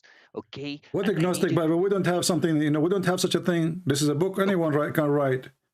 We don't have such a thing. Okay. My friend, hold on. You're just being stupid now. You're a prophet. He took our Bible. He did not take the Gnostic Bible, and he put his hand on it, and he swear by it. So stop being stupid. We swear by it. That doesn't mean it's not corrupted or edited. So your prophet, he swear by something is corrupt? That means he's corrupt. The one who swear by something is corrupt. That means he's a fraud. Because it has some truth in it. But he swear all the book. He says, I believe in thee and the one who sent thee. And we do. Okay, but he said, I believe in thee. He did not say, I believe in some of thee. You realize most of your books have unknown writers. So listen, is it true that when your prophet, when he do shit, the earth swallow his shit and it was so yummy? What? Is it true or not? Or honestly, I want to be sure. You know, because you Muslims, you have a lot of skills with the poo-poo. So when you Muslims in your hadith report that the prophet poo-poo smells so good, and when he do poo-poo, the earth swallow his poo-poo. Is that true or this fabrication too? Okay, let me ask you something. Okay, don't ask me something. Is that true or not? I don't know whether it's true or not, but I can ask you something like Jesus drank so listen. Hold on, listen. Jesus. Don't change the topic. Is it true or not? Are you saying God was breastfed by Mary? Is it true? Is it true or not? I don't know if it's true or not. Okay. Okay. Why you Muslims you write things about your prophet if you are not sure it's true or not? No, there is sometimes I'm not. I can read. We read. If it's authentic, it's authentic. If it's not authentic, okay. Not is authentic. it true that your prophet he received the chapter of Al-Fatiha when he was doing poo-poo? If the hadith is correct, but the hadith, I doubt the hadith is correct. It never says that. Well, here we go. This is the chapter of Al-Fatiha. And this is the book of Asbab al-Nuzul. It says that the prophet, he received Al-Fatiha. Each time he tried to get out to do poo-poo, he hear a sound saying to him, O Muhammad, he flee. Whenever he went out, this translation for the word baraza, which means he do shit. So each time he want to do shit, he hears someone calling him, O Muhammad. And whenever he heard this, he used to flee. So what the relationship between the Quran and shit? Can you please prove to me if the hadith is correct? I don't care. This is you're the one who should prove it to me. This is your book. What's wrong with you Muslims? So you Muslim, you have a book, and you write in your book about your prophet, and you put it in a government website, and you publish it, and you translate it, and then you are asking Christian Prince to prove it to you? It's like something like the Talmud. You know the Talmud? Are you being stupid or not? The Talmud is a book we don't approve. So you don't ask me to prove a book I don't approve. This is your book. So what you Muslim do in order to run away from the stupidity, you ask me to prove that this is a true story. If it's not a true story, why you Muslim wrote it? Because we write all reports and then we decide which one hold is on. authentic. Let me ask you, did your prophet order you to write all report? He told us not to write anything until the Quran. So look how stupid you are. You are saying to me the prophet, he ordered you not to write anything, and you just said, because you Muslim will write everything. So why you write everything if the prophet says don't write everything? After he dies, he told us not to write anything while the Quran is being written. He said to you, don't write everything after he died or before he died? Before he died, while the Quran was being written, because to make sure it not mixes with the. No, you're a prophet. He says anyone who write anything beside the Quran, he should erase it. Did he say that? Yeah, for the moment. He did not say for the moment. You are a liar. Show me where it says for the moment. Okay, let me see. There is a hadith that says, "Hadithu anni wala haraj." Okay, here we go. Speak about me. Okay. And no problem. The same hadith is in front of you. I'm showing it to you now. But this is the same hadith says, don't write anything about me. Okay, but it says, what does it say next? It says, Haddithu anni talk about me, no problem. Talk about Haddithu anni, which means tell the people about me. Yes. But he did not say to you to write anything about me. Correct? Yes. Okay. Yeah. As long as you're a prophet, he ordered you not to write anything about you. Why all those books written about him? I don't remember. There is another hadith that says that it's okay to write down. But anyways, he said that So because you are the saying to Quran me now, your prophet was stupid. In different place, he said it's okay to write down about me. In different place, he said don't. It's not okay to write about me. So your prophet is mentally ill. Once he say, okay, listen. Is it true that your prophet he bring verse from Allah in the morning, bring in command, and second day he changed his mind? Is it true? He permitted it later because you know there is. Listen to the question carefully. He says something in the morning today or afternoon. Second day in the morning, he said the opposite. Is that true or I'm making things up? Okay, because there's something called abrogation. Okay, so you are saying to me that you have a prophet, he have a God, he gave him command at 12 o'clock, he gave him the opposite command at 6 o'clock, after 6 hours. How about you understand something, okay? This is normal. This is normal. Why? Because how it's normal? If Allah, he said, as an example, in the case of murder, does the murder change? Murder is a murder. He said, the free for the free, slave for the slave, women for the women. What that? Why I need to change it second day? When Jesus said in the Bible, like it's been told, like an eye for eye. But Jesus, first of all, Jesus, he is speaking about law is exist, 1,000 years ago. And this is not second day, this is not 6 hours after. And Jesus, he did not say, I came to destroy. He said, I came to complete. So what it was fit for a time, it doesn't fit for the other time. And what was fit in the time of Moses is still fit in the time of Jesus. What Jesus said, I did not come to destroy. He did not delete any law. He did not say this is forbidden. Listen, don't make things, Jesus, he complete. As an example, he says that, it's been said to you, but I say, which means I complete it. I did not delete it. He did not delete it. He did not abrogate it.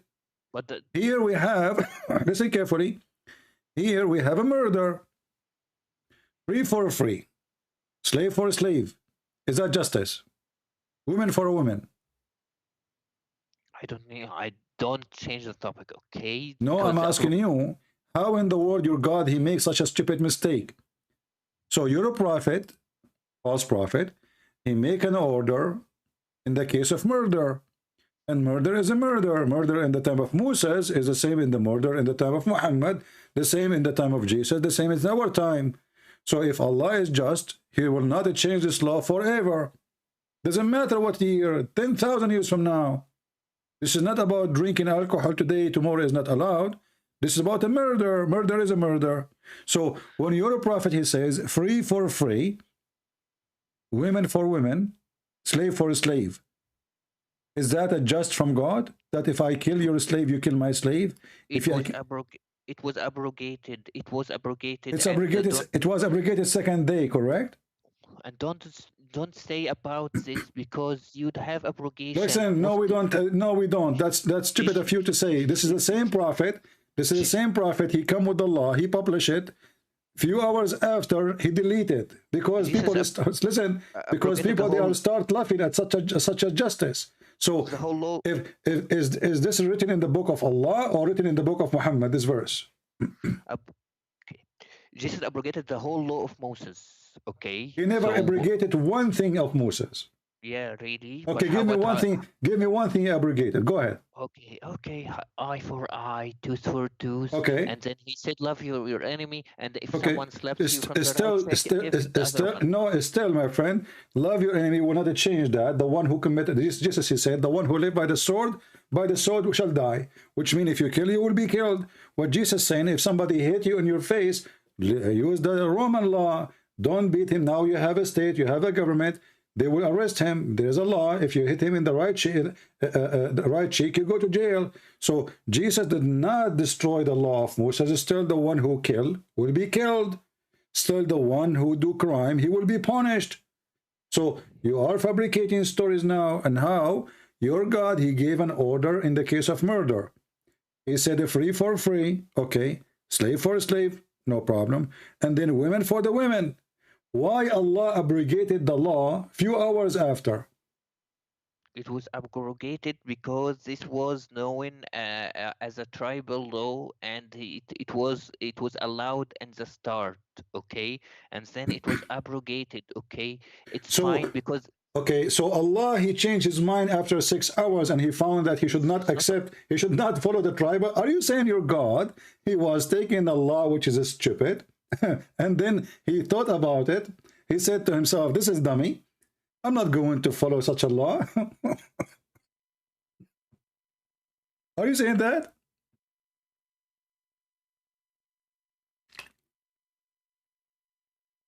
you can I didn't hear you. Okay, you say it's not the Old Testament. The Old Testament. Abdul, don't change topic. So Allah now, he gave them an order. In the case of murder, murder, it's a murder. Where is justice? So are you saying that this law, which Allah, he gave you, said this is a tribal law? So your God, he commits sin and he follows stupid law, which is not his law. Is that the law of Allah or this is the law of the tribes? Allah permits something and then bans it. He has the right to do that. Okay, why Allah, he permitted if it's wrong? Just like in the Quran, it says that Allah allowed Jews to eat some things and he then banned them from eating some stuff. So it doesn't Abdul, mean this is a fabrication anyway. First of all, the Quran says Allah did not forbid the Jews from eating anything except what Israel forbid himself from eating. So stop lying. Number two, what does have to do with this? When Allah, he approved this law, was this law wrong or good? Bad or good? You can ask the same thing in your Old Testament. Don't change the topic. No, I asked the same thing. I did not say anything wrong. It's you who changed it. I didn't change it. And this is the same prophet. And this is a few hours after. So now Allah, he gave a law. And then the people start laughing at Allah. And then Muhammad, he go to bed. And then he wake up in the morning. He says, Allah gave me better law. And by the way, what is the better law? Do you know?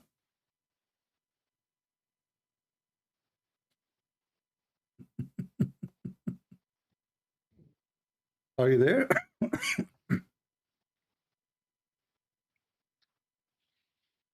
Hello?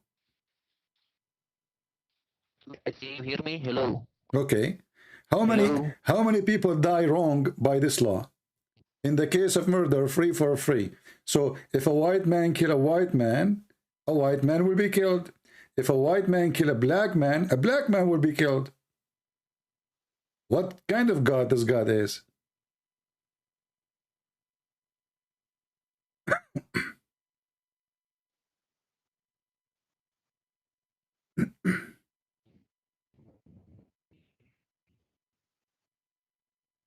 Hello?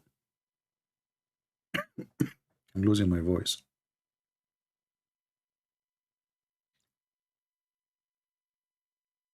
Are you there?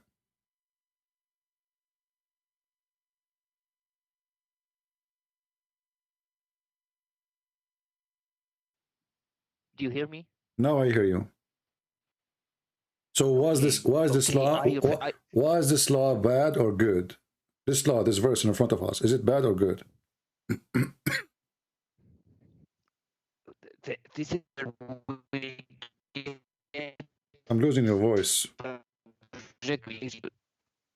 Okay, let me repeat again. Was this verse bad or good?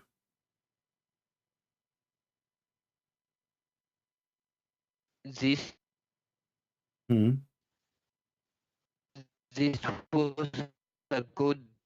It was good. It was good. It was allowed. It was good. So is it good that if I kill your wife, you kill my wife? Is that good?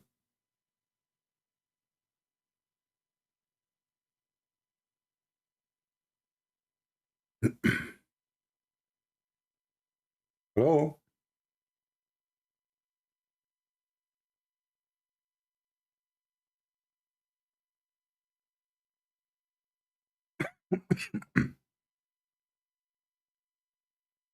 Are you there, Abdul?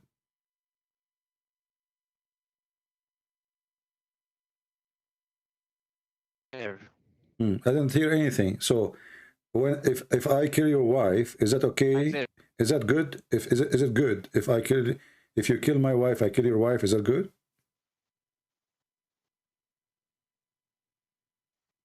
It's using the neighbor internet. It's it's good. If it's good, why Allah? It was because if it was good, if it's good, why Allah He deleted then? Because we don't have subjective morality. Our morality is based on the religion, like. But this is the morality of Allah. Is the morality of Allah? If I kill a woman, you kill my woman. Is that right? Is that fair? What about you kill the killer? Why in your Torah it says kill? Abdul, this is not about just killing. If I kill, you kill me. You don't kill my wife. If I kill your wife, I should be killed, not my wife. You're a stupid God saying in the case of murder, free man for a free man. So your God, he separate, divide between free and slave. So in the case of a free man will be killed for killing a free man. If he kill a slave man, he will not be killed. And then he says, female for the female, slave for the slave. So if I kill your slave, you don't kill me, you kill my slave. So now we have two victims.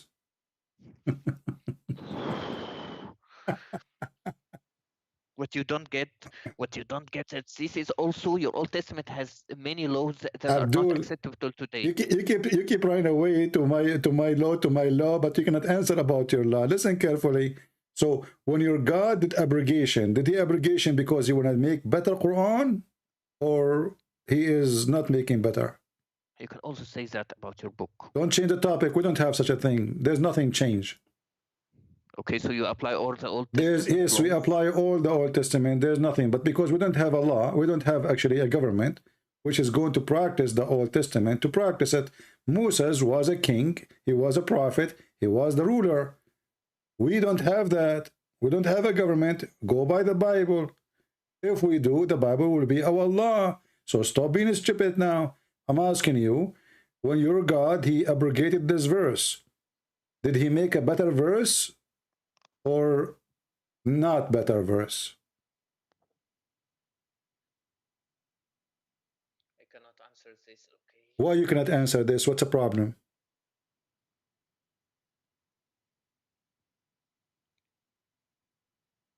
There is always a law for each time. This is not the question. When Allah, he abrogate, because what's each time? This is second day. What each time? You Muslims are funny. We are talking about the second day. We're not talking about 10,000 years after.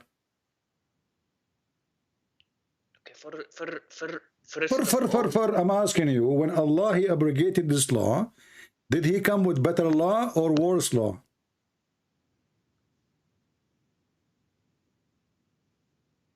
It came with a better law, better than the tribal law. Okay, so this was the tribal law, not the law of Allah then. Because Allah permitted it.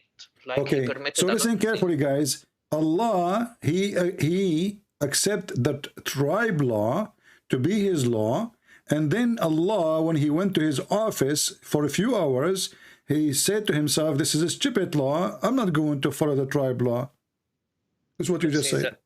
Like I said, you can also say that about Jesus abrogating. You cannot, no, you cannot. First of all, Jesus came long after Moses. Secondly, he says, I came to complete, not to destroy, so stop lying. And he did not say, I'm going to give you Quran better than the Quran. Here we have, you keep repeating this is a tribal law, which means the Muslim, they lie when they say that the Quran written in the book of Allah in the sky, because you just say this is a tribal law, this is not the law of Allah. So if the Quran written with Allah before he gave it to us, this is what is written there. This is not the tribal law. Was this book exist? This verse was exist before mankind is exist or not? It was in the days where they had to use a specific law, and he had to Abdul, God don't adopt, God he order. God he don't follow pagans. Those are pagans. So if your God is taking wrong decision by following the tribal law, which is racist law, obviously, that only free will be killed for a free and slave for a slave and women for a woman, Allah cannot be God then, because he is following pagan law. Is your God Allah supreme, or he is a follower of the pagan? You You can okay, when we speak about the Old Testament, Christian scholar says it is the tribal law. Abdul, I feel sorry for you because you could not answer anything. You keep jumping to Old Testament, and you stupid idiot. The Old Testament in the Quran says, in the case of murder for Moses, he says if someone he killed one innocent person as if he killed all mankind. This is from the Old Testament, and your prophet copying the Old Testament. So stop being stupid. And Jesus forbid us from killing anyone. So here you notice that in the case of murder, your prophet, he is killing the victims, more victims. He's not killing the murderer. So in the case of a free, if I kill a free man will be killed, which means equal to me. If I kill a slave man, I will not be killed. Another slave, my slave, will be killed as a penalty for me. So your prophet is not following the teaching of God. He is following tribal law, as you said. And this verse cannot be from the this verse cannot be from God then, because it is you who keep repeating this is the tribal law. That's not what I said. I meant this was permitted, like mut'a was permitted at first. And no, you see, here we go. Mut'a was permitted, and then your prophet forbid it, and then your prophet permitted, and then your prophet permitted, and then your prophet forbid it, and then your prophet permitted because he's a joker. So, hold on. No, here we go. You want to show you a reference? I busted you, okay? I busted you. You bust me, absolutely. So listen carefully. When your prophet, he permitted the mut'a, was he permitting adultery? It was forbidden. Did he permit? What do you mean forbidden? Did he permit it or he forbid it? He forbid it. He permitted it at first. I allowed it. Okay, hold on. Who is the one who gave a permission for the mut'a first? The prophet didn't, like, he said it's okay. No, it's not. It's not the prophet. It's the Quran. Is that true? In Islam, perfectly what the prophet does is what Allah told him. Okay, because the prophet is Allah. So look, guys, listen carefully. Allah, he said in the Quran, chapter 4, verse 24, you do mut'a. No, Muhammad, no. What? No, it's in the Quran. Read it. It doesn't say that. Okay. Doesn't say that. Okay. Okay. What do you want to challenge me? I want to challenge you, donkey.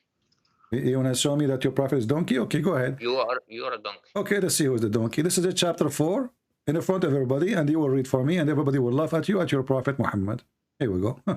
the adultery, the fornication prophet. Here we go. The fornicator Muhammad is the one who is promoting fornication and making business of pimp. You know, you get paid for sex, and you are saying to me that this is not in the Quran? We'll read it.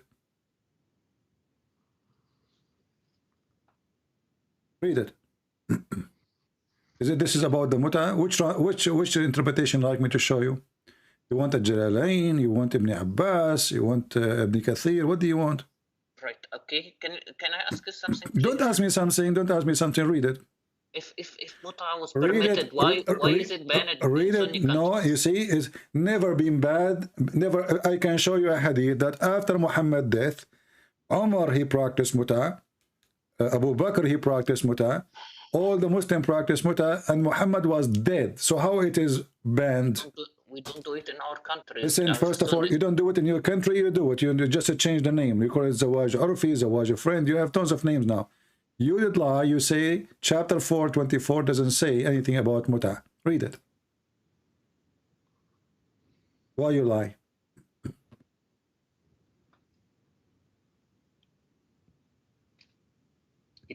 It says this practice was later abrogated. Thank you. So it was in the Quran. You did lie. You said to me it's not in the Quran. I said to you chapter 4:24. You said no, it's not. And you said I will make you. I will get you busted, and you called me donkey. So now you are the donkey. So either you are a donkey or you are a liar. Which one is you?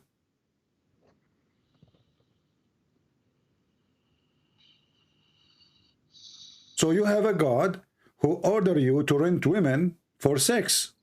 Is that true? This is a tafsir, okay? But according to him, it was. But this is the Quran. This is the Quran. In Arabic, it says, فَمَسْتَمْتَعْتُمْ بِهِنَّ بِهِ مِنْهِنَّ. So It says here, this is where the muta coming from. The word muta coming from stamtatum. So who is the one who came with this? Allah. And why it's in the tafsir? Because they are explaining the verse. And who is explaining the verse? Your scholars. Did your prophet, if a woman and a man, he said, if a man and a woman, they agree to F each other for 3 days, they can F each other for 3 days? No. Again, you want to be a donkey? Read the hadith. Here we go.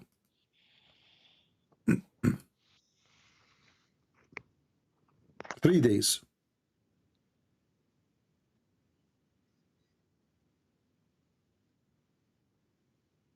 Your prophet was a hippie. Muslims effing each other. Read. It's not showing on the screen yet. That's the one in the screen. Now, does it say on the screen?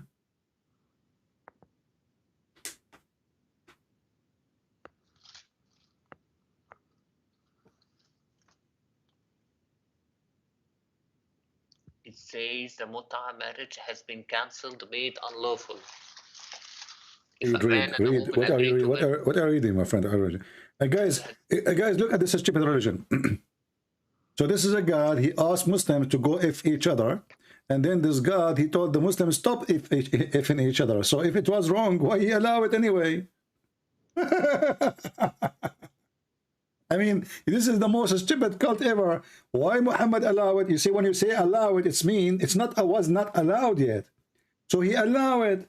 So if it is wrong, why you allow it? Who is forcing you? You are a prophet of God. You have an army. You have men. You have swords. So you are making a law, and you are asking the Muslim to if each other, and then you say don't if each other. Then you make it the opposite. So the hadith says, harama, he allowed. He forbid, he allow, he forbid, he allow, he forbid. I'm gonna bust you, okay? I'm gonna bust you, all right? Read the hadith. Read the hadith. I see. It says. Read the hadith. If a man and a woman marry temporarily, their marriage should last 3 nights, and if they like to continue, they can do so. And if they want to separate, they can do so. I do not know whether there was for other people in general. A limited career, the Prophet said the marriage has been cancelled. Okay, so it's been cancelled. Okay, that's the thing. Like it's something like alcohol. It was permitted at the start, and then it was gradually not allowed. So your prophet, he allowed fornication, and by the way, nowhere here it says marry. Does it say the word marriage? Their marriage should. Okay, read for me where it says marriage. Here we go. Read the Arabic. It says فعشرة أيما رجل وامرأة توافقا فعشرة ما بينهما 3 ليال. عشرة to if each other. There's no marriage. You Muslim, you lie when you translate. So any women, any man, they like each other. They like to if each other. They agree. They can sleep together for 3 days, 3 nights. And if they like to increase, they can increase. Does it say that, or I'm making things up?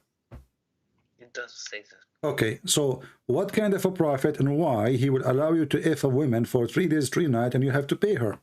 Because it was gradually not allowed. It had to be taken at a specific time. Why it's specific time? Was it allowed in the time of Jesus? Was it allowed in the time of Moses?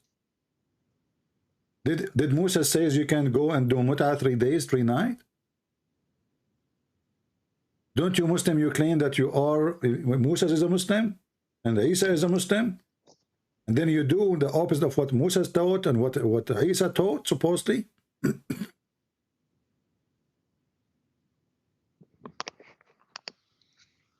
It's because Quraysh, because the kuffar around used to make zina. What kuffar? Those are Muslims. It's you are the Muslim who is doing zina now, not the kuffar. The kuffar don't do what you do. They are better than you. This is Muhammad teaching your daughter to go and rent herself. And let me ask you, is it true that you Muslim believe that muta is a kind of rental? If muta was halal, why we don't do it in a lot of our countries? You just said your prophet he allow it. At first. So if you are exist in the time of Muhammad, you will be doing it right now. If Muhammad was here right now, you will be doing it.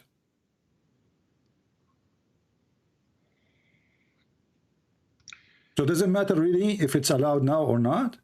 Okay, let me.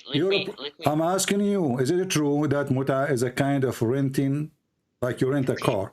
Yes or no? Yes or no? Is it true? Is it true? Is it true? Okay, so what kind of a prophet he allow you to rent a woman?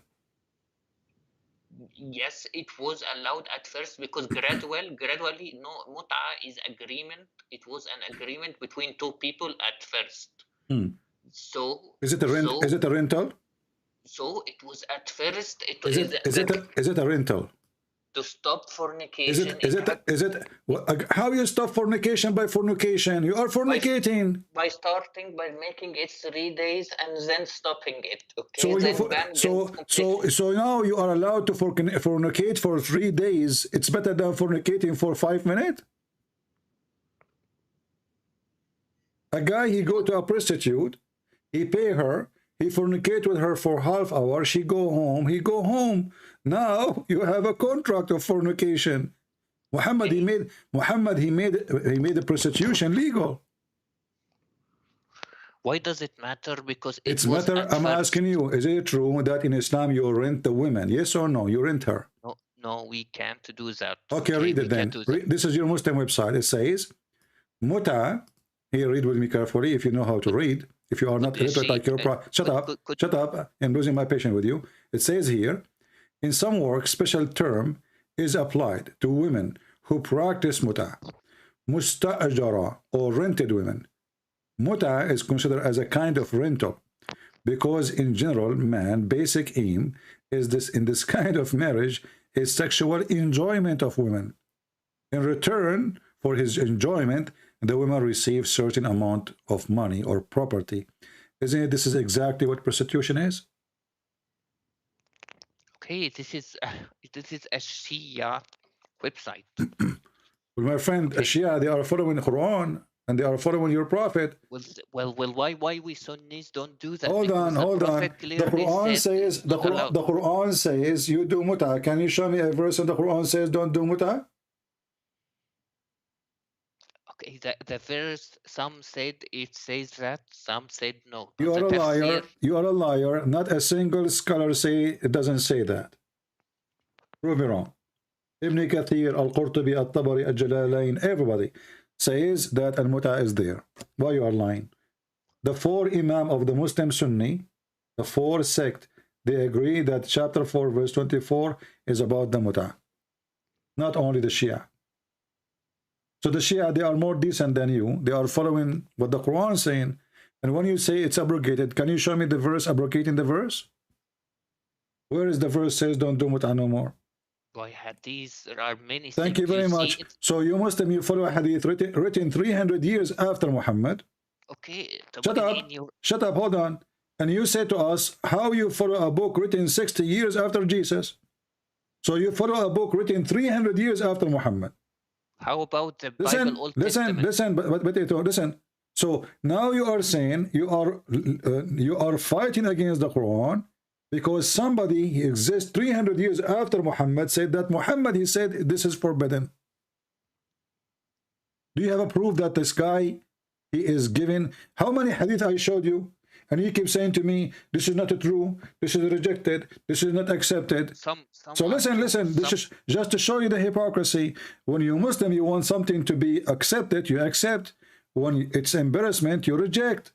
So now, because there's a hadith says that the Prophet, he did forbid it.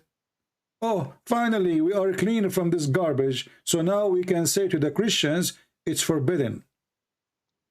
In front of everybody, what if I show you that the muta practiced by the caliphate after Muhammad's death? Okay, whoever did this, it's not allowed because I said the caliphate. I said the caliphate. Where there were many. I said the caliphate. I said the caliphate, the Sahaba.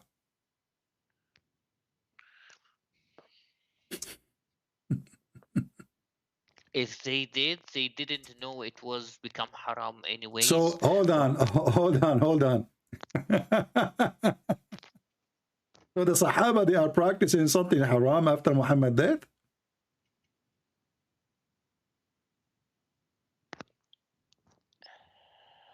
Anyways, CP. Anyway, what? Anyway, hold on. Did the Sahaba, the companion of Muhammad, did the Caliphate, the first companion of Muhammad after Muhammad's death, they still practicing mut'ah, yes or no?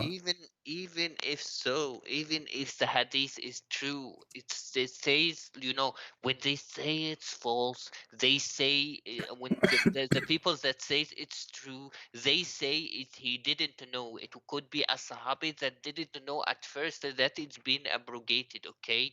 And it's been abrogated, and the evidence that we don't do zina in our countries, we don't commit mut'ah in our countries, only Shias do that. We have a clear ruling by all our shuyukh that it's not permitted for us to commit mut'ah.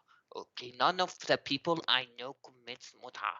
Okay. So why? If it was halal, if Abu Bakr, who is the one who is going to practice forbidding what Muhammad forbid? Isn't it the Caliphate?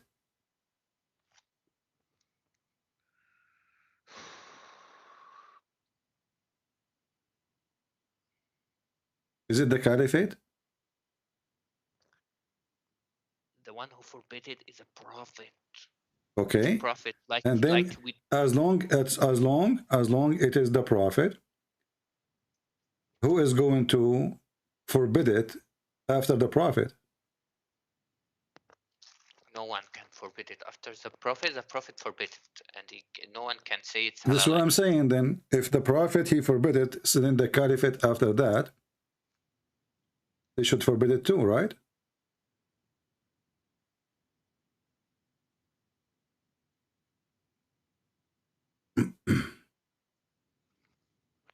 Hello?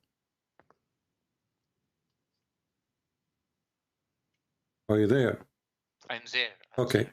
So if Allah Prophet he forbid it, then the Caliphate should forbid it, correct? The prophet cannot forbid it, okay? But okay. let's So when the Caliphate, when Muhammad died, and it's forbidden, I mean, those are the first one in the time of Muhammad, not like Al-Bukhari who came 300 years after. So if it's forbidden, then the Caliphate is the first one, should not practice it, correct?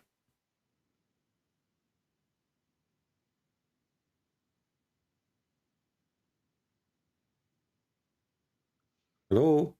Okay, I'm here. Okay, so did the Caliphate practice the mut'ah after Muhammad's death? No one committed the mut'ah after his death unless they didn't hear about it's not being allowed.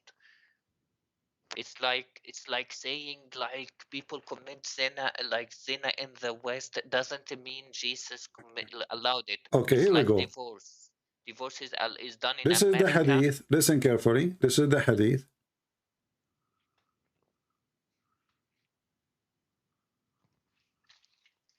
Okay, is it sahih? The mut'ah came in the book of Allah, and we did it with Rasulullah. Your prophet, he used to do mut'ah too. And no Quran came to forbid it until the prophet, he died. Do you see it? And it says, this is Sahih. Al-Masdar al-Bukhari. Do you see it? Just because it's from Bukhari doesn't mean it's sahih. Oh, so now Al-Bukhari is a lie too. Whatever we show you, it's a lie. No. Well, it says Sahih in the front of your eyes. You claim you speak Arabic. Where does it say sahih? It's in the front of you. It says Sahih. Here we go. Sahih. خلاصة الحكم Sahih. Page number 4518. Sahih. And this is the hadith in English. Al-Bukhari. Sahih. Can you zoom out? Can you show me the hadith again? Here we go.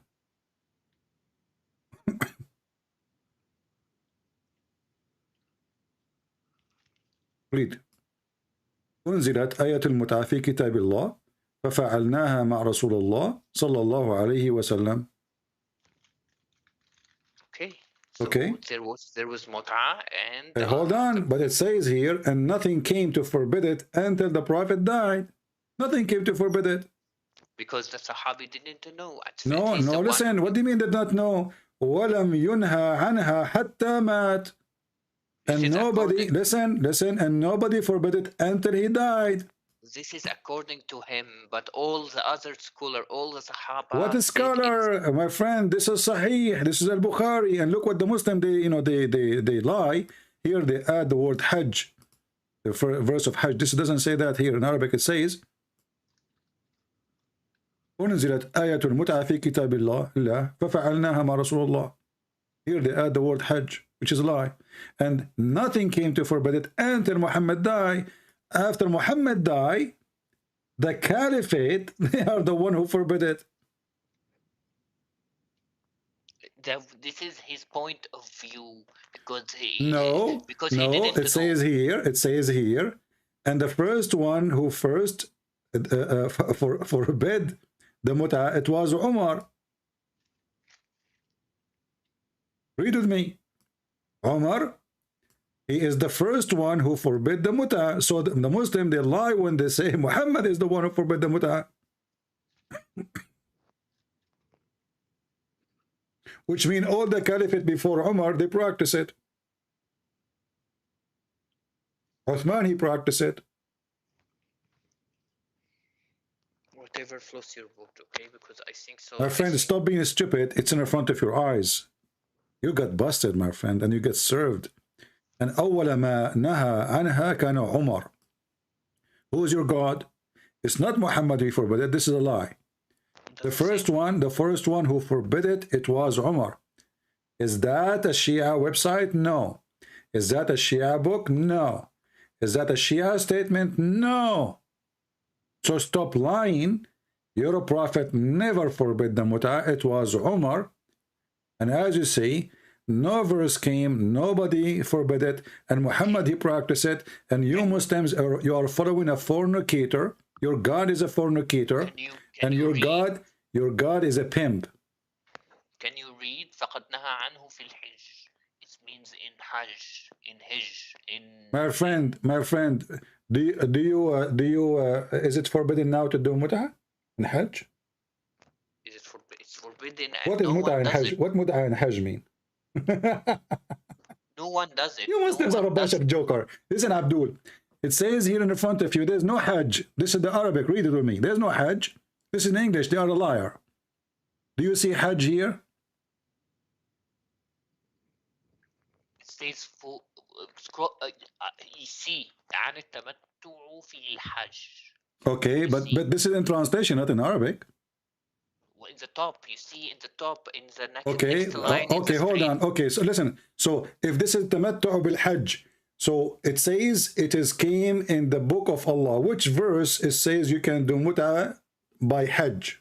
Which verse? It says the book of Allah, right? Ayatul mut'ah. No, it says nazarat ayatul mut'ah fi kitab Allah. Ayatul mut'ah. You see it says ayah.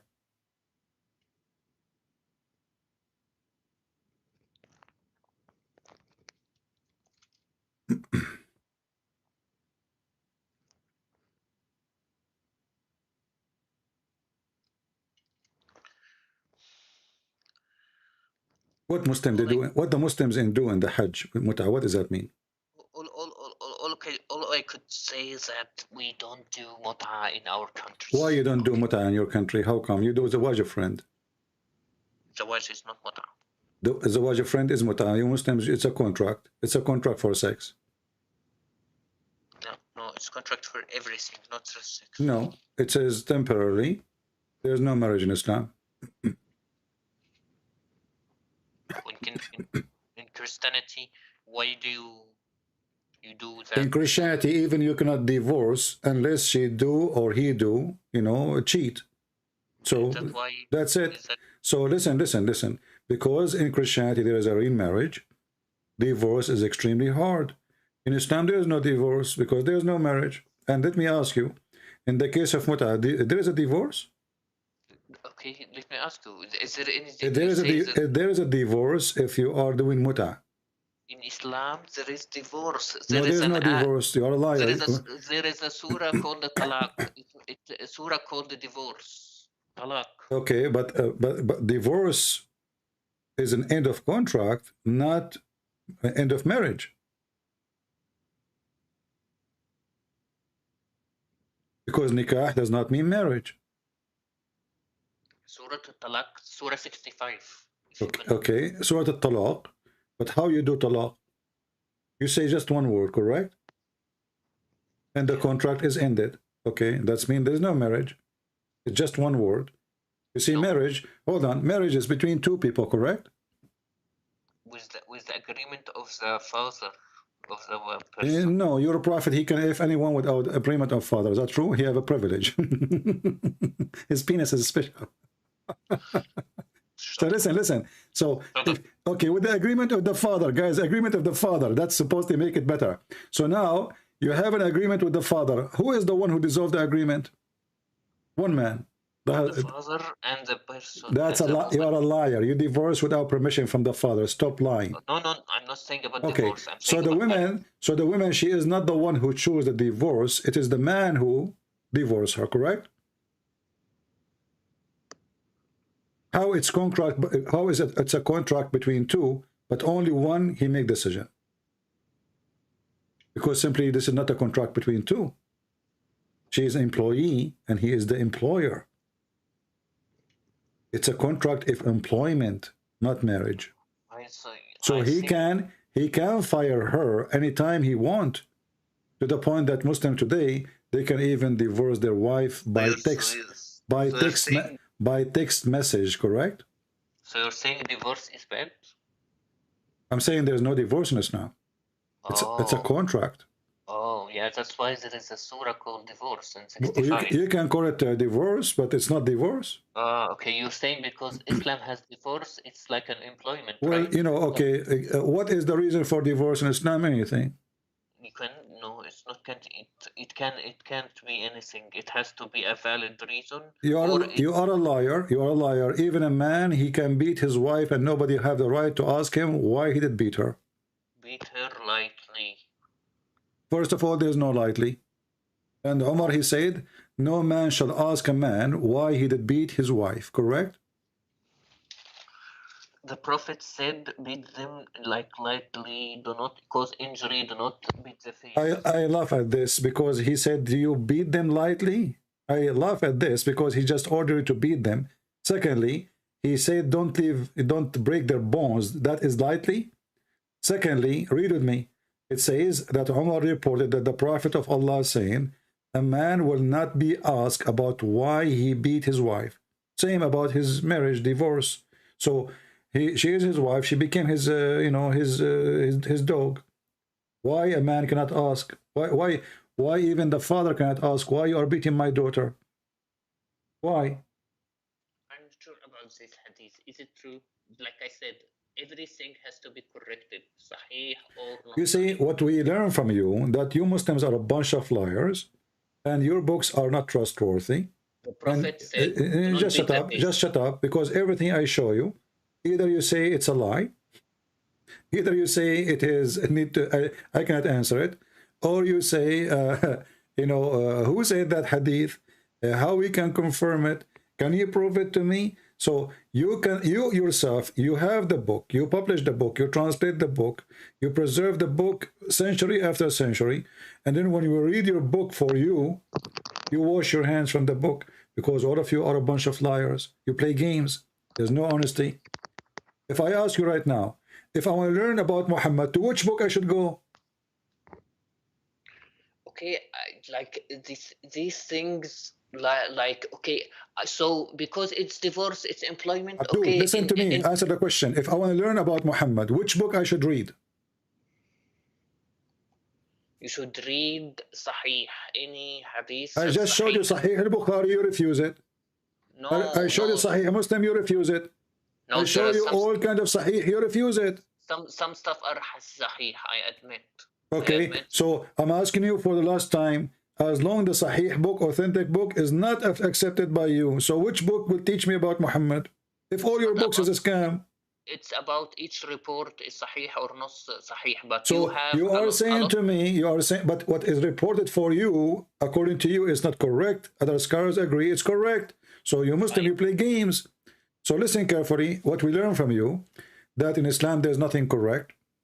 All the stories Muslims they have about Muhammad, it might be false. I admit that a lot of what you said is sahih, but there are several parts that are not sahih, and those are sahih, they are wrongly interpreted by you, like mut'a. Mut'a is abrogated, that's why we don't comment it in our countries. When you say to me it's abrogated, show me where the abrogation. Secondly, if you abrogate it or not, that will not change anything. Your prophet, he is promoting fornication and promoting prostitution. And by the way, there's a verse in the Quran giving license for prostitution. Like in the Bible is Old Testament. It was allowed. Many things were allowed. No, that's a lie. That's a lie. That's a lie. That is a lie. That's a lie. When a woman she was doing prostitution or fornication, the Jews they were chasing her to stone her. Right? Jesus he did not say don't stone her. Did not say don't practice the law of Moses, but he showed them that they are a bunch of hypocrites because they are chasing the women. Where is the man? And all of them they are sinners, and he knew their sin, so they are not qualified to judge the women.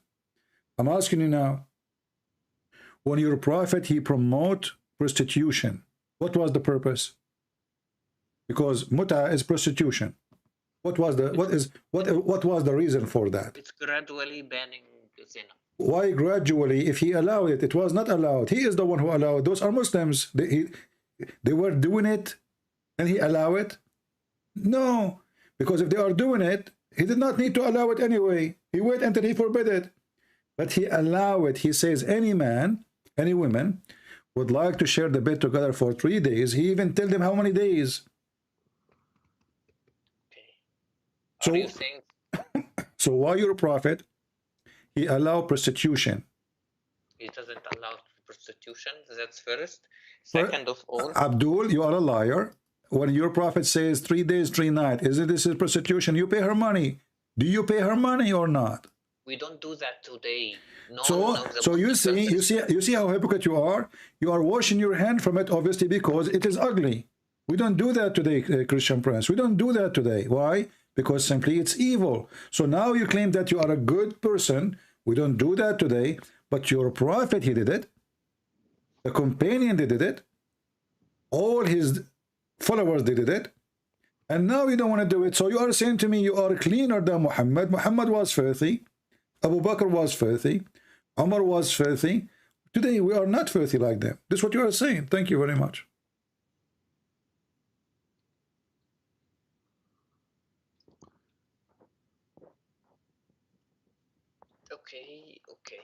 Okay. So did you decide to leave Islam or not yet? No, I'm not leaving Islam because like... Okay, I will ask you one last question just for fun, so we can finish this because I have to go. It's getting so late for me. Your prophet, he kissed the black stone. And you Muslim, you claim that you are not pagan. Why he kissed it? So you're saying kissing the black stone means we worship the black stone, right? Why you are saying to me, you mean, you don't mean? Did I mean anything? I just ask you a question. You start making a guessing story. He kissed it because you are like Joe Biden who forgot his name. I'm asking you, why your prophet kissed the black stone? As simple as that. I did not say I mean. I did not say what they mean. I'm asking you why he did that. Why your prophet kissed the black stone? Okay. So he kissed it because it's important because because Abraham used this stone to stone the shaitan. So it's a memorial. So this big stone, he stoned the shaitan with it? Yes.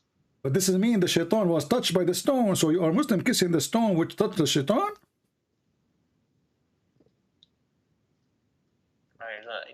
I don't see your point. Why is this bad? So, okay, Abraham, he hit the shaitan with the stone, and the stone hit the ass of shaitan. And now you Muslim, you kiss the stone because the stone kiss the ass of the shaitan. Is that what you are saying to me? No, we are kissing because the Abraham touched these kind of stones. No, you said, everybody heard you. You said Abraham, he hit the shaitan with it. Did you say that or me? I said that. You said that, right? Okay. Yes. So now that's mean the shaitan, he touched the stone. The stone touched the shaitan. Okay. And by the way, did he kill the shaitan or not? When he hit him with the stone? He didn't kill him.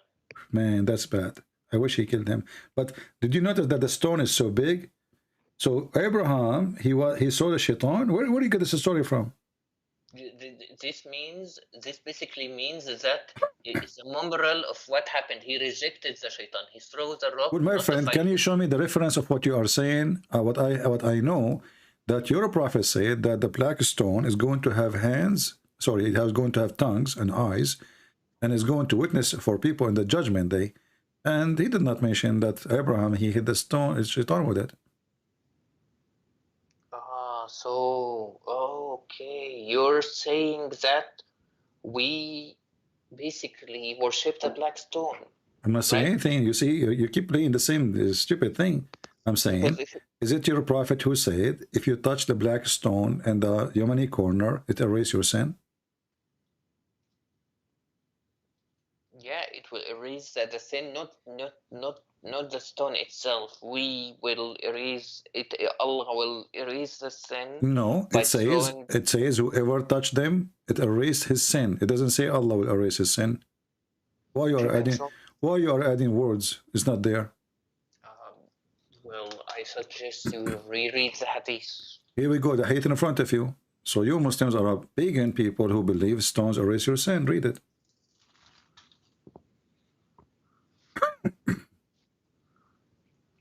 It's just like doing something that will erase your sin. Just like doing something, but that thing is touching a stone. It's like good. It's good. Why touching stone? Why touching stone erase your sin? It's with good intentions. Like when you do a good thing. It's a stone. Doesn't matter. I'm asking you. You see, when I said to you, why your prophet he kissed the stone? You said to me, Abraham he hit the stone with the shaitan.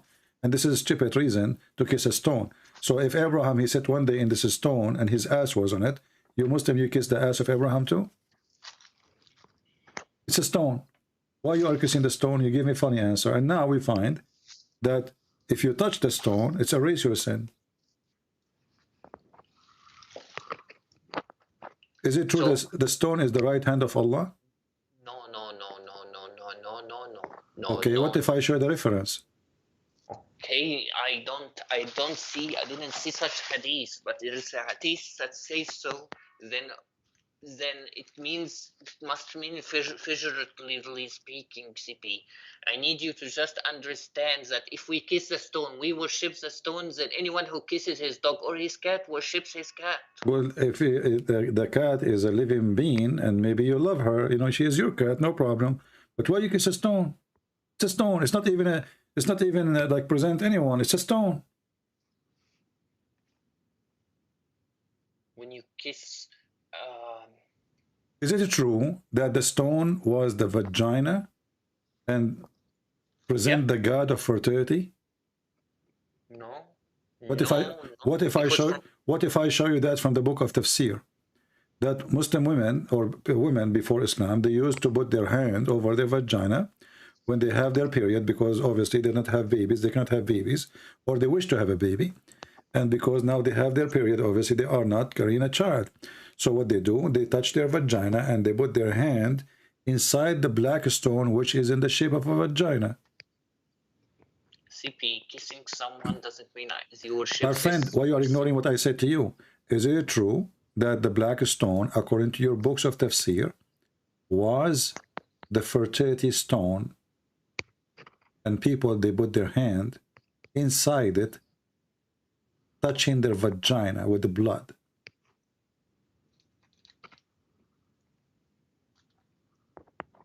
If there is no Sahih Hadith, I don't consider it true.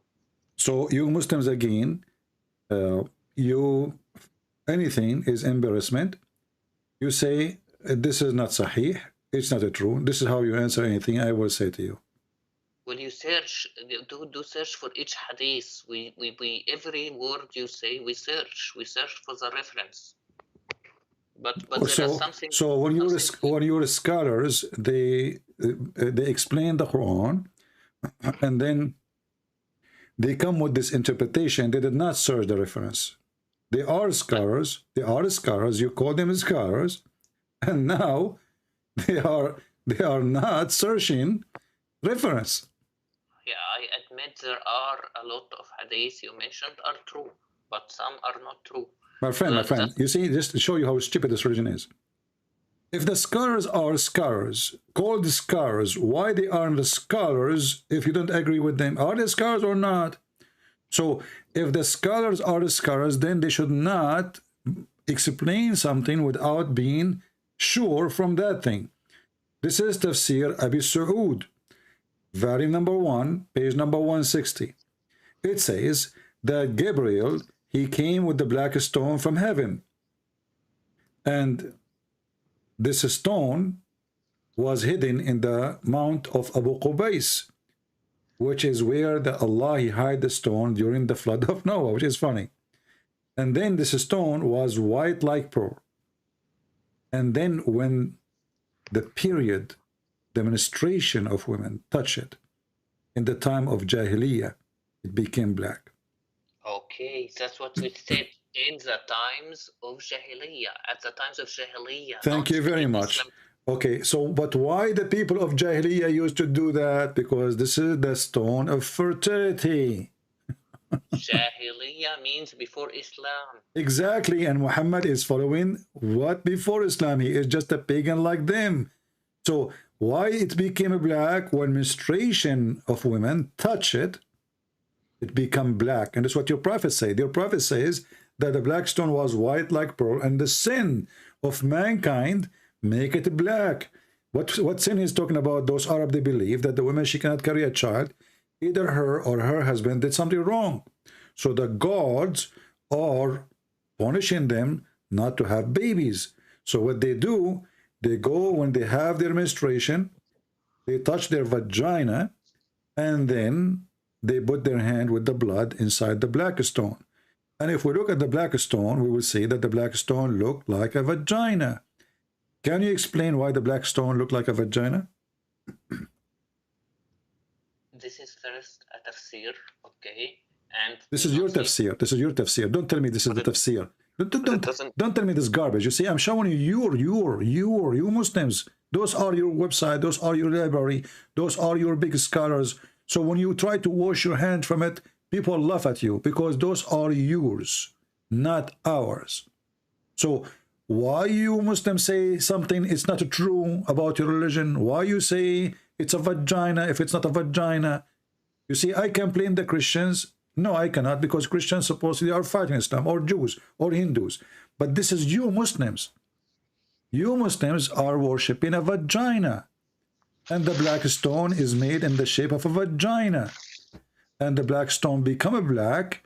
It was a white vagina and became a black, as you see from that interpretation, because they used to put their hand inside the black stone, which is in the shape of a vagina, to overcome their sin. Just one last thing. When your prophet, he says this black stone is going to witness for you in the judgment day. Did he say that, or you believe it, or you don't? I believe this. Okay. So how come there's nothing left of the black stone? What? Nothing left. Look what left. Few little tiny rocks. The rest is wax. So you have a stupid God. He told you the black stone is going to witness for you in the judgment day, but there's nothing left of the stone.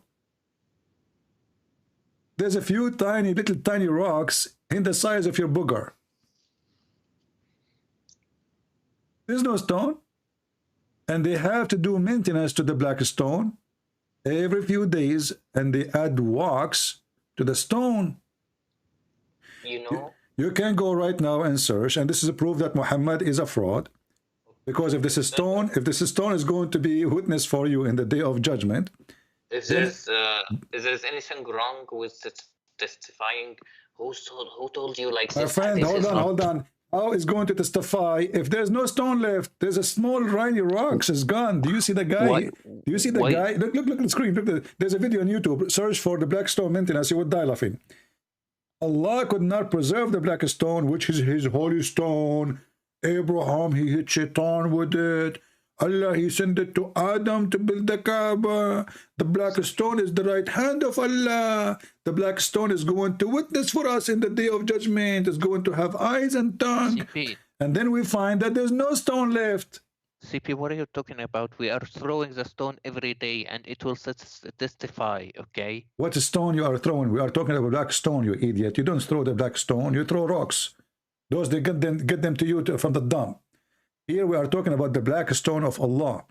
There's no stone left. There's a small, tiny rocks. They embedded inside the rocks. So when Allah, he promised you that this stone is going to witness for you, and then we find that the stone is gone, that is laughable. Don't you agree? Be honest. You need to do maintenance for Allah, promise? Allah could not preserve. Allah could not preserve his stone. There is no evidence that it's not there. And I need to tell Abdul, it's in front of you. What's wrong? What do you mean it's not there? Do you see? Go watch YouTube. They are doing the waxing every few days. This is wax. There's no stone left. There's nothing left. There's a small, tiny rocks, in not even the size of a little nail. And they put wax around them, and they claim that those little tiny rocks is from the black stone. But even that, there's no proof of that. Where is the proof that those are even from the black stone? Okay, I need to explain to you. When it said this stone will be a witness against us, it has heard all the words from your Lord has said to that. It says there in Joshua 24:27. It says stones will testify. So it's not a problem that stones testify. Abdul, and I can show you that even Jesus, he quoted that, and you are stupid.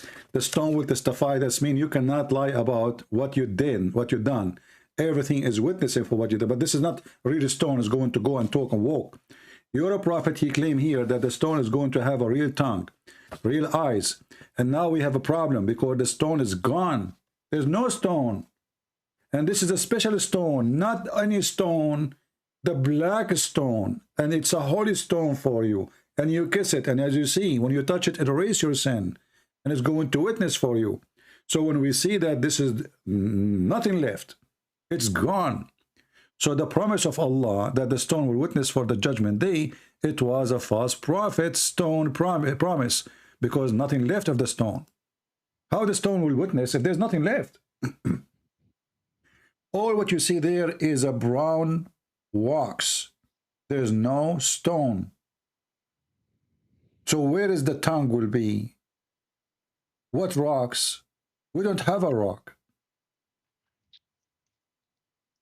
You are a pagan, and your prophet is a liar, and he is following what people...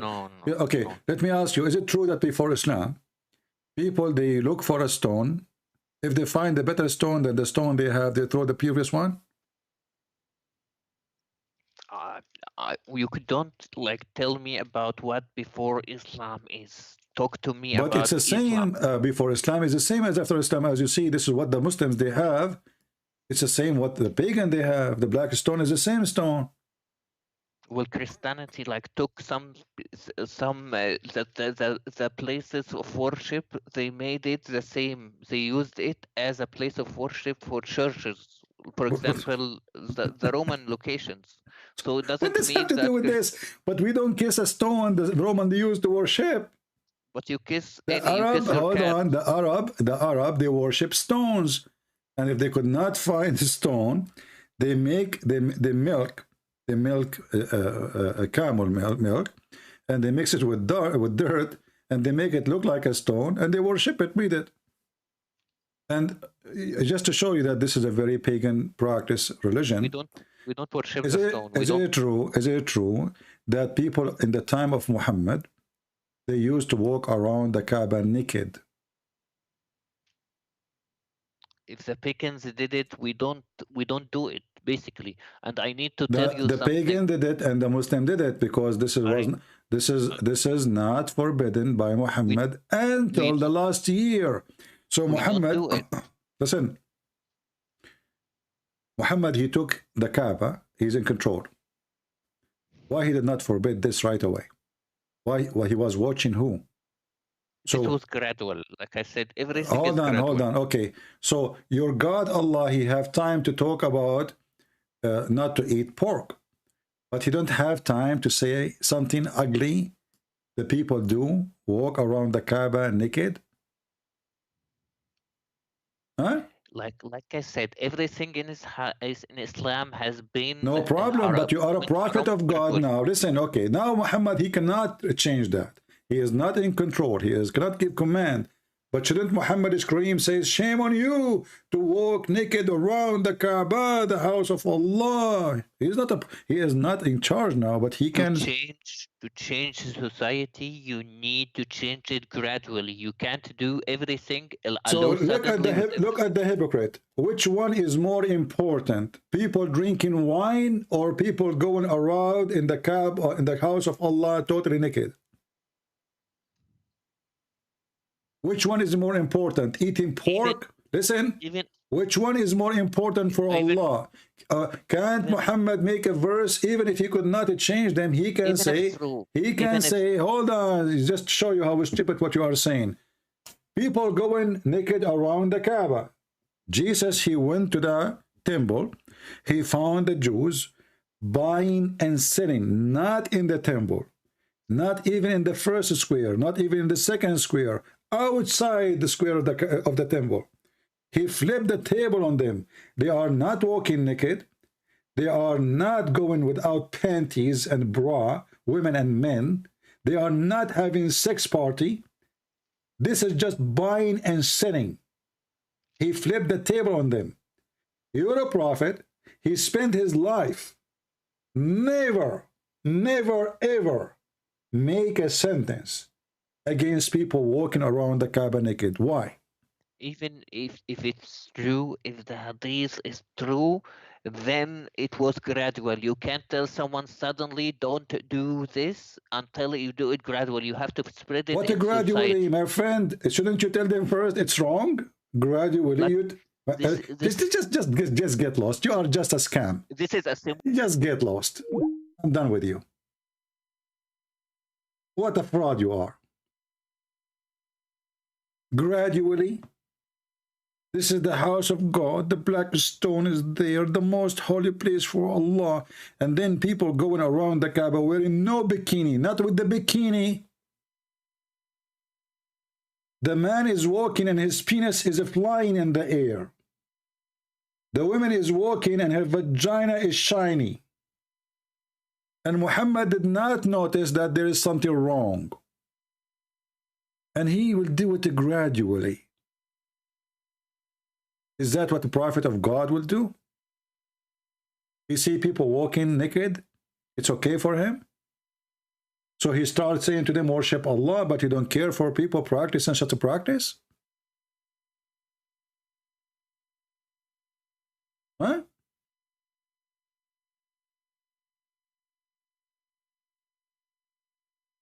This is telling us, and not only that, if you read my book, Sex and Allah, you will find that Muhammad, when he saw a woman, he liked her, he wanted to sleep with her. She was singing, this is what we show, and it's not available. Obviously, she is saying that to Muhammad, because he was staring at her ass and her vagina.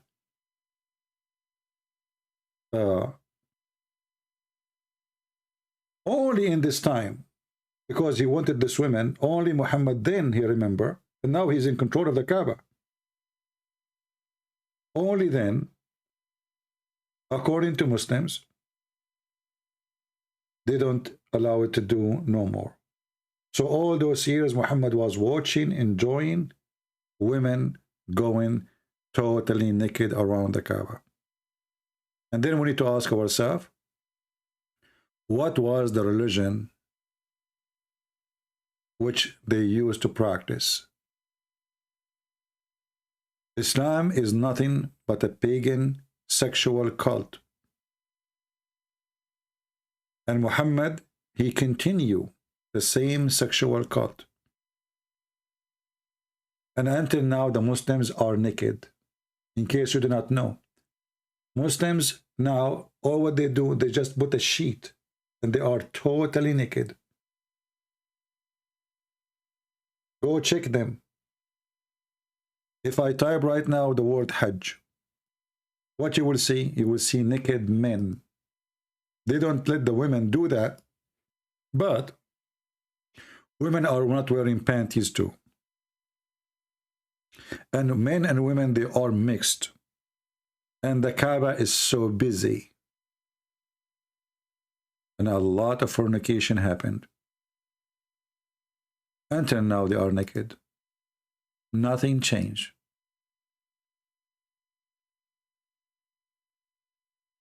When you look at the Kaaba today, when they do Hajj, you think this is Hindus. They dress like Hindus. They shave like the Hindus. Everybody naked. Everybody. No clothing is allowed.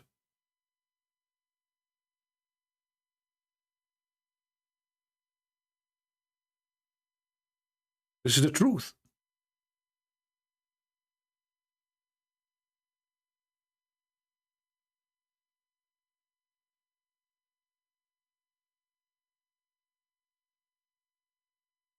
When the Kaaba is busy, you will find all the youth of Mecca, they go to the Kaaba. Why? Because this is where they can touch women, they can molest women, and nobody can get them busted.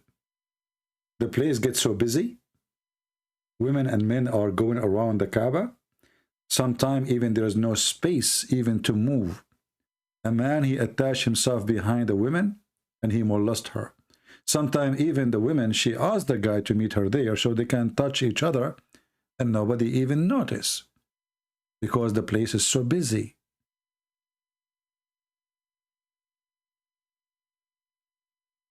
It's a place of fornication, molestation, and nakedness. And one of the irony and the stupid things about this cult, that Allah and Shaitan, they live in the same town. So Shaitan, he have a town, he have a house, which is a column, and the Muslim, they go throw rocks on the Shaitan. And Shaitan is there, you know. Go throw rocks at the Shaitan. I mean, look at the stupid religion. Who is the real Shaitan? Is Muhammad, who made you kill so he can thrive with his sex, pleasure, money, power. This is the true Shaitan. There's no more evil than Muhammad. Child molester, fornicator, thief, liar, cheater. Even his own son, wife, she was not saved from his penis. And the funny, they call him the trustworthy. Imagine your son, you have a wife, you go to visit your son, you flirt with the wife, and later you take her. And they call him the trustworthy. And then they say to us that if the Prophet's eyes fall into a woman, her husband must divorce her so the Prophet can have her. And they come to us and they want to tell us that Muhammad was really a good man. And they call him as-Sadiq al-Amin, which means the trustworthy. My friend, the only trustworthy is God. That is Jesus, our Lord. Because nobody is trustworthy. For every man is a sinner. But Muhammad is the sin itself. He is not a sinner. He is the sin. For he promotes fornication. He make it coming from God. He ordered the wrong to be the right. He claimed that he is against adultery, but he is the biggest adulteress ever. He claimed that he is a person who wants people to be truthful, but he ordered a Muslim to lie. Even you can lie to your wife, and wife can lie to her husband. If the major structure of the community, which is the family, is based on lies, what is going to happen to the community? When he said a man, he can lie to his wife, and a wife, she can lie to her husband. you just destroy the whole community. Because this is the most strong structure. If a man and a woman, they cannot be honest to each other, even supposedly they are married. That's why I say in Islam there is no marriage. There's no marriage. You see, when a man, he lied to his wife, obviously he's doing something wrong. And when a wife, she is lying to her husband, obviously she is doing something wrong. Generally speaking, we lie because we try to hide the wrong we do. But when somebody make you believe that lying is okay and this is God teaching, that is the devil. And this is totally the opposite of what Jesus said. Satan is the father of all lies, and he forbid us even from taking oath, either yea, yea, or nay, nay. Muhammad, even he allow you to take false oath, and he said, Allah will not take you accountable for your false oath. He will judge you by the intention of your heart. But then ask yourself, well, an intention of my heart is not what I am saying in my mouth, but this is what evil is about? I say something, I do something else. Correct? So Muhammad is teaching us to be hypocrite. You take oath in the name of God, lying, it's okay, because God will judge you by what is in your heart. Can you believe it?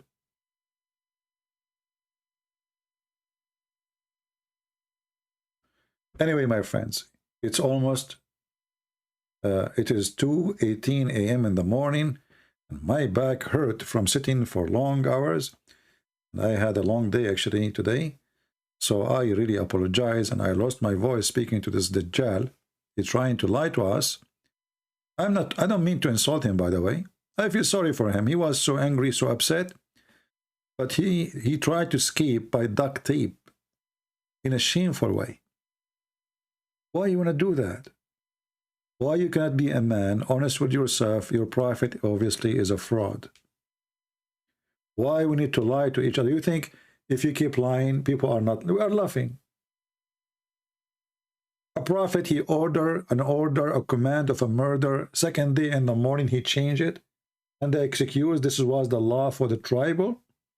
Well, why you do it? Why you follow the wrong one?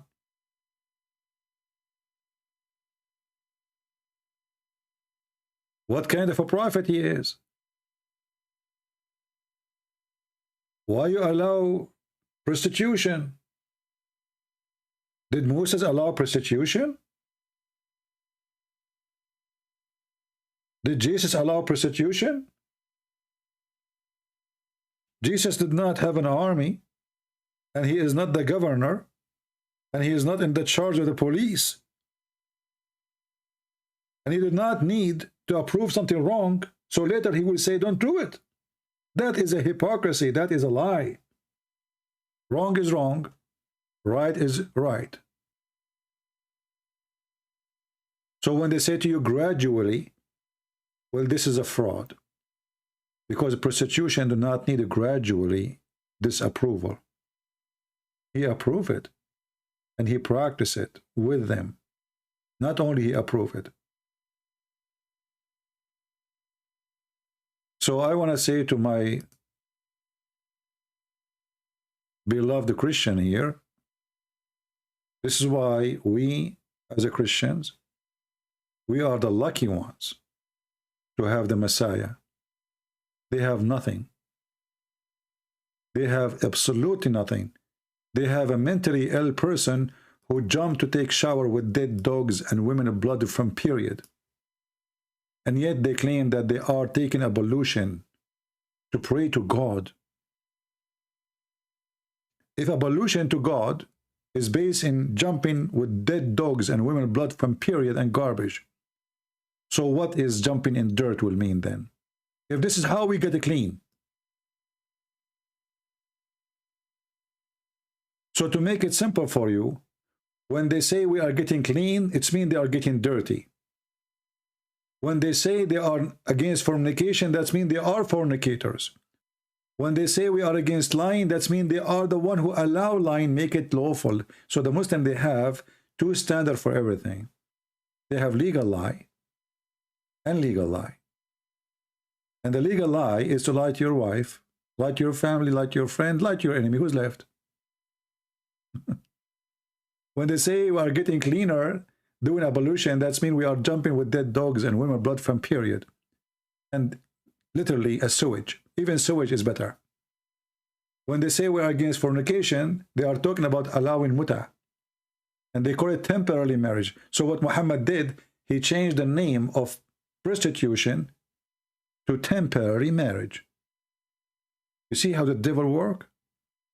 He convinces you that the evil you do is okay. It's not prostitution, this is temporary marriage. You tell her, can I sleep with you for 10 hours? How much you charge me? This is marriage, my friend. So he changed the names of the evil things a human being he do. He made the evil lawful by changing names. But we are not stupid and we are not a bunch of fools. We have the Messiah. His name is holy. His act is holy. His word is holy. And holy is his name, and holy as he do, and holy as he walk, and he is the walking, talking, living word of God. While Muhammad, when he walk, he is nothing but a filthy, walking, talking machine of fornication, of lying, of cheating, of killing, of a child molestation. We have the Messiah, who there is no name like him, and no name better than him. When we, as a Christian, see the Muslims, even the devil Muhammad, we have to admit that the Messiah, the Christ, is the one who is coming in the day of judgment. It's not even Muhammad. It's not even Allah.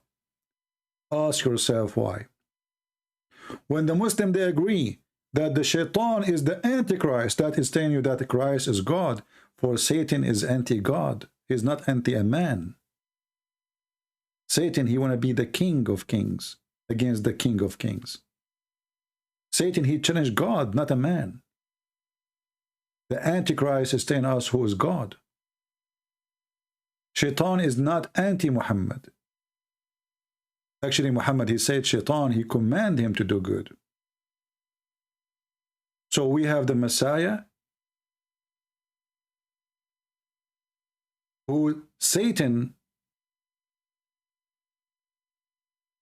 dreamed to defeat, but he cannot. And Satan will come to you from every window he can. He could not come to you from atheism, he come to you from Islam. He could not come to you from Islam, he will come to you from Jehovah's Witnesses. He will come to you in any way. He will come to you. And the only one can protect you is to stay with the Lord. Not with a church name. Not with Catholic, not with Protestant, not with Orthodox. Stay with Jesus, my friend. For Jesus is the only one who saves us. It's not a church name. It's not a priest. It's not a bishop. It's not a Christian prince. There's only one Savior. And his name, and with his name, and by his name, we ask the Lord for forgiveness for all of us. We ask the Lord to open the eyes of the Muhammadan so they can see the truth, and the truth will set them free. Thank you very much for being here. We pray to the Lord, and we hope the Lord will accept our prayer. And we say to him, Ameen. Thank you. God bless you. And until we see you soon again, Christ is Lord.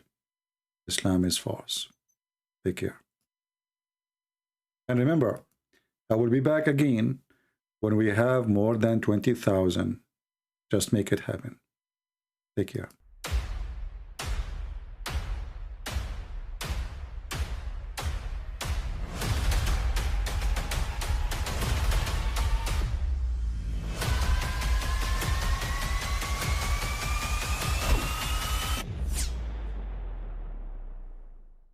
I mean, again, he doesn't know who Gabriel is, right? Because he didn't come from an Abrahamic faith. The people of Mecca were pagan. The Quran is mentioned, if this book was from other than God, they would have found in it many contradictions. If a book is without contradictions, that has no bearing on whether it comes from God or not. I've had phone books that are inerrant, but I certainly don't think God gave them.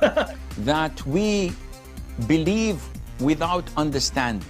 The brother asked a very important question, that most of the scholars say that listening to music, watching movies, and most of the television programs, they're haram.